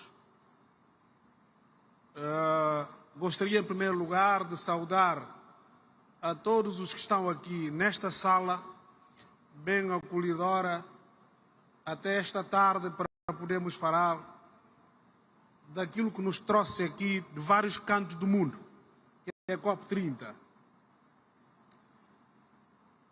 Quero aqui cumprimentar todas as autoridades presentes nesta sala, autoridades civis e militares, e todo o protocolo que nos foi reservado até este momento pelas autoridades brasileiras.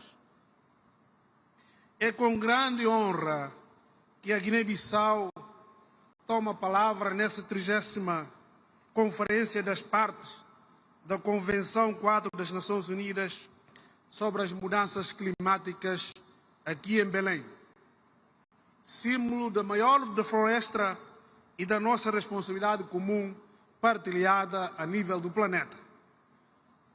Em nome da Sua Excelência, Senhor Presidente da República da Guiné-Bissau, General Umar Sissoko Embalo, que não pode estar aqui neste momento por agenda nacional, gostaria, eu e a minha delegação aqui presente, de expressar o nosso profundo agradecimento ao Estado brasileiro e ao povo brasileiro pela hospitalidade e pela forma como os paraenses nos acolheram aqui nesta cidade, que vai marcar uma viragem da política climática no mundo.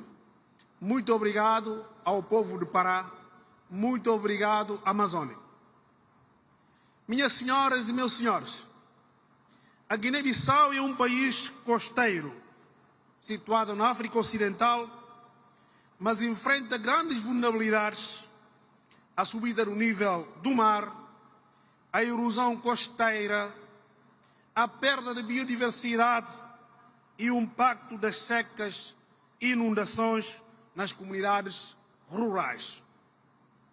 Apesar dessas dificuldades, o nosso país mantém um compromisso firme com o Acordo de Paris e com o desenvolvimento sustentável.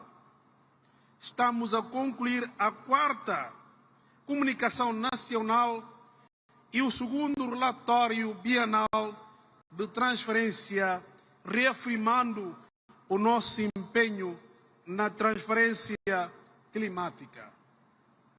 Executamos projetos estruturantes, como o projeto Coastal, o Aqua e o projeto de reforço de capacidade e de adaptação de resiliência, que fortalecem a proteção das zonas costeiras nacionais e melhoram a vida das nossas populações.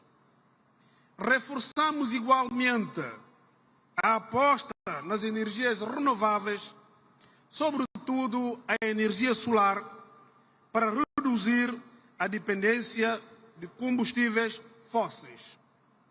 Excelências, estes esforços nacionais exigem apoio financeiro, previsível e justo.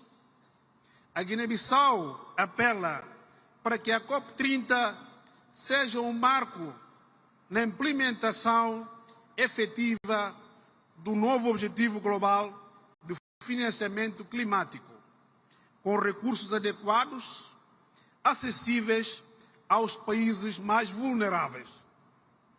Defendemos também o reconhecimento dos serviços ecossistêmicos prestados pelos nossos ecossistemas, florestas, mangás e zonas úmidas, verdadeiros pulmões de carbono do planeta. Acreditamos firmemente no papel da juventude e das mulheres como agentes centrais da ação climática e reafirmamos a nossa determinação em construir uma transição ecológica justa, inclusiva e solidária. Senhoras e senhores, que a COP30 em Belém, aqui no Pará, seja um ponto de viragem, um momento em que a comunidade internacional transforma promessas em ações concretas e a justiça climática seja uma realidade. Muito obrigado a todos.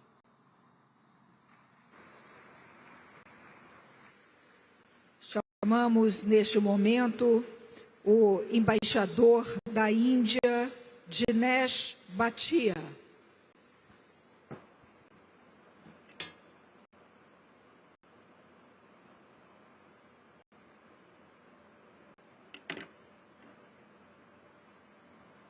Namaskar, boa tarde. Let me begin by complimenting Brazil for hosting COP30, coinciding with the 10th anniversary of Paris Agreement, a crucial milestone. This is an opportunity to reflect on our response to the challenge of global warming. It is also an opportunity to celebrate the 33-year legacy of the Rio Summit, where the UNFCCC Convention Principles of Equity and Common but Differentiated Responsibilities and Respective Capabilities were adopted, laying the foundation for the international climate regime, including the Paris Agreement that continues to guide our collective action. Over the past decade, India has consistently striven to drive its development along a low-carbon pathway. Under the leadership of Prime Minister Shri Narendra Modi, India has steadily met its climate targets ahead of schedule. Between 2005 and 2020, we reduced the emission intensity of GDP by 36%, and this trend continues. Non-fossil power installed capacity now accounts for over 50% of our total installed capacity, enabling us to reach our revised NDC target 5 years ahead of schedule. India has not only conserved but also expanded its forests and tree cover, which now stands at 25.17% of the total geographical area, witnessing the third highest annual net gain, as per the FAO's Global Forest Resources Assessment 2025, creating an additional carbon sink of 2.29 billion tons of carbon dioxide, equivalent from 2005 to 2021.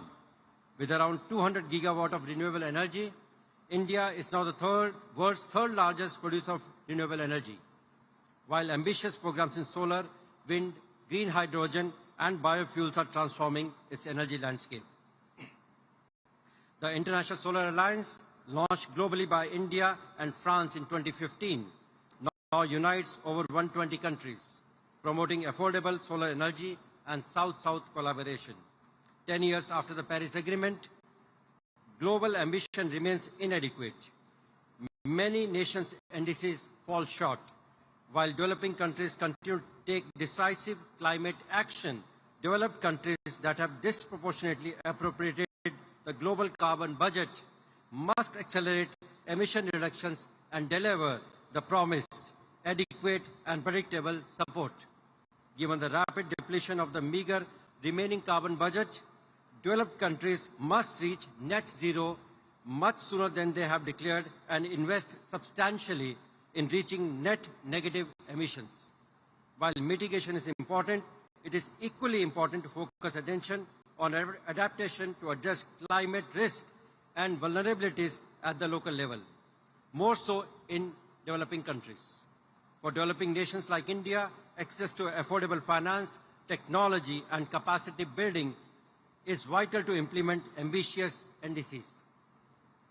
Equitable, predictable, and concessional climate finance remains the cornerstone for achieving global climate goals.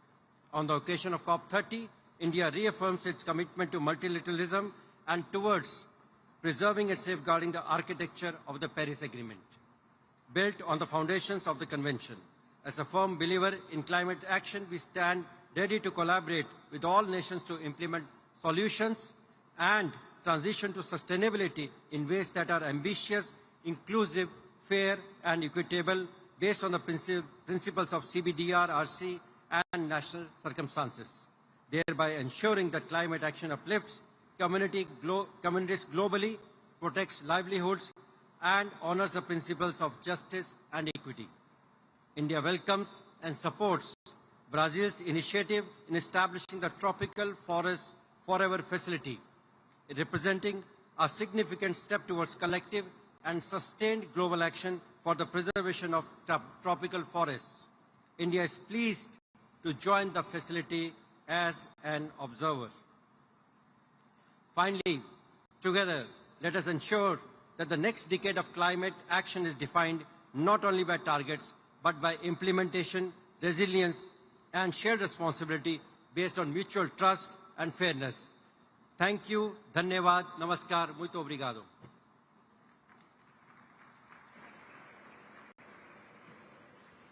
Convidamos neste momento o embaixador do Líbano, Elias Nicolá.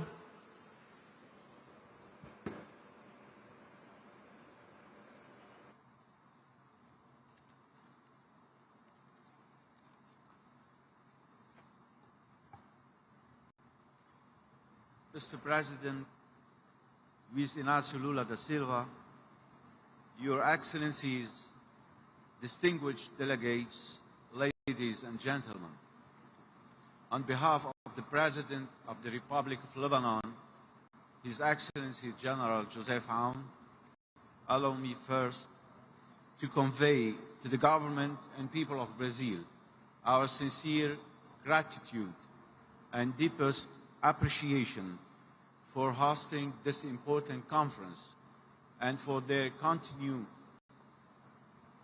commitment to advancing the goals we collectively set a decade ago in Paris. As we gather here in the heart of the Amazon, under the theme Delivering on Implementation, this COP marks an important milestone in our shared journey. It's a moment to move from promises to practice, from ambition to delivery. As our common challenges are getting more pressing,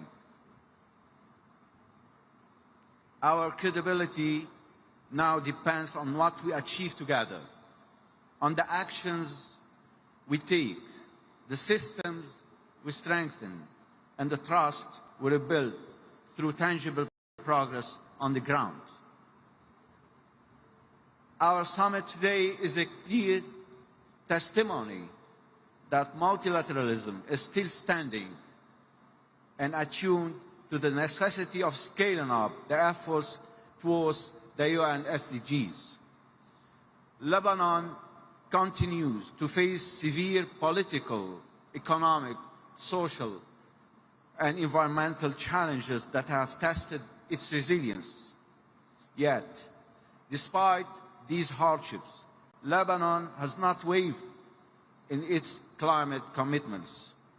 Over the past year, we finalized our newest national determined contribution, our National Adaptation Plan, and our long-term low-emission development strategy, a comprehensive policy package that aligns climate ambition with recovery and sustainable development.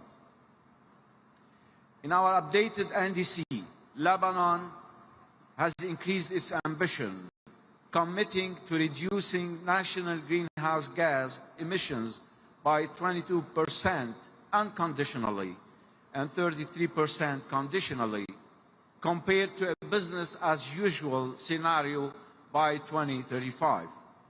It also commits to meeting 25% of national electricity demand from renewable energy sources unconditionally and 30% conditionally by 2035.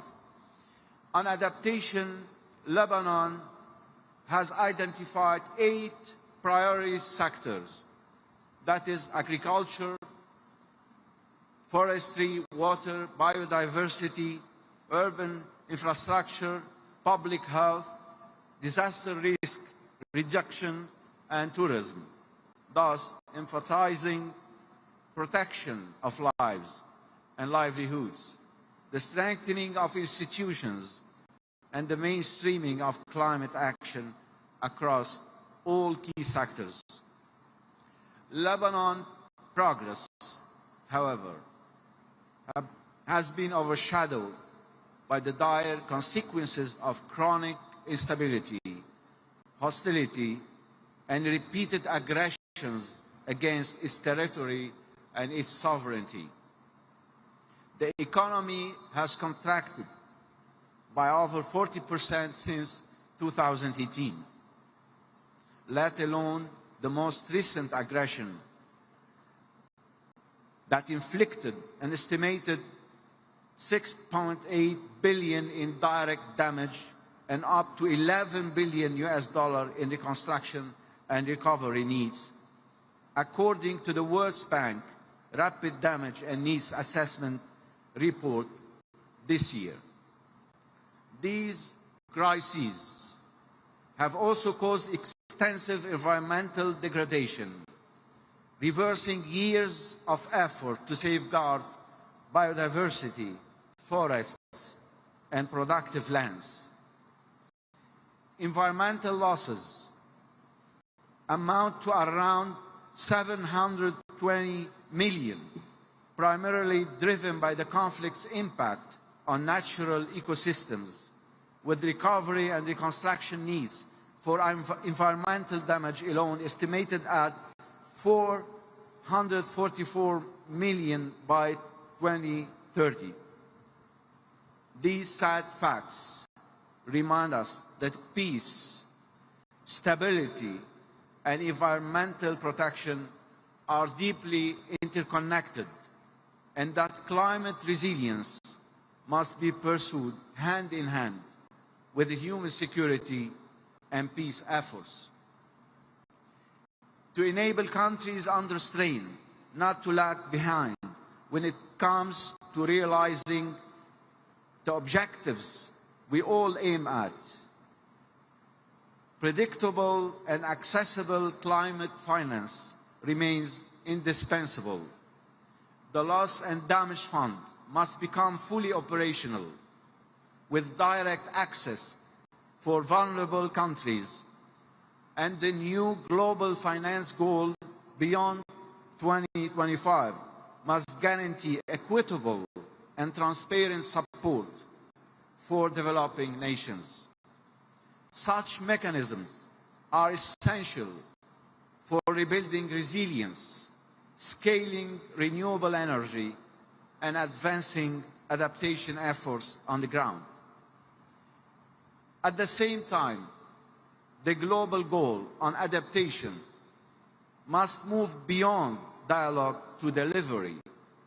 For Lebanon, this means securing the means of implementation to act on our national priorities and operationalize our LD-LATs through cleaner energy, sustainable transport, and waste-to-energy transitions, all while ensuring that our path toward decarbonization remains just and inclusive.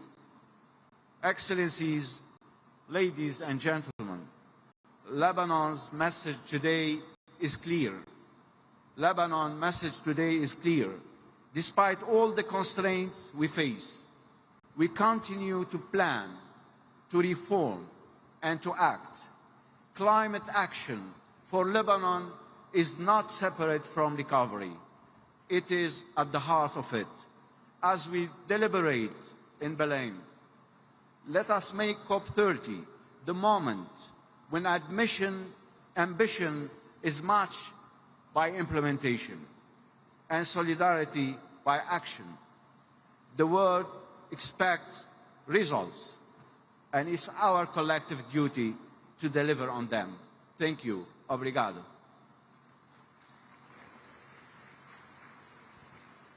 Nesse momento, convidamos o representante do Panamá, embaixador Flávio Mendes.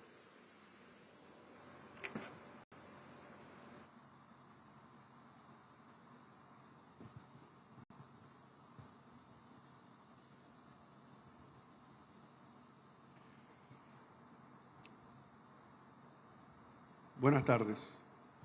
En reconocimiento del presidente de Panamá, José Raúl Mulino Quintero, Hago un reconocimiento al Gobierno de Brasil y a la Organización de Naciones Unidas por acogernos para hoy celebrar la Conferencia de las Naciones Unidas para el Cambio Climático aquí en Belém do Pará, ciudad testigo de grandes logros multilaterales, como fue la adopción del Tratado Interamericano de 1994 para prevenir, sancionar y erradicar la violencia contra la mujer. Aprovechando que tuve la oportunidad en la infancia, por ser hijo de diplomáticos, de aprender el idioma portugués y luego estudios posteriores, me motiva a interpretar el discurso en portugués para poder compartir con la mayor fidelidad posible el mensaje del pueblo panameño al pueblo belenense y brasilero que nos ha acogido con tanta afección. Estamos vivendo tempos de grandes retos que convergem à aceleração da mudança do clima, à persistência da pobreza, à falta de oportunidade, o surgimento de riscos sanitários e tecnológicos de alcance global. Estes fenômenos transacionais, por natureza, nos obrigam a reconhecer que nenhum Estado, por si só, está em capacidade de dar resposta a estes retos.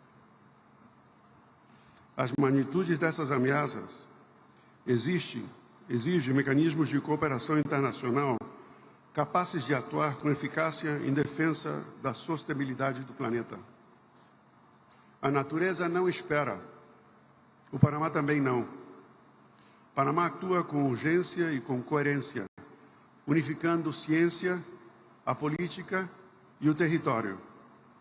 Atuamos não por conveniência, mas por convicção, porque cada bosque que se perde, cada recife de corais que se branqueia, cada lar que se inunda, nos lembra que o custo da inação já é alto demais. Durante décadas, o mundo tem tentado avançar na luta contra a mudança do clima, na proteção da biodiversidade e do manejo sustentável da terra, como se fossem três caminhos separados. Esse enfoque tem nos custado muito tempo e muita eficiência. Em Panamá, estamos fazendo as coisas de outra maneira, ou como dizem no Rio, de outro jeito. Por essa razão, estamos apresentando o Nature Pledge, pacto que une nossos compromissos em matéria de clima, biodiversidade e terras. É uma forma nova de entender a política ambiental e climática. Na prática, Panamá se compromete a fazer uma redução adicional dos 11% de emissões por ano até o ano antes do ano 2035. Nos orgulhece informar que Panamá chegou e superou 9 anos antes o que foi acordado nas metas 30 por 30. Hoje em dia, 35% do nosso território está protegido. 54% dos nossos mares estão protegidos. Porém, nós não vamos nos deter aí. Nós nos comprometemos a restaurar 100 mil hectares adicionais de ecossistemas prioritários. Para conseguir isto, estamos alinhando nossos fluxos financeiros para ações coordenadas aos temas do clima, da biodiversidade e da terra. Vamos fortalecer corredores biológicos, garantir a conservação das nossas áreas protegidas e assegurar a conservação de espécies em perigo de extinção. Queremos também reconhecer que isto não seria possível sem quem não são os que protegeram a nossa natureza muito antes que existissem tratados e convenções. Os povos indígenas do Panamá. 24% do nosso território é protegido por eles, com a sabedoria ancestral que guia hacia uma convivência harmoniosa com a terra. Excelências, a divisão mundial nos tem feito trabalhar muito lentamente. A integração é que garante a efetividade oportuna. Com o Nature Pledge, o projeto que estamos promovendo, queremos demonstrar que é possível unir compromissos internacionais com uma ação nacional efetiva e imediata para que seja a base de um desenvolvimento mais justo e próspero. A verdadeira ambição climática não está em acumular documentos dispersos, está em ter a valentia de construir uma agenda comum. Por isso, para esta COP, impulsaremos um documento único, cujo formato facilite aos países em desenvolvimento a acceder aos principais fundos multilaterais ambientais. Também por um mecanismo de perdas e danos com uma coordenação efetiva e por um plano de ação interseccional onde ninguém vai ficar atrás. Quero fechar este discurso com uma anedota pessoal. Quando eu estava preparando a visita da nossa delegação para a COP em Glasgow, eu recebi uma ligação do Ministério de Ambiente indicando que nós éramos carbono negativo, coisa que não entendi nesse momento, porque sempre estava ouvindo do carbono neutro. Quando eu perguntei como é que tínhamos chegado a isso, a esse patamar, eles responderam: bom, não foi uma decisão só, tem sido um comportamento natural do povo panamenho ao longo do século. É no dia a dia, decisões de políticos, de pessoas comuns, sociedade civil, de que cada vez que tomava uma decisão, sempre pensava no bem comum ou no meio ambiente. Aliás, essa pessoa me lembrou que eu tinha começado, depois de me formar aqui no Brasil, quando cheguei ao Panamá, meu primeiro trabalho foi na ONG, que se chamava Associação Nacional para a Conservação da Natureza. Ou seja, que como diplomata, antes de ser diplomata, comecei a trabalhar como conservação. Mas isso é só para poder dar uma dica que o panamenho, por natureza, é assim. Nós pensamos que é normal proteger o ambiente. Então, a mensagem com esta anedota é que eu acho que não é só fazer todas as coisas que, como governo, estamos tentando fazer, mas também homologar o cidadão panamenho comum com essas decisões de dia a dia que tem feito que o Panamá tenha essa posição tão privilegiada com o resto do mundo. E eu convido a vocês a pensar como nós, como o Panamá. Muito obrigado.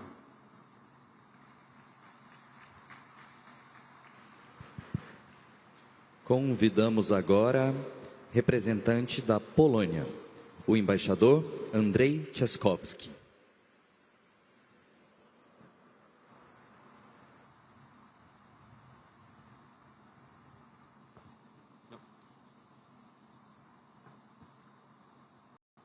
Your Excellencies, distinguished heads of state and government, ministers, esteemed delegates, honored guests.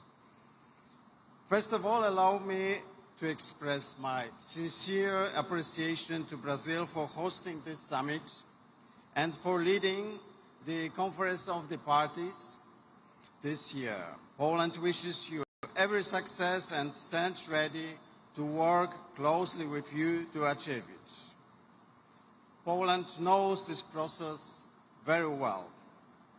We hosted 3 conferences of the parties, in 2008 in Poznan, 2013 in Warsaw, and 2018 in Katowice, each time striving to make negotiations practical, transparent, and connected to real life.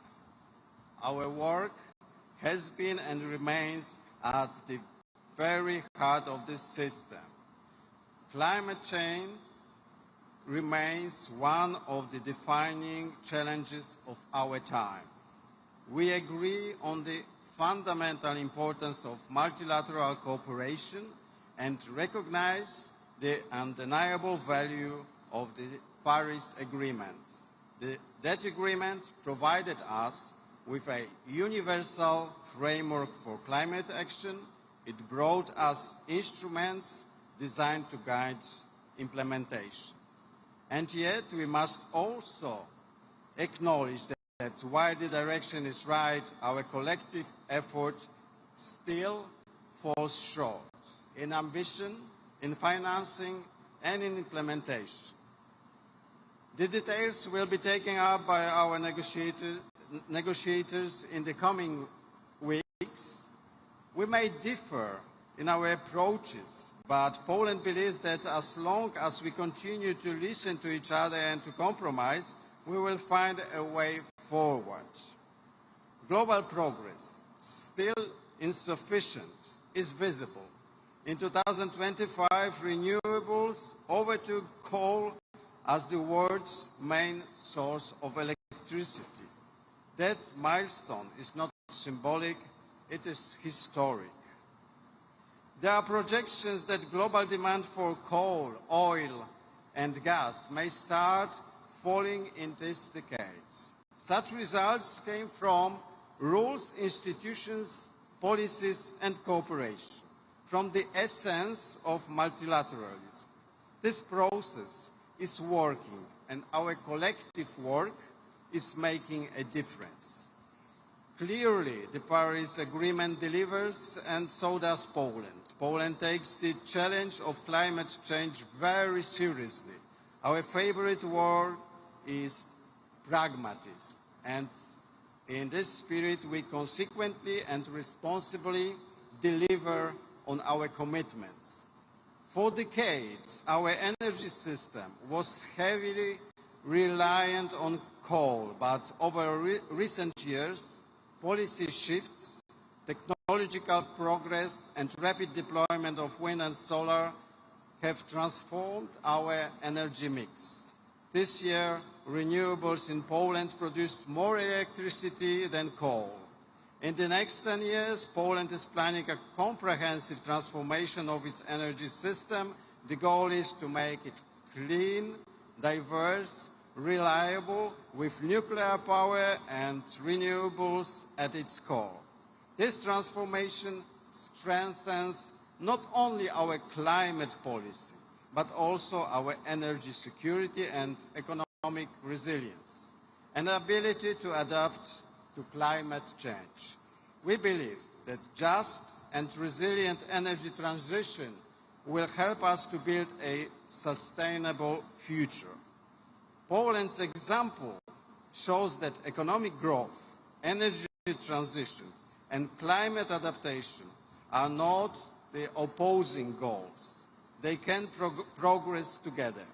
Yet, we know that no country can face the climate crisis alone.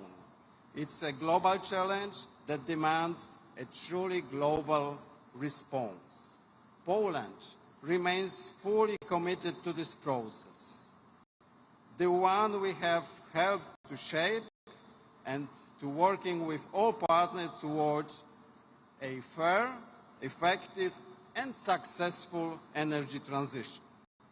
Together we can achieve more. Together we can deliver. Thank you very much.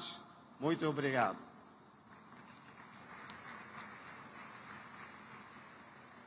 Convidamos agora representante da República da Coreia, o embaixador Yong-han Choi.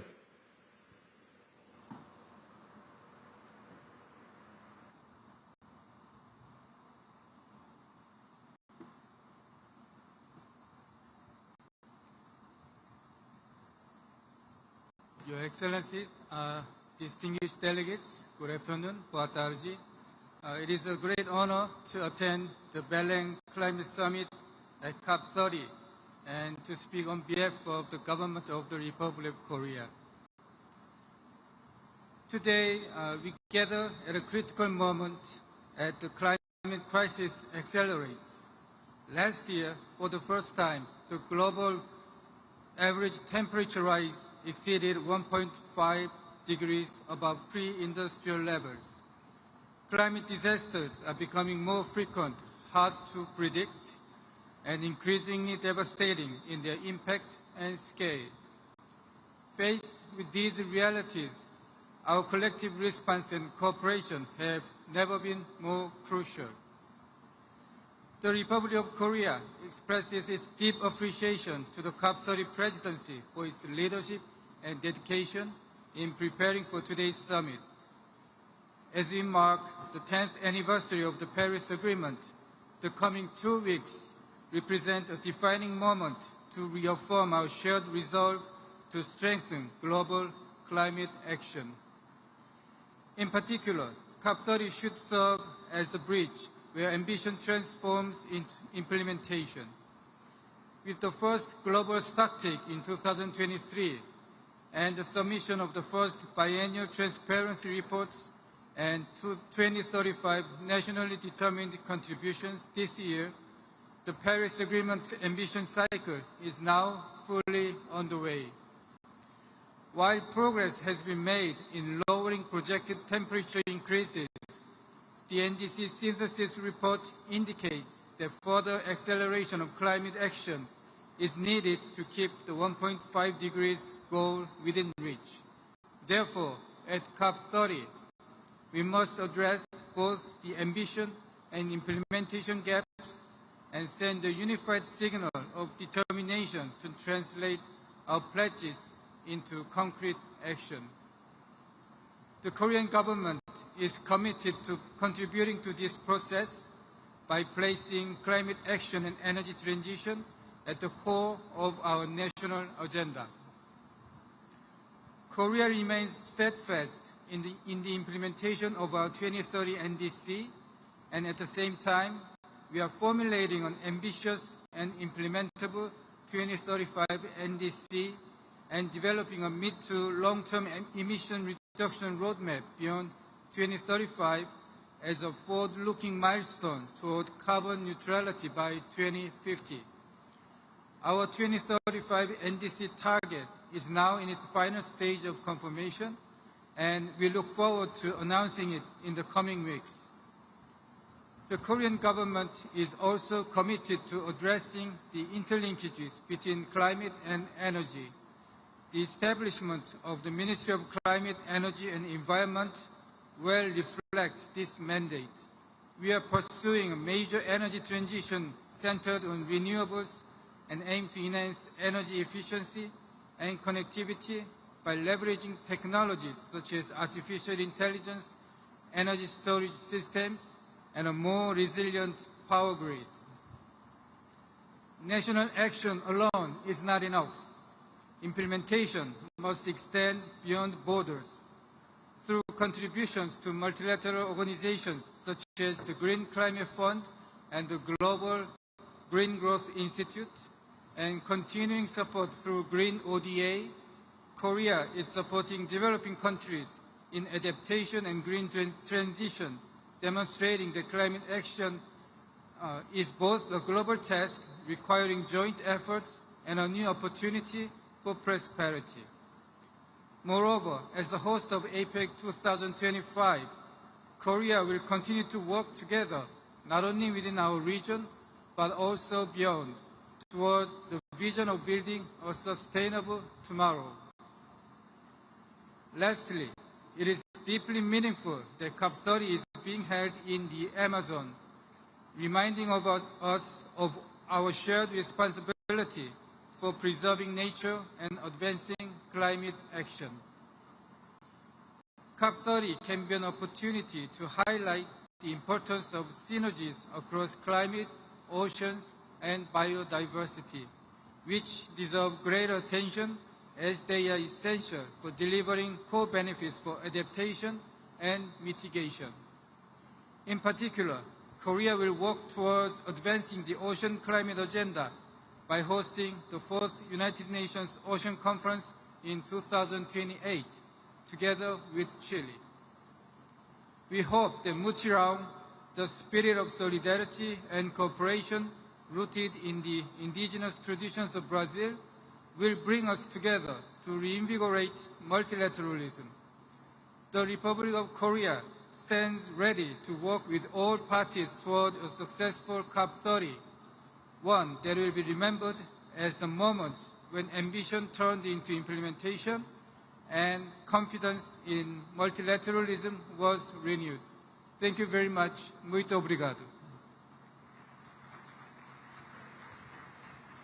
Convidamos agora representante da Sérvia, o embaixador Aleksandar Ristic.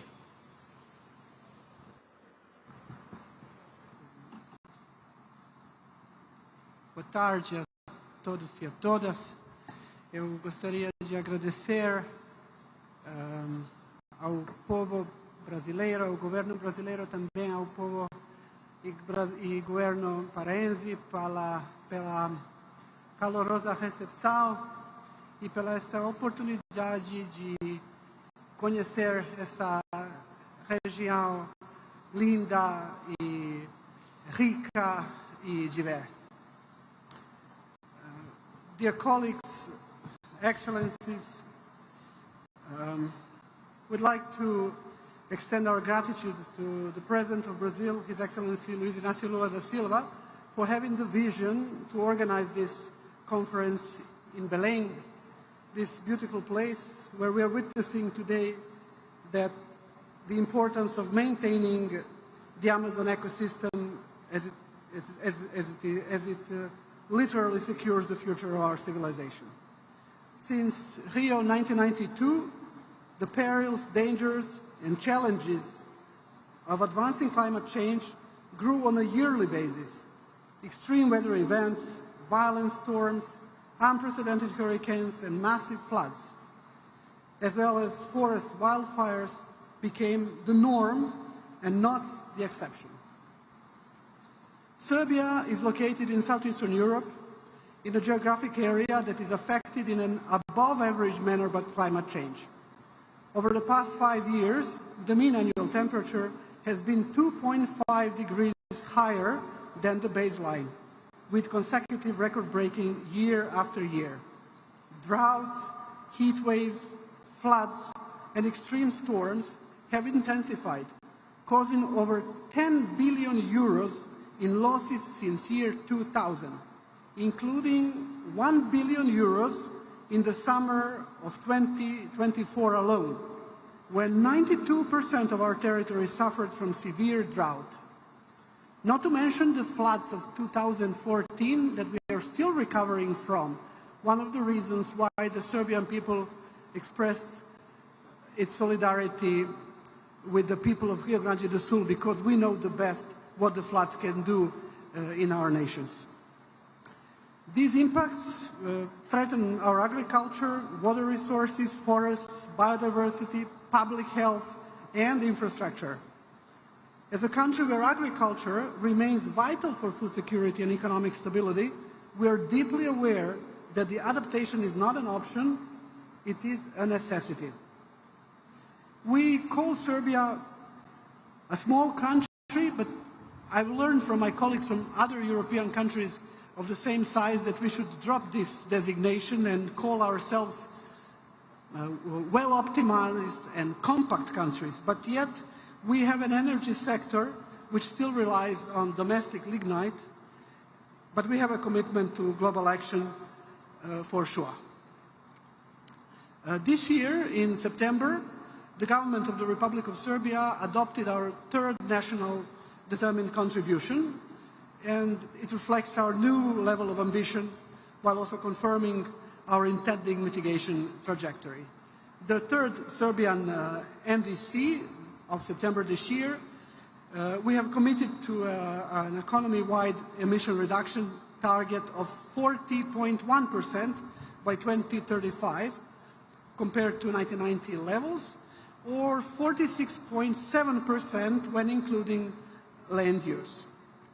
Given the need to ensure a just and inclusive energy transition, our target is conditional and will depend on the availability of financial resources and technical assistance.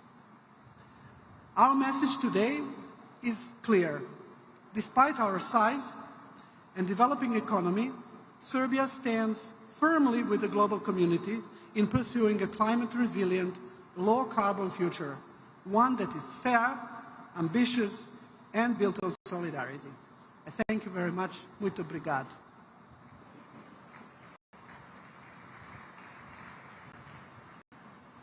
Neste momento, convidamos para a manifestação o embaixador do Sudão, Ahmed Etgani Suar.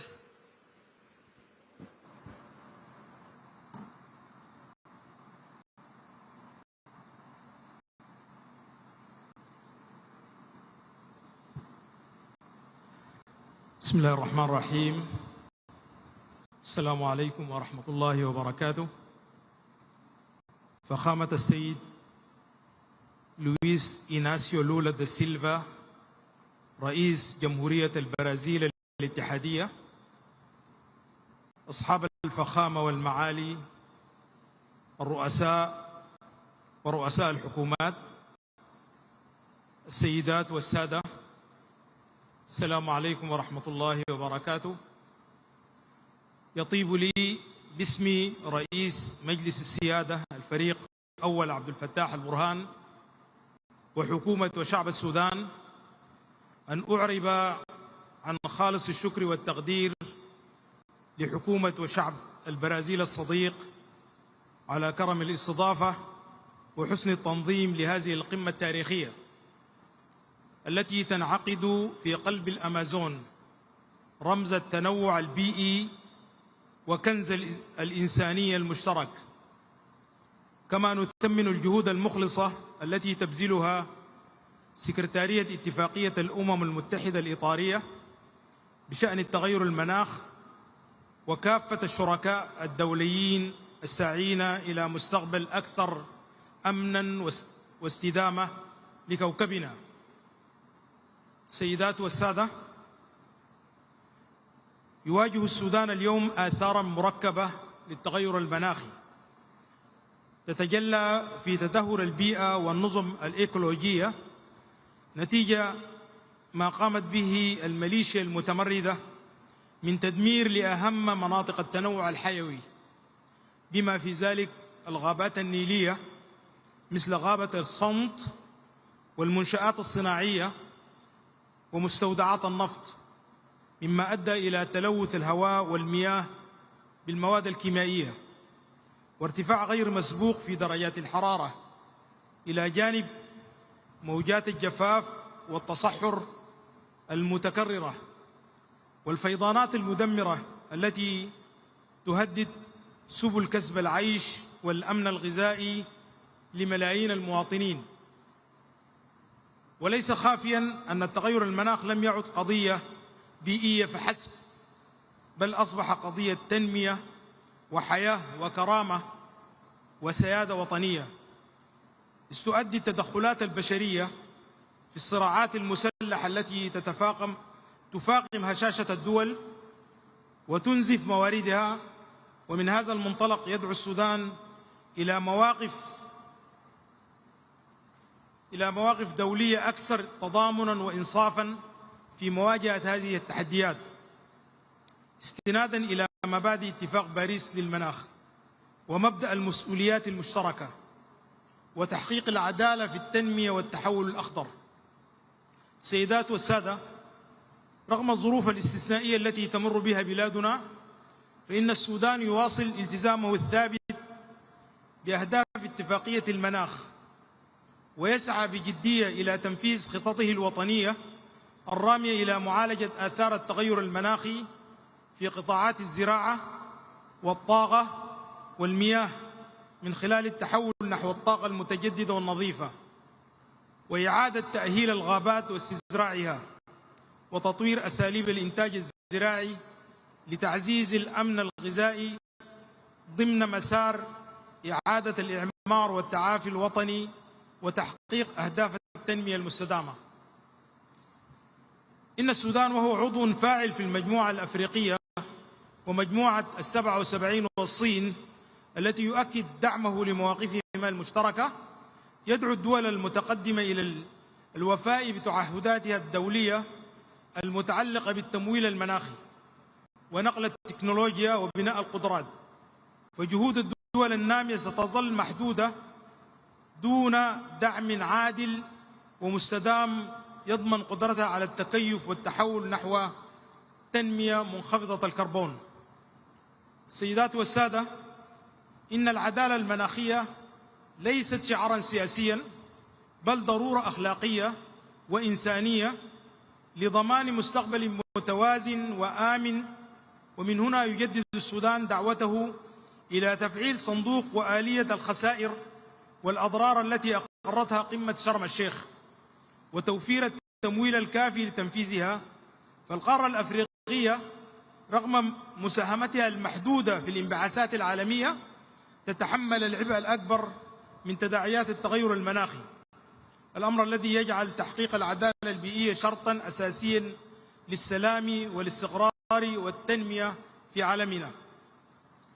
إن اجتماعنا اليوم في البرازيل، الدولة الرائدة في التنمية الزراعية وحماية البيئة، يمثل فرصة تاريخية لتعزيز التعاون بين دول العالم لبناء اقتصاد أخضر شامل وعادل. ومن هذا الإطار يدعو السودان إلى إقامة شراكات استثمارية فعالة في مجال الزراعة المستدامة وإدارة الغابات والطاقة النظيفة والمياه والمعادن الحيوية، لتكون هذه القطاعات ركيزة للحلول لا ضحية للأزمات.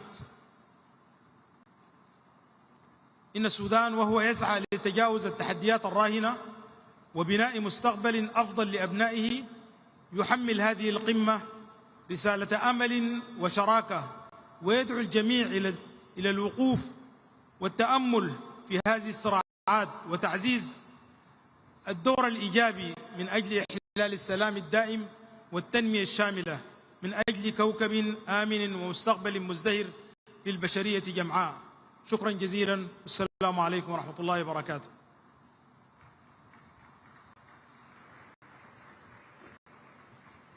Chamamos agora para a manifestação a embaixadora da Tailândia, Kundini Akosorwong.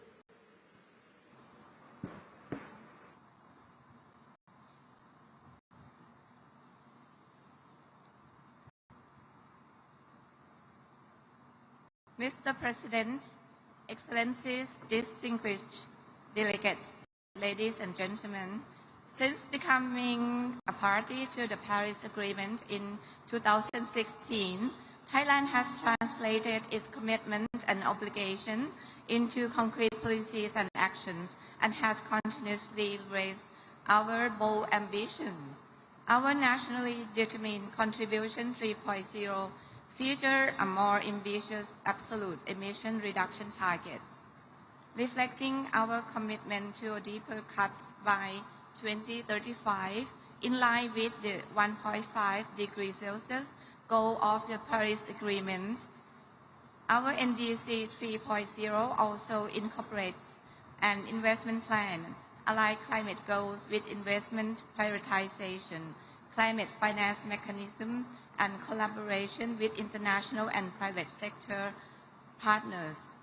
These lay a solid foundation for steering the country towards net zero by 2050, 15 years earlier than Thailand's original pledge made in 2021.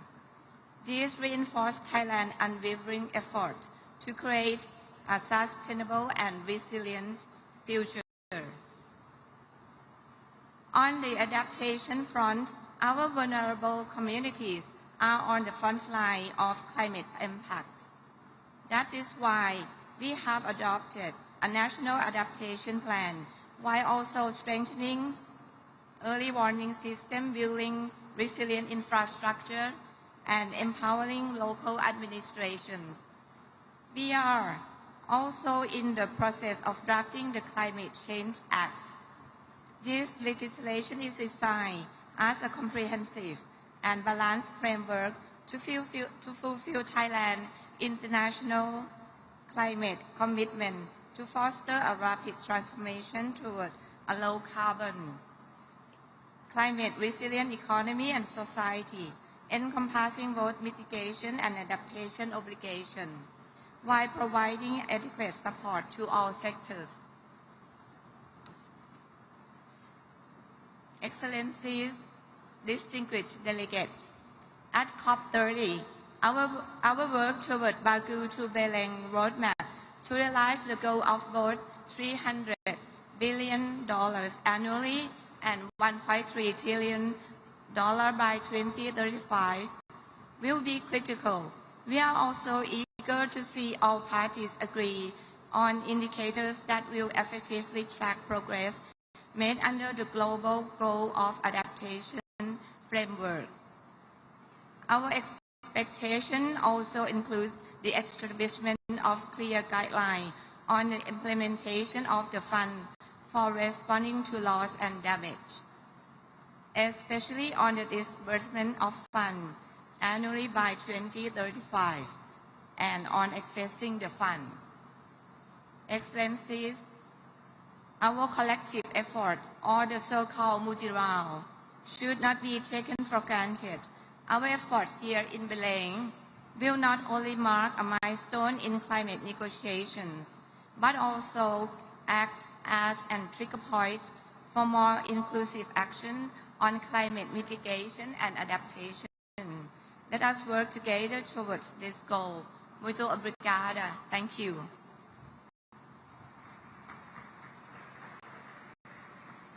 Nesse momento, convido o embaixador da Tanzânia, John Stephen Simbachawene.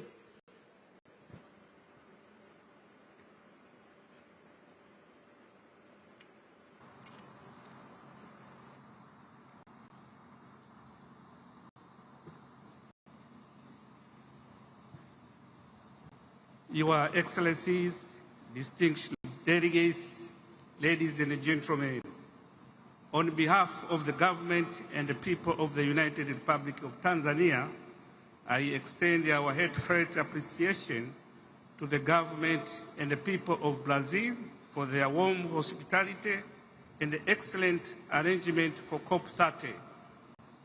We commend Brazil's leadership in advancing global climate action, particularly through nature-based solutions and sustainable forest management in the Amazon, an inspiration for all of us striving to balance development with environmental stewardship. Excellencies, we meet at a decisive moment after more than 30 years of the UNFCCC and a decade of the Paris Agreement. Climate change is no longer a distant threat. It is our daily reality. Developing countries, including Tanzania, bear a disproportionate burden. Rising temperature, droughts, and floods are reversing development gains and threatening lives and livelihood. In Tanzania, floods have doubled since the 1980s, causing losses of over USD 460 million annually. The 2023 and the 2024 El Nino and the Cyclone Hidaya caused an additional USD 553 million in damages and claimed 170 lives. Yet we come to COP30 not with the despair but with conviction that climate action must be accelerated through predictable, equitable, and inclusive support that addresses the realities of those most affected. Excellencies, Africa is already accelerating climate action. Under Tanzania's Development Vision 2050, our agenda, inclusive climate action for the resilience and a sustainable future, places environment integrity and climate resilience at the heart of our growth. Over 70% of Tanzania depend directly on land, water, and forests. For us, climate resilience means food security, clean water, and safety in our communities. We implementing bold measures by integrating climate priorities into national policies, including the National Environmental Policy of 2021, the Blue Economy Policy of 2024, NDC 3 for the period of 2025 to 2035, and the National Adaptation Plan.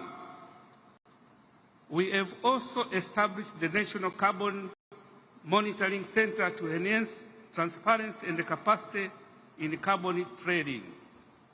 Excellencies, As chair of the African Group of Negotiators, Tanzania works with all African parties and the African Union to ensure our collective voice is heard.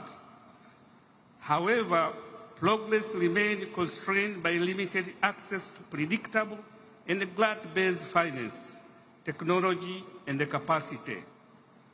The Back to Belém roadmap and the commitment to mobilize USD 1.3 trillion by 2035 are crucial. We call for the agreed USD 300 billion annually by 2035 to be delivered in line with the principles of the Convention and the Paris Agreement. Excellencies, Tanzania NDC 3 alone require USD 48.6 billion to achieve its goal. We urge our partners to move from pledges to disbursement and from bureaucracy to delivery so that ambition translates into real action on the ground. Excellencies, let Belém be remembered not only for raising ambition, but for accelerating implementation. Let this COP mark a turning point where commitments are honored and the climate action deliver hope for present and the future generation. I thank you. Muito obrigado.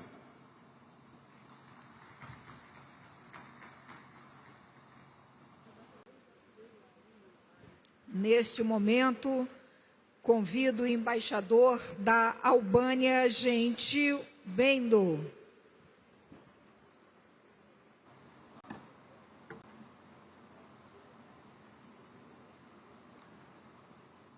Excellencies, distinguished delegates, ladies and gentlemen, I first want to thank all the staff here. Maybe some of the previous speakers missed this.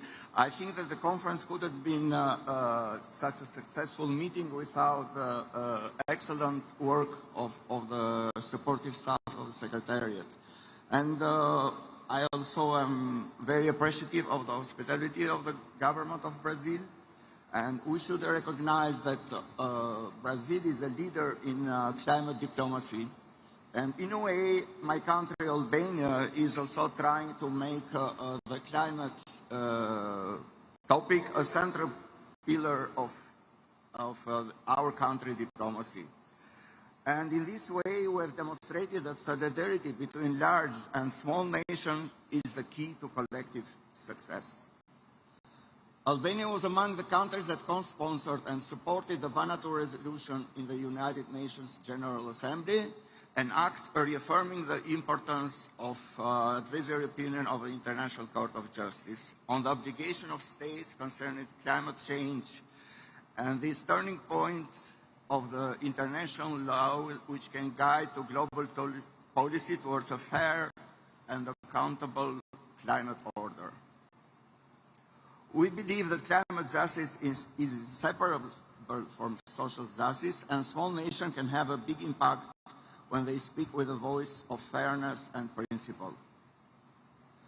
Albania remains fully committed to a just energy transition, strengthening its base of renewable energy, which today amounts for over 95% of national electricity generation, an achievement that places our country among the regional leaders in clean energy. Climate change is no longer a distant threat. It's a daily reality affecting the lives of our citizens, from the coast of Adriatic to our fertile valleys and mountains. This is why Albania is implementing national strategies for climate adaptation, strengthening water management, biodiversity protection, and civil protection to confront natural disaster.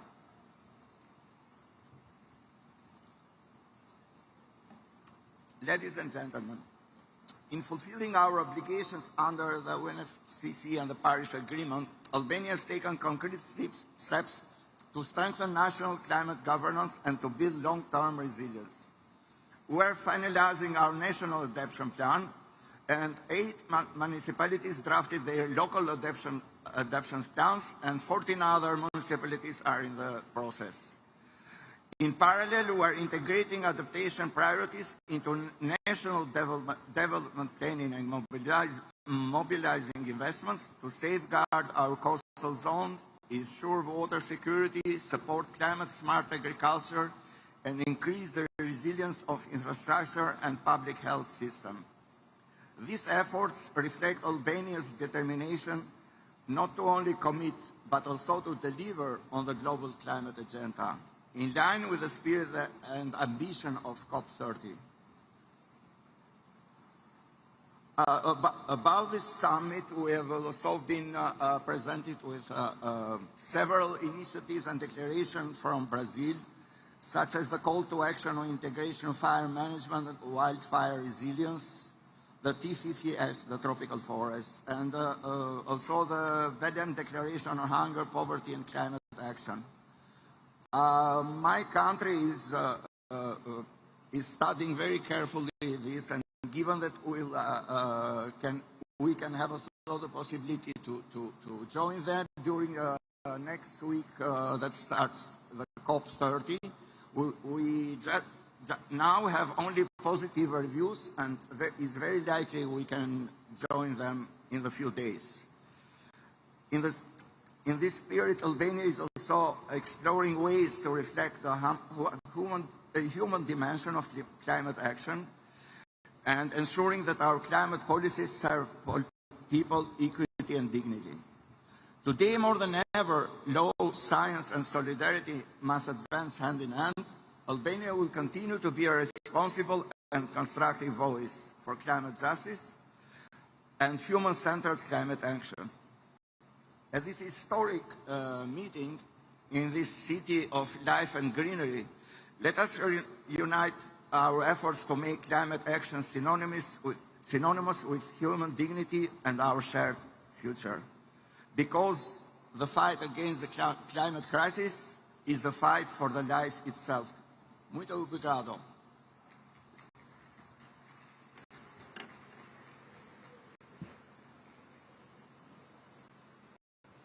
Convido, nesse momento, para a manifestação o representante da República Dominicana, vice-presidente executivo do Conselho Nacional para a Mudança do Clima e Mecanismo de Desenvolvimento Limpo, Maximiliano Puig.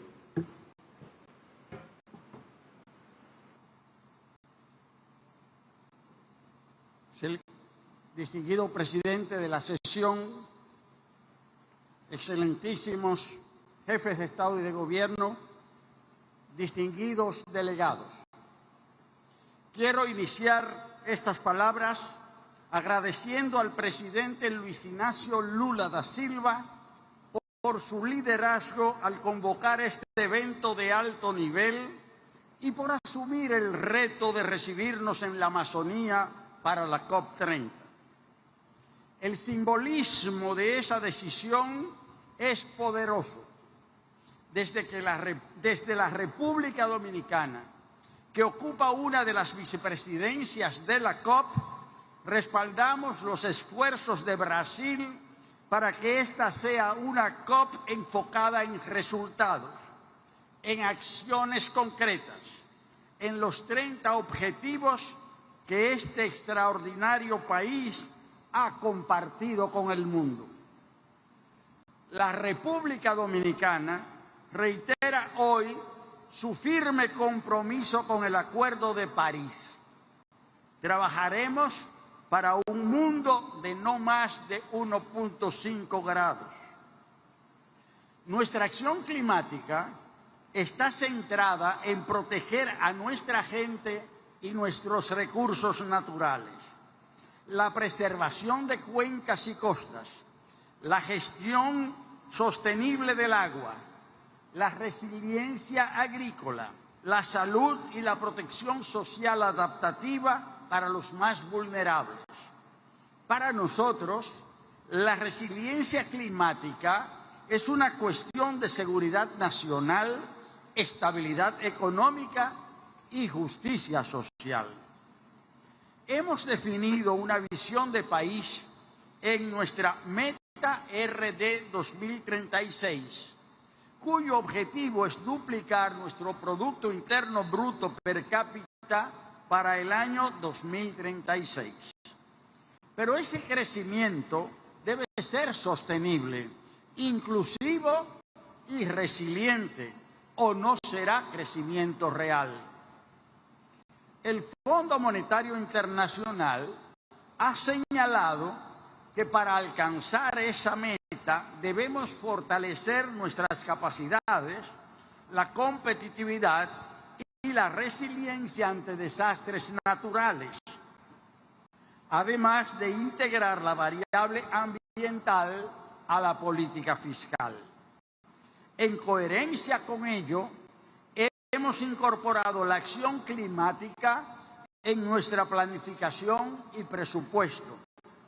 No la concebimos como un gasto, sino como una inversión en nuestro futuro.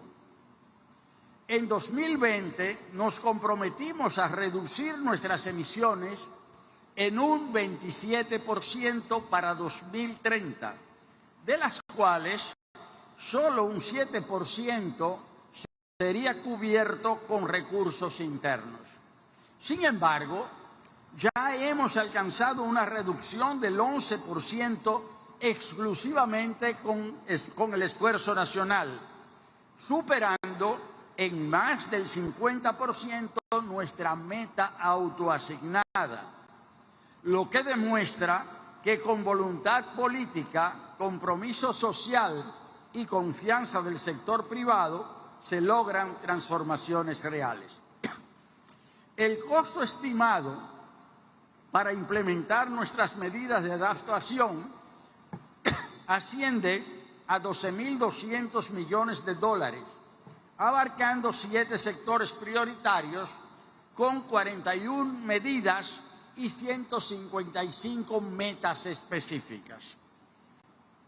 Además, en la elaboración de nuestra NDC 3.0, hemos identificado un potencial de reducción de casi 10 millones de CO2 equivalente, que requerirá más de 11.000 millones de dólares en inversión.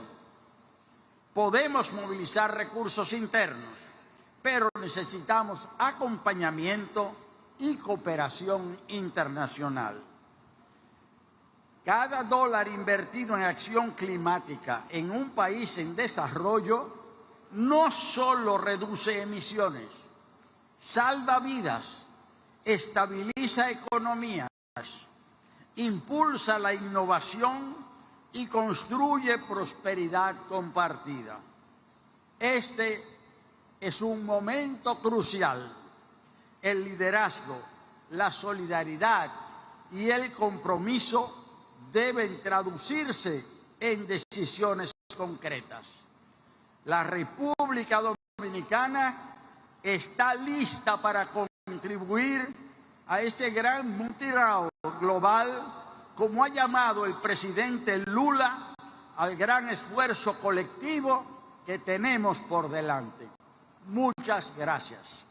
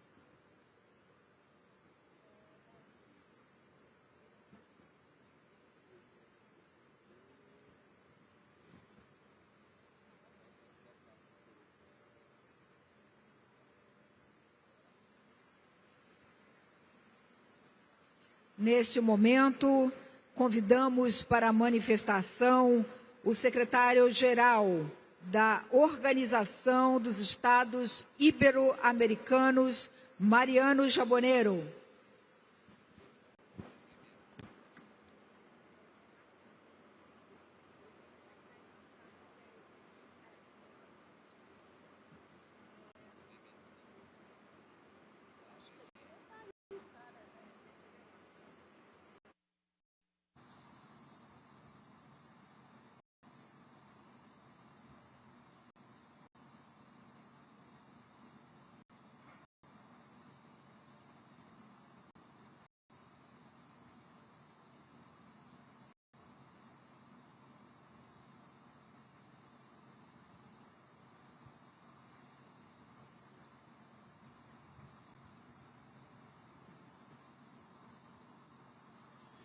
Buenas tardes a todos y a todas.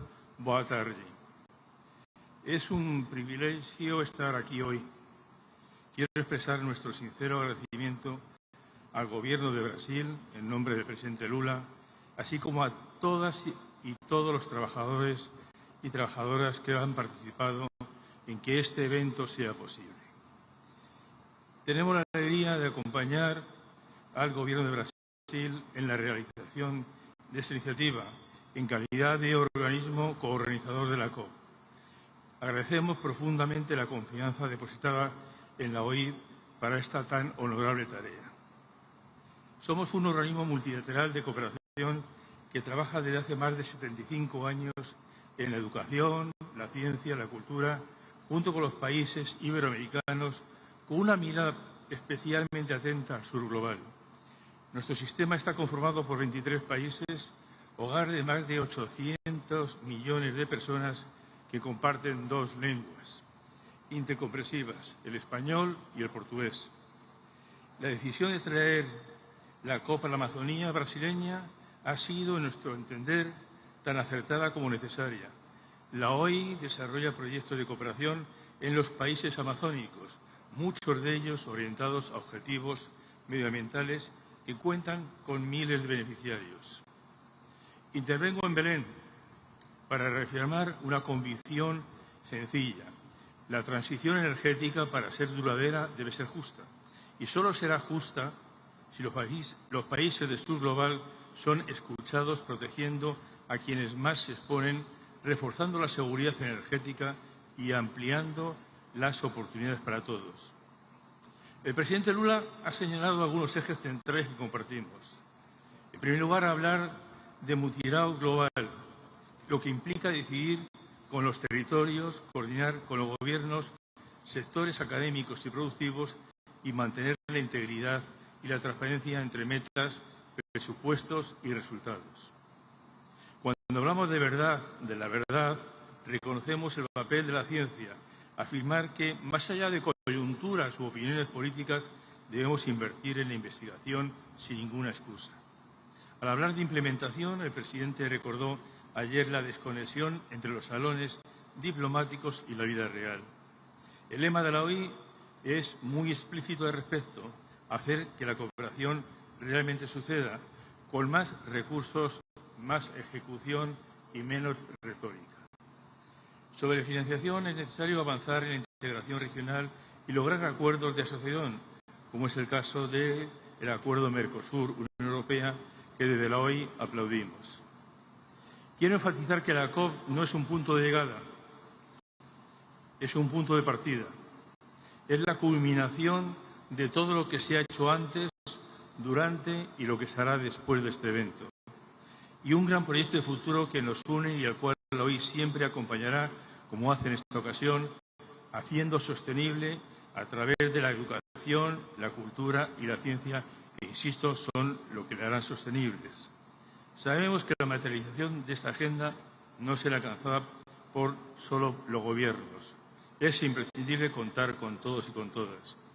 La OI pone su cooperación iberoamericana al servicio de este rumbo para convertir los acuerdos de protección real para las personas y territorios y para dejar un legado institucional más sólidas, o instituciones más sólidas, servicios de calidad que permanezcan y una ciudadanía capacitada para conducir este desafío.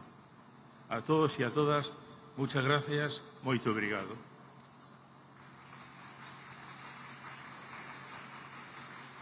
Neste momento, convidamos para a manifestação a subsecretária-geral da ONU e diretora executiva da ONU Habitat, Ana Cláudia Rosbach.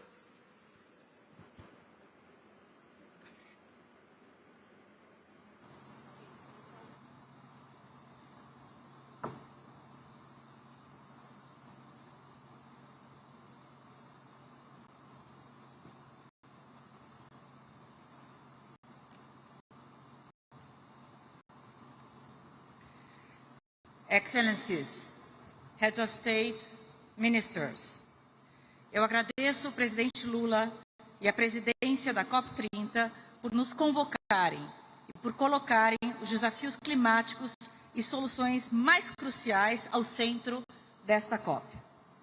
Excellencies, the global housing and climate crisis are intertwined. More than 2.8 billion lack access to adequate housing. 1 in 3 urban residents in the Global South live in informal settlements. Their growth is partially driven by climate displacement. Informal settlement communities are amongst the most exposed to climate impacts. Cities are also responsible for over 70% of global greenhouse gas emissions. The housing and building sector account for over 30% of the emissions. Thousands of cities and regions are already taking comprehensive climate action, yet they receive less than 10% of climate finance. This is not just a funding gap, it is a justice gap and a missed opportunity for transformative action. Our analysis of the new and updated NDCs shows that national governments increasingly recognize the importance of urban and multi-level action. The share of NDCs strongly integrating urban content has almost doubled. 3/4 of NDCs clearly describe sector-specific climate responses in urban areas, making a shift from planning to delivery. Recognition of housing and informal settlements remains limited, but it is growing, with approximately 1/3 of NDCs mentioning housing and informal settlements related climate action. Since COP27, we have co-hosted ministerial meetings on urbanization and climate change to facilitate multi-level climate action to keep the goals of the Paris Agreement alive. UN Habitat supports countries in strengthening the urban content of their NDCs, in developing national and city-level plans that integrate urban solutions. And we support cities in accessing climate finance and implementing of tailored climate action. Such finance needs to increasingly reach the most vulnerable, especially informal settlements. Local leaders met in Rio earlier this week. They are committed to driving climate action in partnership with national governments. I invite you to next week's ministerial meeting on urbanization and climate change, which will further advance concrete multi-level climate action. Local climate action will also be key to the 13th World Urban Forum on the theme of Housing the World, Safe and Resilient Cities and Communities in Baku, Azerbaijan next year.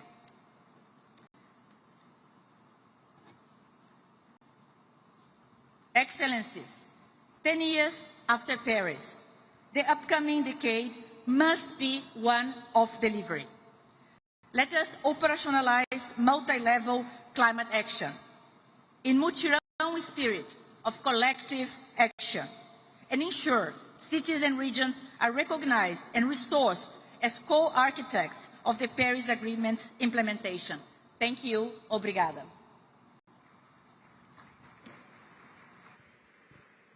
Neste momento, convido o diretor executivo sênior de Desenvolvimento e Políticas do Banco Mundial, Axel van Trotsenburg.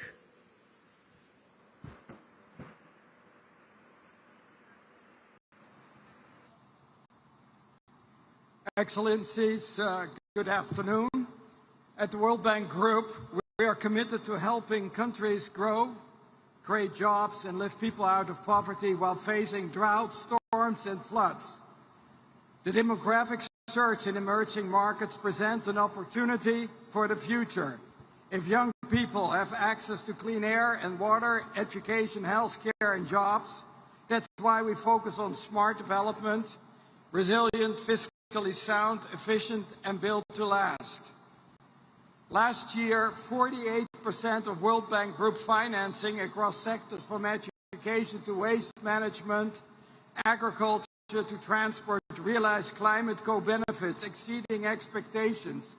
To put the 48% in perspective, climate finance was about $50 billion of the World Bank. That's about double the amount compared to 5 years ago. Investments to make countries and communities more resilient comprise 43% of the public sector portfolio, and that's up from a third 2 years ago. Of our IDA financing for low-income countries, 53% are directly supporting adaptation investment, i.e. building resilient communities, companies, and economic assets. On IDA 21, we have started implementing. There are clear commitments taken on climate financing. We have committed ourselves to provide at least 45% of climate financing of the IDA commitments, and half of it will be in the adaptation area. And turning to crisis preparedness and response, we have completed our toolkit in helping countries better deal with crisis, including introducing climate resilient debt clauses that are being currently implemented. But it is also important to recall that we are able to react fast and immediately when crisis hit. For instance, Jamaica is receiving a full payout of $150 million after Hurricane Melissa hit the country, and this is provided under the catastrophic insurance coverage. Our private sector arm is also stepping up its investment in climate. IFC delivered about $8.1 billion in long-term development finance with climate co-benefits and mobilized an additional $16.5 billion.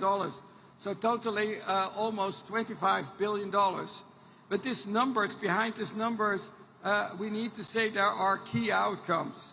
Last year, we supported with this climate financing about 136 million people with enhanced resilience, about 210 million people with strengthened food security, and about 93 million hectares of land and sea under improved management. But international finance alone is not enough. It must be paired with investment-friendly policies, strong institutions, and resilient infrastructure. And most importantly, what we need to realize, it is apart from all these policies, what we need is commitment, and commitment to climate action and climate implementation. And you can count on the World Bank Group to continue its effort to improve not only climate outcomes in developing countries, but also provide that through finance and technical advice as well as studies. Thank you very much.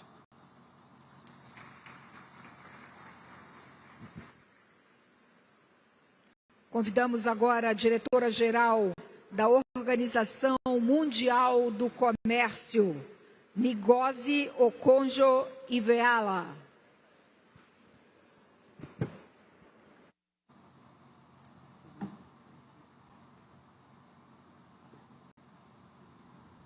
Thank you, President Lula, Excellencies, ladies and gentlemen. Let me start by thanking you for inviting us to join you here on the edge of the Amazon. Trade is often thought of in terms of goods, services, and markets. But trade is fundamentally about people's lives and livelihoods and about the planet. Trade and the multilateral trading system are part of the climate solution. While there is an asymmetry of perception in which negatives like transport-related emissions tend to loom larger in people's minds, trade is a net positive for the climate. Since Glasgow, trade has risen in prominence on the climate agenda, and I thank our partners for organizing COP Trade Days. We take note of the launch of the Integrated Forum on Climate Change and Trade and look forward to seeing if and how our members take it forward, because the world cannot succeed at fighting climate change without trade. First, not every country can manufacture all the low-carbon technologies needed to make the transition, and even those that can need to import critical minerals and other inputs that are central to low or zero emissions technologies. Trade is essential for production and deployment. The specialization, scale, and competition that comes with trade drive down the cost of green technology, so much so that they now routinely undercut fossil energy. Second, although many countries' nationally determined contributions have typically overlooked trade, this may be changing. At COP28, the WTO launched a menu of trade policy tools to turbocharge climate action, such as appropriate tariff policies that incentivize the import of new or zero carbon emissions goods and services over higher emissions products, or using the roughly $13 trillion in annual public procurement spending to create new markets for green goods and services. And we are seeing good examples, like Fiji's duty-free imports for renewable energy equipment, or Japan's rules requiring the procurement of materials with a low environmental impact. Further, as governments implement trade facilitating measures, border wait times are falling, and with them the emissions from idling trucks. Third, and as I mentioned in the session on oceans and forests, harmful subsidies should be part of the trade and climate conversation. The WTO agreement on harmful fisheries subsidies just entered into force, and I want to compliment WTO members for doing this. Cutting $22 billion of harmful fisheries subsidies that encourage illegal, unreported, and unregulated fishing of our high seas delivers SDG 14.6 and will free up resources that could be redirected to the green transition. Reforming harmful fossil fuel subsidies and trade-distorting agricultural support would have even greater impact. I know this is politically difficult to accomplish, but imagine if only 1/3 of the harmful fisheries subsidies were repurposed to serve climate objectives. It could add $7 billion, 9 times more than what we now have in the loss and damage fund. So let us join hands to make trade work even more effectively for people, for climate, and for nature. Thank you.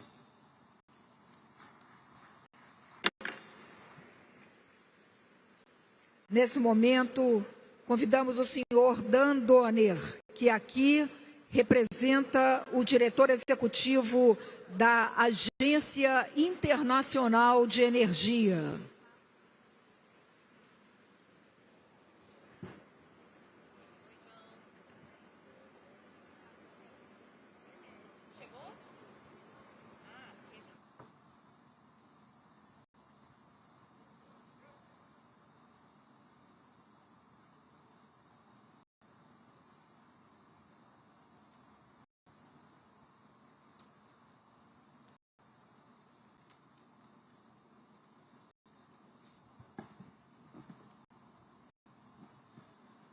Excellencies, distinguished delegates, 10 years ago, when world leaders gathered in Paris, a key question confronting them was whether their climate commitments might harm their economic and development goals. 10 years later, today here in Belém, the data shows that this is absolutely not the case. 10 years ago, global energy investment was around $2 trillion. $1 trillion of that was in fossil fuels, and $1 trillion of that was in clean energy. 1 to 1. 10 years later, today, fossil fuel investment is still $1 trillion, but clean energy investment is no longer $1 trillion, but now exceeds $2 trillion. The ratio has now moved to 2 to 1. And at the same time as investment has grown, so too the unit costs have fallen precipitously, meaning that we now get much more for each and every dollar we invest. And again, more than that, we now see that we have also created more than 10 million new clean energy jobs over that period. But we also know that much more must be done. Global improvements in electricity access, for example, have stalled. The number of people without access to clean cooking facilities, that number is actually growing today. The situation is getting worse, not better. And as we know, energy sector CO2 emissions continue to rise. So in this context, praise to Brazil for its focus on implementation at COP30. The International Energy Agency has been honored to co-chair a series of energy transition dialogues this year with the COP30 presidency, and we bring from those dialogues 3 concrete priorities into COP30. First, boost investment in electricity grids urgently. In 2024, 700 gigawatts of renewables were added globally. And yet, despite this, emissions still grew by around 1%. And another 1,700 gigawatts of renewables are still awaiting connections to the grid. And if those 1,700 gigawatts had also been connected in 2024, rather than seeing an increase in emissions in that year, we would have seen a decrease in emissions. They would have gone down and not up. Second, the IEA has been honored to support Brazil in the development of its Belém 4X pledge on sustainable fuels. Scaling up sustainable fuels in line with this pledge can complement electrification and energy efficiency, supporting transition and energy diversification. We see this pledge as a positive rallying call in this important area that needs further action. Third and last, we must ensure that the benefits of energy transition are felt much more widely than they are today. More energy investment must flow into emerging and developing economies. Only 2% of clean energy investment today is in Africa. Only 2%. And more must also be done to overcome the tragic fact that 1/4 of the global population still cooks with traditional toxic fuels that link to 2.7 million premature deaths each year. We at the International Energy Agency will continue to work with our partners to overcome such terrible energy inequalities. And we are so grateful to President Lula and Brazil for putting such a strong focus on the most vulnerable and the least responsible in society. We must ensure that no one is left behind. Thank you. Obrigado.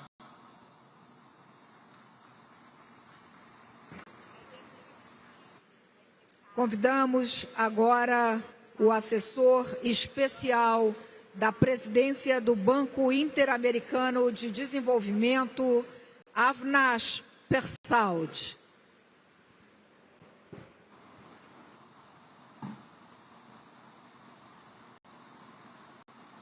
Your Excellencies, Ministers, friends, bonjour.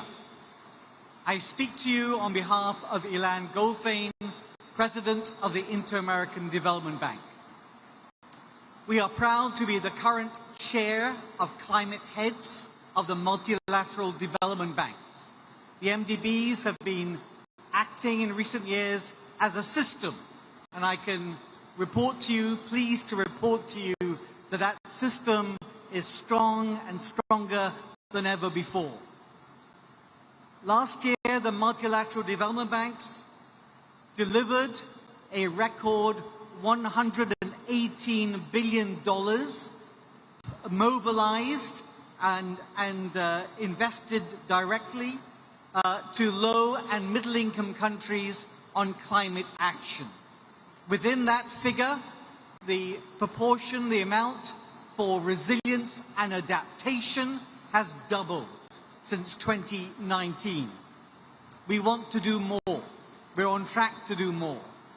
But we recognize that, especially for vulnerable countries, more debt, however low cost it is, however long term it is a challenge.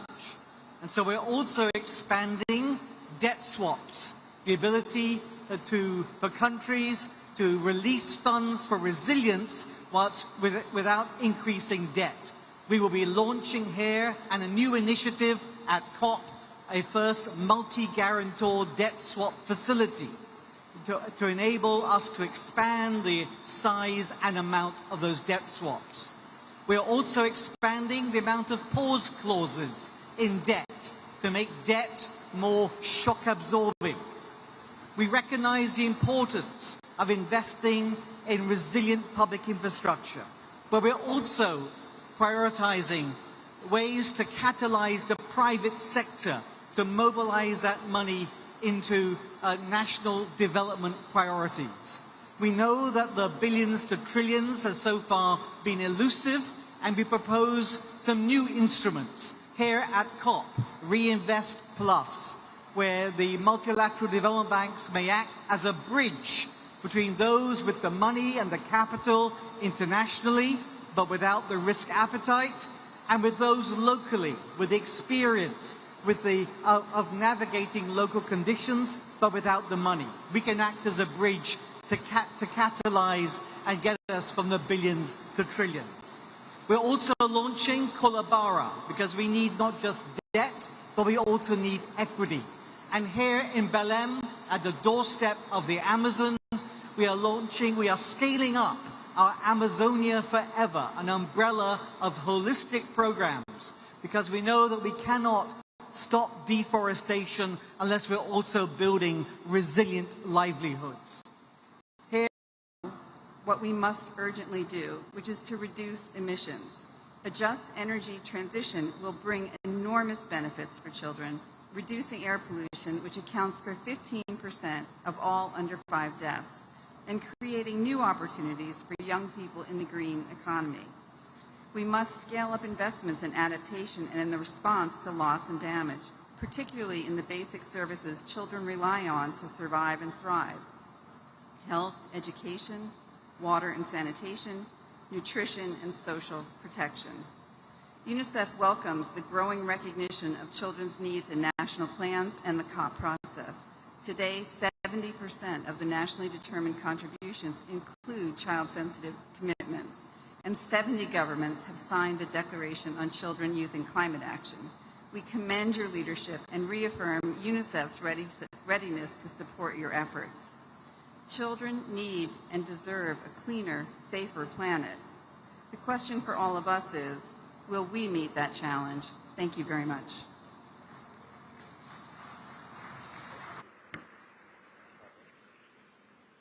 Nesse momento, chamamos o diretor de clima da Organização das Nações Unidas para a Agricultura e Alimentação, Kaveh Zaed.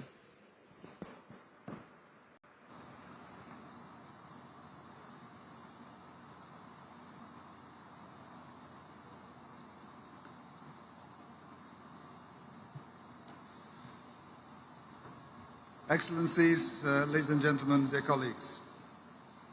Achieving climate goals will require a systems change, fast and at scale, as was made clear during the global stocktake at COP28. And at the centre of this change is the transformation of global agri-food systems to be more efficient, more inclusive, more resilient, and more sustainable. This transformation is essential for achieving the Paris Agreement and much more. Agri-food systems can address multiple challenges simultaneously. They can strengthen livelihoods, ensure food security, and conserve and restore the natural ecosystems on which we depend. Without changing how we produce, distribute, and consume foods, our goals for addressing the impacts of the climate crisis or preserving biodiversity and food diversity and addressing hunger will not be met. The Belém Declaration on Hunger, Poverty and Human-Centered Climate Action shows just how interconnected these agendas are and how we must respond with systems solutions. But science and experience shows what works. Well-designed agricultural interventions reduce emissions, boost carbon sequestration, and revive ecosystems, while ensuring food security and nutrition for the world's growing population. From the restoration of degraded agricultural lands to resilient crops and sustainable agriculture and livestock, we have the solutions that deliver across sectors. For example, agroforestry initiatives such as mixed crops help farmers earn higher and diversified incomes, as well as protecting soil health, pest control, and pollination. Here in the Amazon region, agroforestry projects are restoring degraded lands while supporting local communities, a triple win for biodiversity and food diversity, for food security and for the climate. But of course, potential is not enough. Investment remains far below what is needed to deliver agri-food system transformation at scale. Despite an increase in critical agri-food investments by the Green Climate Fund and the Global Environment Facility, forestry, livestock, fisheries and crop production together still receive just 4% of total climate-related development finance. For a sector that can deliver a third of global emission reductions, this gap is not only unequal, it is a lost opportunity. By overlooking agri-food systems, we are leaving one of the most effective pathways to low-emission growth untapped. Investing in sustainable and resilient agri-food systems, including forests, is one of the smartest choices we can make for climate action. And for the four betters: better production, better nutrition, a better environment, and a better life, leaving no one behind. Thank you.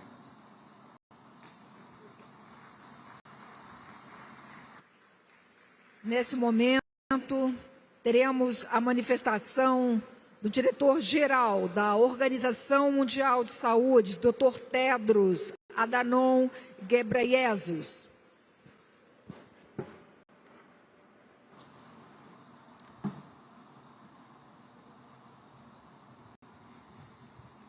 Thank you, moderator. Your Excellency President Lula, Excellencies, dear colleagues and friends.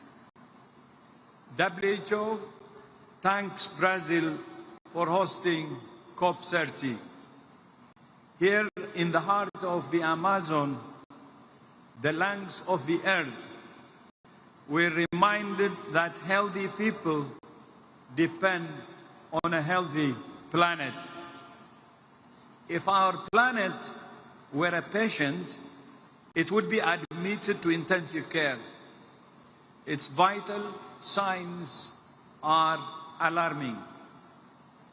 It's running a high fever, with the average global temperatures increasing year after year. Its lung capacity is compromised, with the destruction of forests that absorb carbon dioxide and produce oxygen. And many of the Earth's water sources, its lifeblood, are contaminated. Most concerning of all, its condition is deteriorating. A sick planet means sick people. The climate crisis is a health crisis, not in the future, but now. It's already spreading disease, worsening malnutrition, displacing communities, and claiming lives through heat, floods, fires, and pollution. Health is the strongest argument for climate action. It's much easier to convince people of the need to protect their own health or that of their children than to protect glaciers or ecosystems. Both are important. One is a lot closer to home. We welcome Brazil's leadership through the Belém Health Action Plan and the inclusion of health in the COP30 activation agenda. And we commend the Baku COP President's Continuity Coalition for Climate and Health, which is an important step to institutionalize health as a central part of COP presidencies. WHO is supporting more than 100 countries to build climate-friendly and climate-resilient health systems through the Alliance for Transformative Action on Climate and Health, or ATTACH. But there is still one step to go: making health a formal topic in UN climate negotiations. It's also worrying that health-specific climate action remains severely underfunded, capturing only 2% of adaptation funding and 0.5% of multilateral climate funding. So our call today is simple: put health at the center of every climate decision. Direct climate finance towards protecting lives and livelihoods, and recognize health as a measure of climate ambition and success, because there can be no healthy people on a sick planet. I will repeat, because there can be no healthy people on a sick planet. Obrigado. I thank you.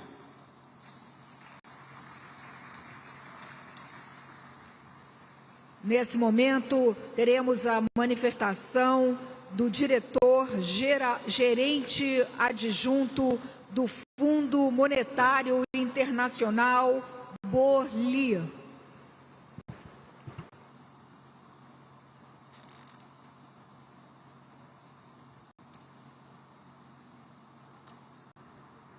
Excellencies, distinguished guests, COP30 takes place in a challenging context. Growth is not as strong as we need, and uncertainty is high. Poor and vulnerable countries face additional challenges, such as high debt service costs and cuts to development assistance. In this context, unfortunately, the world is not on track to achieve goals of the Paris Agreement, as shown by a forthcoming IMF paper. There is an ambition gap. NDCs, including new pledges submitted ahead of COP30, would cut emissions by only 7% from 2019 levels, compared to the 30% needed to limit temperature increase to 1.5 degrees. And there is an implementation gap as well.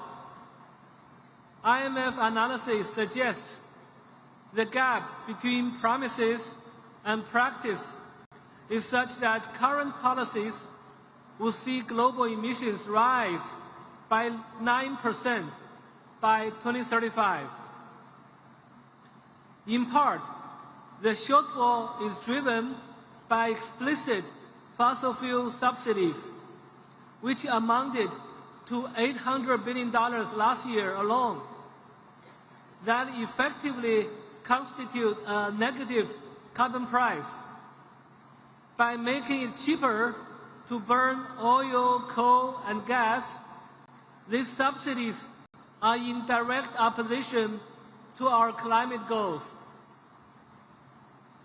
Putting emissions on a path compatible with the Paris Agreement would entail significant macroeconomic shifts. Many countries working towards their national mitigation goals call on us to examine the macroeconomic implications of these shifts. The IMF can discuss the most efficient and fiscally sound policy options to achieve countries' climate objectives. For fossil fuels exporting countries facing potential revenue losses, we discuss economic and fiscal diversification strategies, such as putting revenue into sovereign wealth funds or developing low-carbon exports.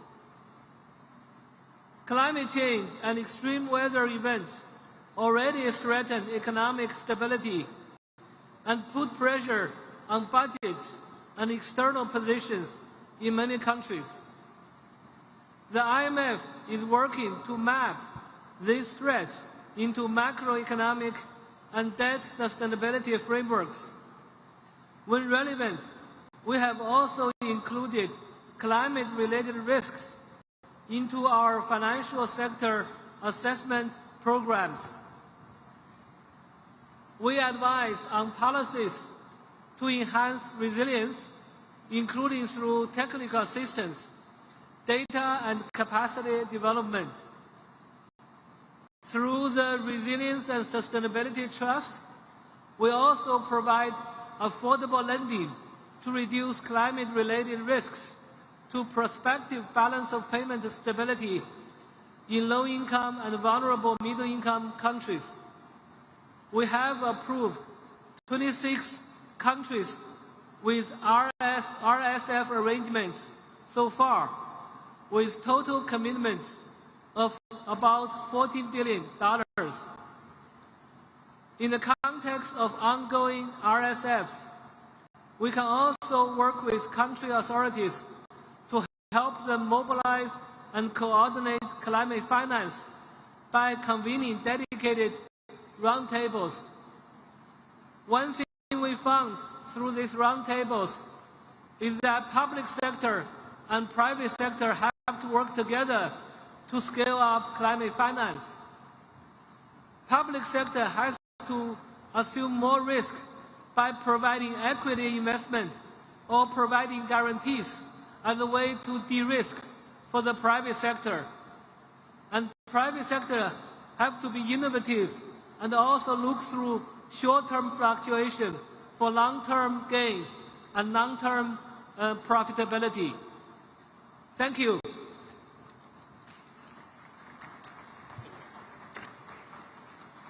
E neste momento teremos a manifestação do secretário-geral da Organização do Tratado de Cooperação Amazônica, Martin von Hildebrand.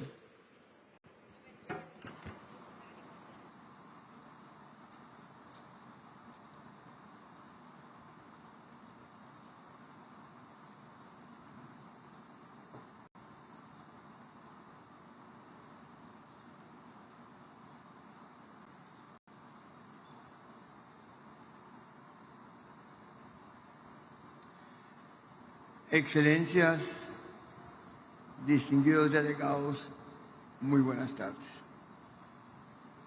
Es un honor dirigirme en nombre de la Organización del Tratado de Cooperación Amazónica, OTCA,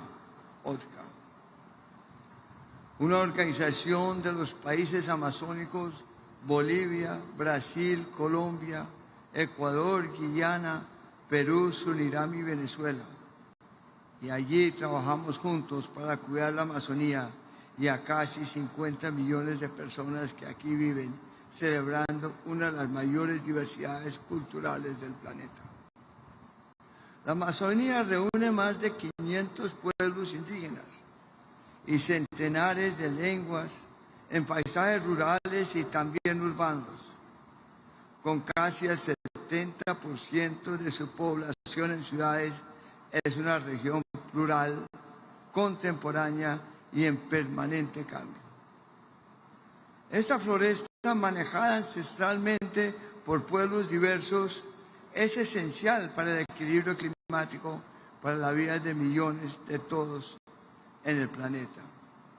La humedad que llega desde el Atlántico se recicla sobre la selva por evaporación y transpiración y forma ríos voladores que llevan lluvias a gran parte de Sudamérica.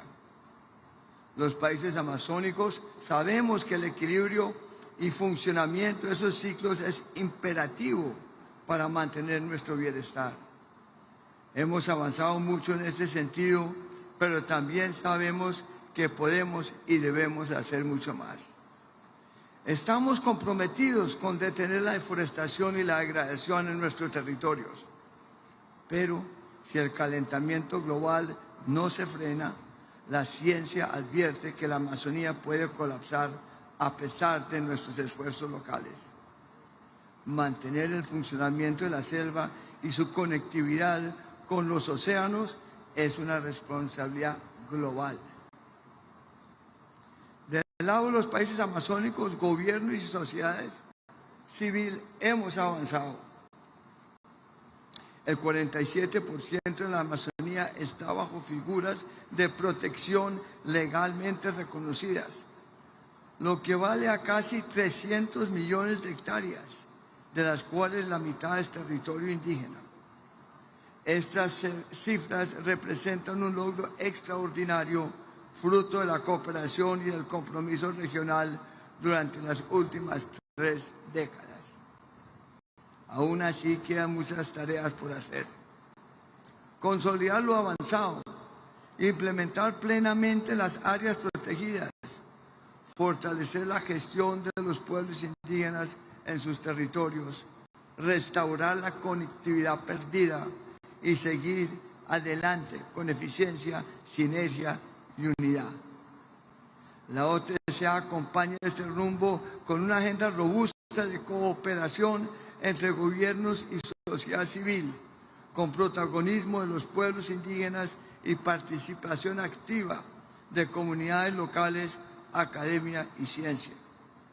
Contamos con espacios de gobernanza regional, como la Red de Autoridades de Agua RADA, la Red de Autoridades de Manejo Integrado Fuego, el RAMIF, la Red de Autoridades Forestales RAFO, entre otros.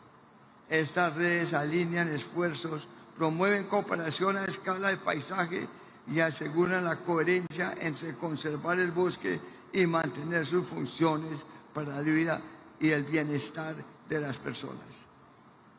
Desde la OTCA nos proponemos a impulsar agendas de cooperación regional con sinergias reales, de modo que cada acción avance en clima, biodiversidad, desertificación de tierras y vida digna para sus habitantes. La Amazonía ya es un lugar de soluciones. Queremos que hoy, en esta COP, nos inspire a ser más, mejor y juntos, porque en su diversidad está la fuerza y en nuestra cooperación está la esperanza. Muchas gracias a todos.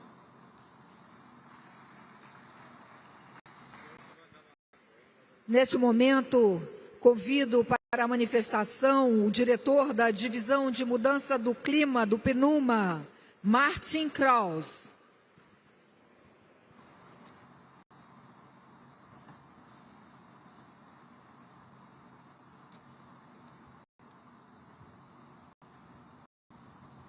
Excellencies, colleagues, good afternoon or better good evening.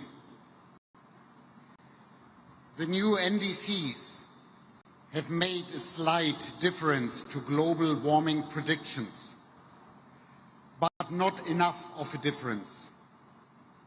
Most countries are off track to meet their 2030 commitments, never mind new 2035 targets.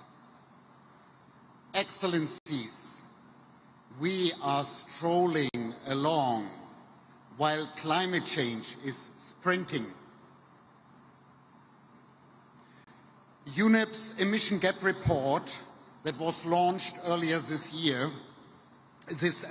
week finds that we need to cut 55% of global greenhouse gas emissions by 2035 to stay on a 1.5 degrees Celsius pathway with little or no overshoot. The size of these cuts, the time available, and current political trends means that temperatures will officially exceed 1.5 degrees Celsius. And that is very likely to happen within this decade. We cannot stop this from happening, but we can affect how far we go above and how quickly we come back down. To keep returning to 1.5 degrees Celsius by the end of this century, to keep this within the realms of possibility, we need rapid, unprecedented cuts to greenhouse gas emissions, far above what has been pledged. Addressing methane emissions and other short-lived climate pollutants is our emergency brake. We must pull it fast and forcefully.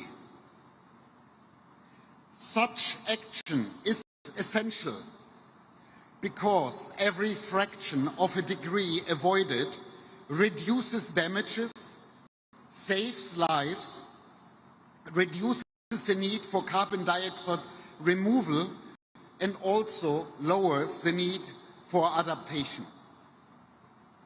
Excellencies, we must invest more in adaptation. UNEP's Adaptation Gap Report, which was launched about 10 days ago, finds that developing countries will need over $310 billion in adaptation finance per year by 2035.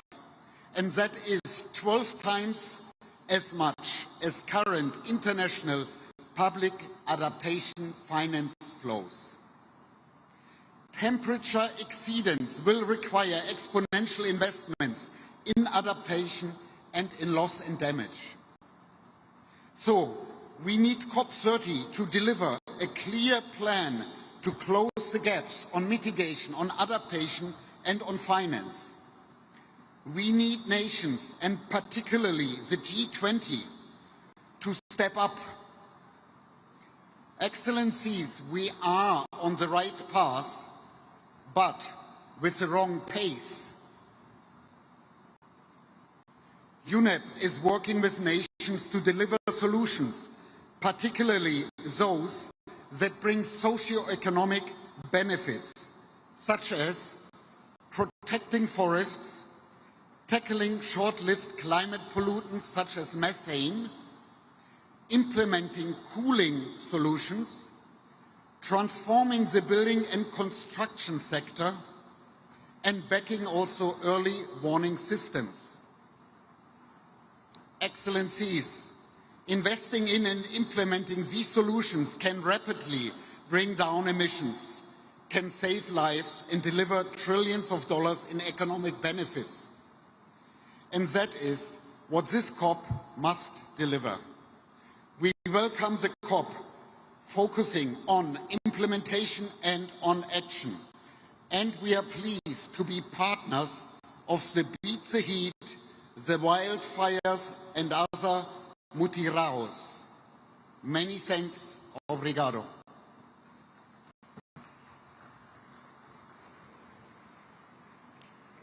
Convidamos a diretora executiva do Fundo Verde do Clima, Mafalda Duarte.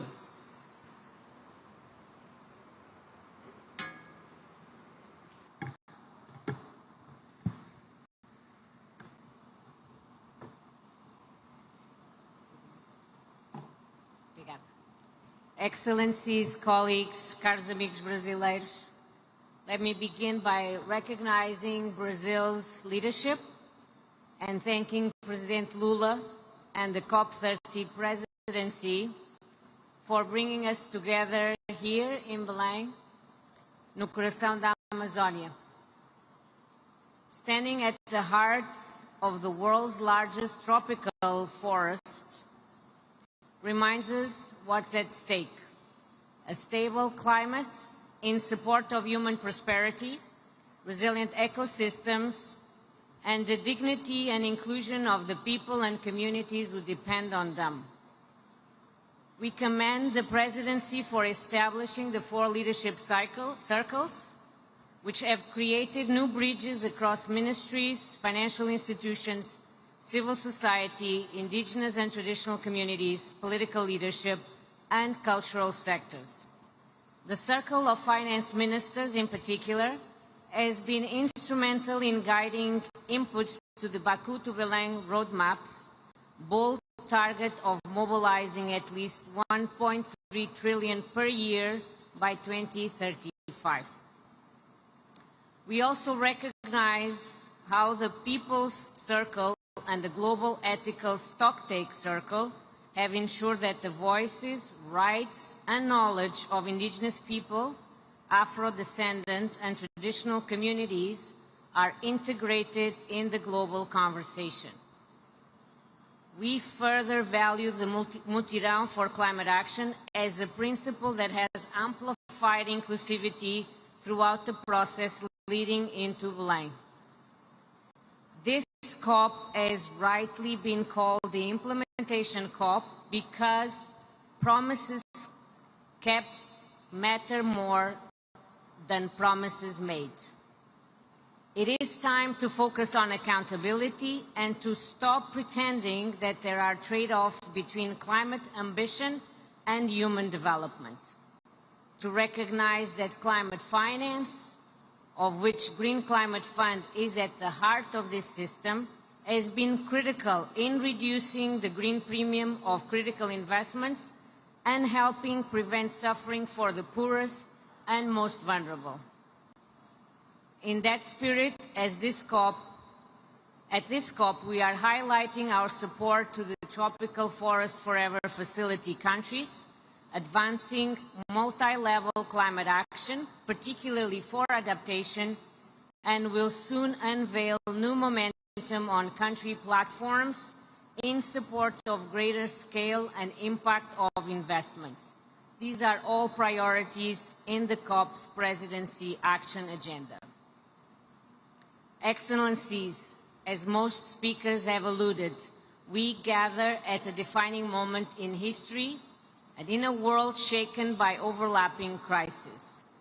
And amidst of all of this, last year, for the first time, we entered a 1.5-degree world.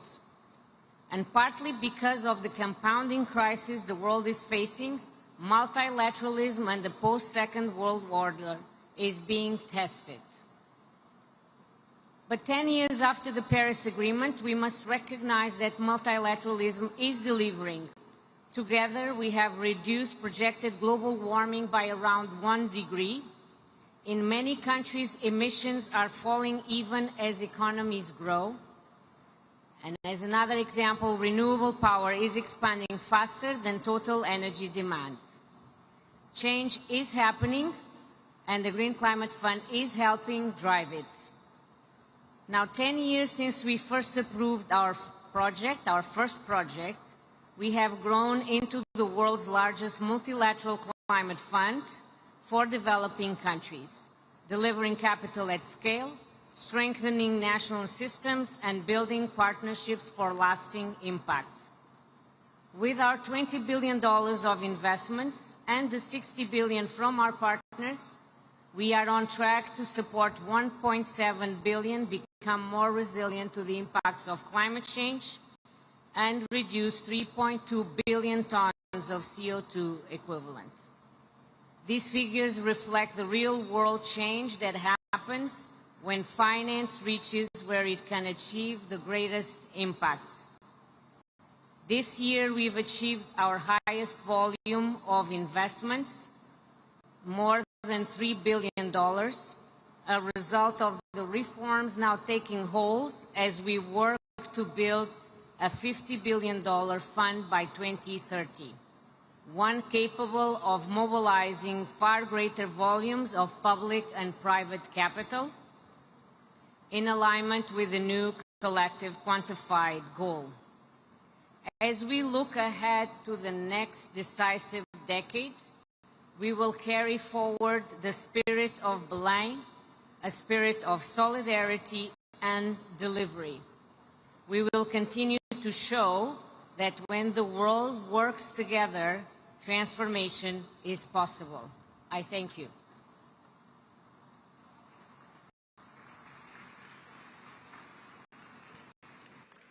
Neste momento, encerramos a plenária da Cúpula do Clima de Belém. A todos e todas, muito obrigada pela presença e tenham uma boa noite.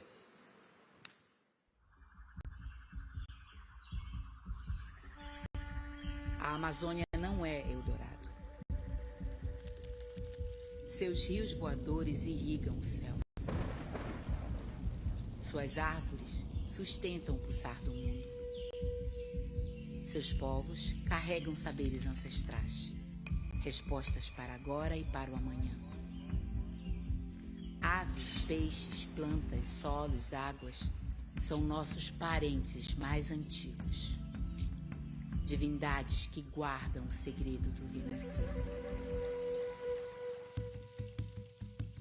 Este corpo-território reflete verdades do mundo. Neste mundo de águas, culturas se encontram, eclodem. O futuro nos interpela. Belém, Mairi, território ancestral. Essa é a COP da verdade. Defenda a vida.